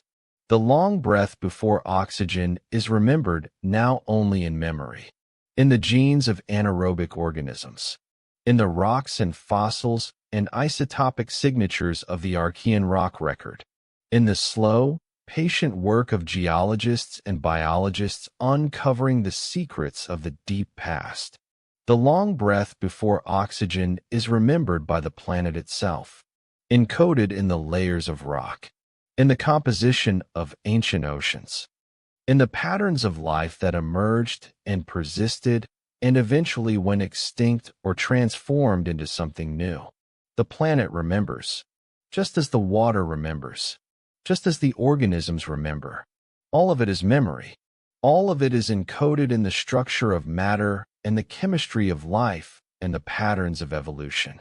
And all of it is leading toward something, toward greater complexity, toward greater sophistication, toward the eventual emergence of forms of life that would be capable of contemplating this very history, of understanding it, of marveling at it. But that transformation is still far in the future. For now, the long breath before oxygen is exhaled. The transition is complete. The world has shifted. The age of anaerobic dominance is past, and the age of aerobic life is beginning. An age that will last for billions of years. An age that will see the emergence of eukaryotes and multicellular organisms and plants and animals, and eventually human consciousness. An age that will begin here, in the slow accumulation of oxygen in the atmosphere, in the patient transformation of anaerobic organisms into aerobic ones, in the quiet revolution that was triggered by the success of photosynthesis. The long breath before oxygen is ending, and a new breath is beginning, a breath that will carry forward the memory of what came before, a breath that will build upon the foundations that the anaerobic world had laid, a breath that will explore new possibilities and create new forms of life, a breath that will, eventually, create us. But that is a story for later. For now, the ocean is breathing, slowly, patiently, with the ancient rhythm of a planet learning to transform itself through the agency of the life that inhabits it. What the planet had buried in the depths, it is learning to resurrect in the form of oxygen. Some truths emerge not in a moment, but across billions of years. They emerge as slowly as the accumulation of gas in an ancient sky, as patiently as the waiting of anaerobic organisms for a world they cannot imagine, as gently as the breathing of an ocean that is learning to live. There is a moment in every life when the world first comes into focus, when the blur resolves into detail, when chaos organizes itself into pattern, when the infinite possibility of non-consciousness crystallizes into the specific reality of awareness. For a newborn human, this moment is subtle, gradual. The world does not suddenly appear. Rather, it gradually comes into view. Shadows first, then shapes, then colors, then objects, then the realization that these objects persist even when not directly observed. The understanding that there is a world separate from the self. The beginning of consciousness. The earth experienced something similar. Not consciousness in the way humans experience it, but a kind of awakening nonetheless. A moment when the planet began to perceive itself, to observe itself, to become aware, in a limited and distributed sense, of its own nature. This awakening began with light, not the light of the sun that had always been there, streaming down, energy pouring onto the surface of the planet since the beginning, but light that was being captured and used, light that was being organized, light that was being converted into structure and order and information. Photosynthesis. The cyanobacteria had invented it, or rather, they had discovered it, had stumbled upon it through the blind process of mutation and selection, had found a way to use the energy of sunlight to organize matter, to create chemical bonds, to build complexity, and in doing so, they had given the planet a sense organ, an eye, a way of seeing the sun, of perceiving the energy that streamed from it, of using that perception to organize the world. Before photosynthesis, the earth was blind. The energy of the sun reached the surface, but it was not perceived. It was absorbed and re-radiated as heat. It drove the weather and the water cycle. It powered the geological processes, but it was not being used to organize matter, not being used to create structure and information and life. After photosynthesis, the earth could see, could perceive the energy, could use it, could convert it into forms that could be stored and processed and used to build complexity. The planet had developed consciousness, not human consciousness, not the consciousness of a thinking being, but the consciousness of a living system, the awareness that comes from being connected to oneself, from being able to perceive one's own nature and respond to it. And in that consciousness, the planet began to remember, to encode its own history in the form of life. to create records of what had happened, to build memory into the very structure of biology. The cyanobacteria were the planet's first nerve cells, sensory neurons, perceiving the environment, integrating information, responding to stimuli, beginning to create a model of the world inside their own structures. Not consciously, not deliberately, but functionally, in terms of what they were doing and how they were organized. And as life diversified, as more and more organisms emerged, as the complexity of the biosphere increased, the planet's consciousness became more sophisticated, more elaborate, more detailed, more capable of perceiving and responding to the world. By 2 billion years ago, when the ocean was teeming with life, the planet had developed a rich and complex consciousness, not localized in any one place, but distributed throughout the biosphere, spread across billions of organisms, connected through networks of predation and competition and cooperation. The planet was conscious, and it was learning to think, learning through the process of evolution, learning through the accumulation of adaptive information, learning through the slow, patient work of organisms adapting to their environment and leaving records of that adaptation for future organisms to inherit. The planet was becoming wise. It was learning what worked and what didn't, learning what strategies were sustainable and what strategies led to dead ends, learning from its mistakes through the extinction of species that pursued unsuccessful strategies, learning from its successes through the spread of species that pursued successful ones. And all of this learning was encoded in the biosphere, in the genes of organisms, in the behaviors that organisms exhibited, in the structures of ecosystems, in the patterns of predation and symbiosis and competition that organized the living world. The first light that remembered was the light of consciousness emerging from the unconscious matter of the planet. The first awareness was the awareness of life perceiving itself. The first thought was the thought of organisms adapting to their environment and discovering, through that adaptation, principles that would persist for billions of years. And this consciousness was fragile, vulnerable to changes in the environment, dependent on the continuation of patterns that had held for billions of years but might not hold forever. The planet's consciousness was like a newborn's consciousness, tentative, fragile, easily disrupted, but growing, strengthening, learning. And it was learning through failure as well as success, through catastrophes as well as steady progress, through the droughts and floods and volcanic eruptions that periodically disrupted the biosphere, through the extinctions of species that could not adapt, through the collapse of ecosystems that had become too specialized. Each disruption was a lesson. Each extinction was an opportunity to learn what did not work. Each collapse of an ecosystem was an opportunity to reorganize and try again. The planet was learning resilience, learning flexibility, learning the value of diversity, learning that the future was uncertain and that preparation was important. All of this learning was encoded in the structure of the biosphere that emerged during the Archean Eon and into the Proterozoic that followed. The first light that remembered was a light that carried the wisdom of billions of years of trial and error. A light that had learned what worked and what didn't, that carried within itself the solutions to millions of problems, that knew instinctively, not through conscious thought, but through the deep wisdom of evolution, how to persist and adapt and thrive. This light would eventually, after billions more years, give rise to conscious creatures, to minds that could think about their own thinking, to beings that could contemplate the history that had led to their emergence.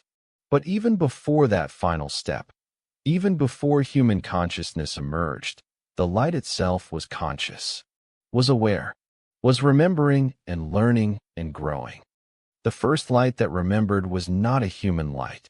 It was the light of life itself, the light of photosynthesis perceiving the energy of the sun, the light of organisms perceiving their environment, the light of the biosphere perceiving itself. It was the light of the planet awakening to consciousness. And that awakening was irreversible. Once the planet had learned to perceive and remember and organize itself, it could never go back to unconsciousness. The process could be disrupted. Ecosystems could collapse. Species could go extinct. But the capacity for consciousness would persist. The ability to learn and adapt and grow would persist. The ability to organize matter into increasingly complex forms would persist.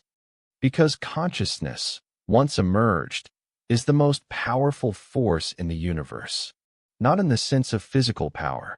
A conscious being is no stronger than an unconscious one, but in the sense of the ability to organize, to create, to imagine and build. Consciousness is the universe becoming aware of itself. Matter becoming organized enough to perceive matter. Energy becoming structured enough to think about structure. And once it emerged, it could never be suppressed. It could only grow, only spread, only become more elaborate and sophisticated and capable. The first light that remembered was the first step in a process that would eventually lead to human consciousness. To the ability to write and speak and think about these very events, to the capacity to wonder about one's own origins. But it all began here, in the Archean oceans, in the simple act of cyanobacteria capturing the energy of the sun, in the humble beginning of photosynthesis. It all began with the first light, the first moment when matter organized itself enough to perceive and use the energy of the sun. The first moment when the planet learned to see, and in seeing, learned to remember, and in remembering, learned to grow. Epilogue. The long view. 4.5 billion years have passed since this story began. 4.5 billion years since the planet was a wound. Since the sky glowed orange and the surface was a sea of magma. Since there was no water, no air that could sustain life, no possibility of complexity. 4.5 billion years. The numbers are too large to comprehend. The span of time is too vast for human minds to grasp. We can count the years. We can write the numbers. But we cannot truly understand what it means. If you try to count to 4.5 billion, counting one number per second, without stopping or sleeping, it would take you over 142 years. Your entire life, and the entire life of your great-great-grandchild, spent doing nothing but counting. And yet, that span of time is what it took for the planet to transform itself from lifeless rock into a world teeming with complexity and consciousness, and eventually human beings capable of contemplating their own existence. That span of time is what it took for the first light that remembered to emerge. And it is still emerging, still growing, still becoming more sophisticated and more capable. Every organism that is born, every ecosystem that develops, every species that evolves, every person that is born and grows and learns and thinks and creates, all of it is part of that process. All of it is the planet remembering, the planet learning, the planet growing more conscious. We are not separate from this process. We are not observers of it from the outside. We are expressions of it, manifestations of it. The universe, through us, becoming aware of itself. We carry within us the memory of 4.5 billion years. In our DNA, in our behavior, in our deepest instincts and our highest thoughts. We are made of stardust. Literally, the carbon and oxygen and nitrogen in our bodies were forged in the cores of dying stars.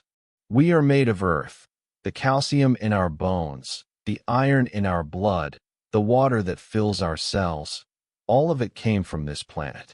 We are made of time, 4.5 billion years of evolution and adaptation and learning encoded in the structure of our bodies and minds. We are the first light that remembered. We are the universe looking back at itself. And what we see, when we look back at the long history that led to our emergence, is a process of learning, of growth, of increasing complexity and sophistication. We see a planet that learned to hold water, that learned to support life, that learned to transform itself through the agency of that life, that learned to breathe, that learned to see, that learned to remember.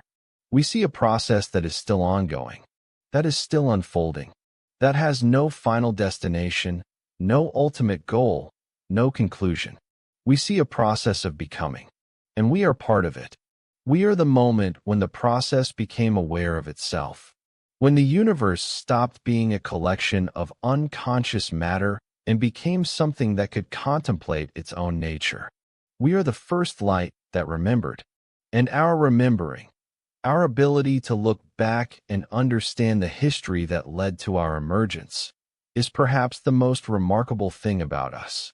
Because through that remembering, we become conscious of something vast and ancient and beautiful.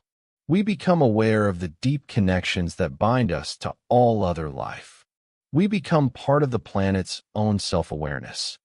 We become instruments through which the universe knows itself. The water remembers. The rocks remember. The organisms remember. And we remember. We remember not just through our genes or our instincts, but through our minds, through our ability to think and speak and write and share. We remember, and we pass that memory on to our children, to our cultures, to the written record that will persist long after we are gone. We are the first light that remembered, and through our remembering, the planet remembers itself. Thus ends the story of how the ocean learned to remember.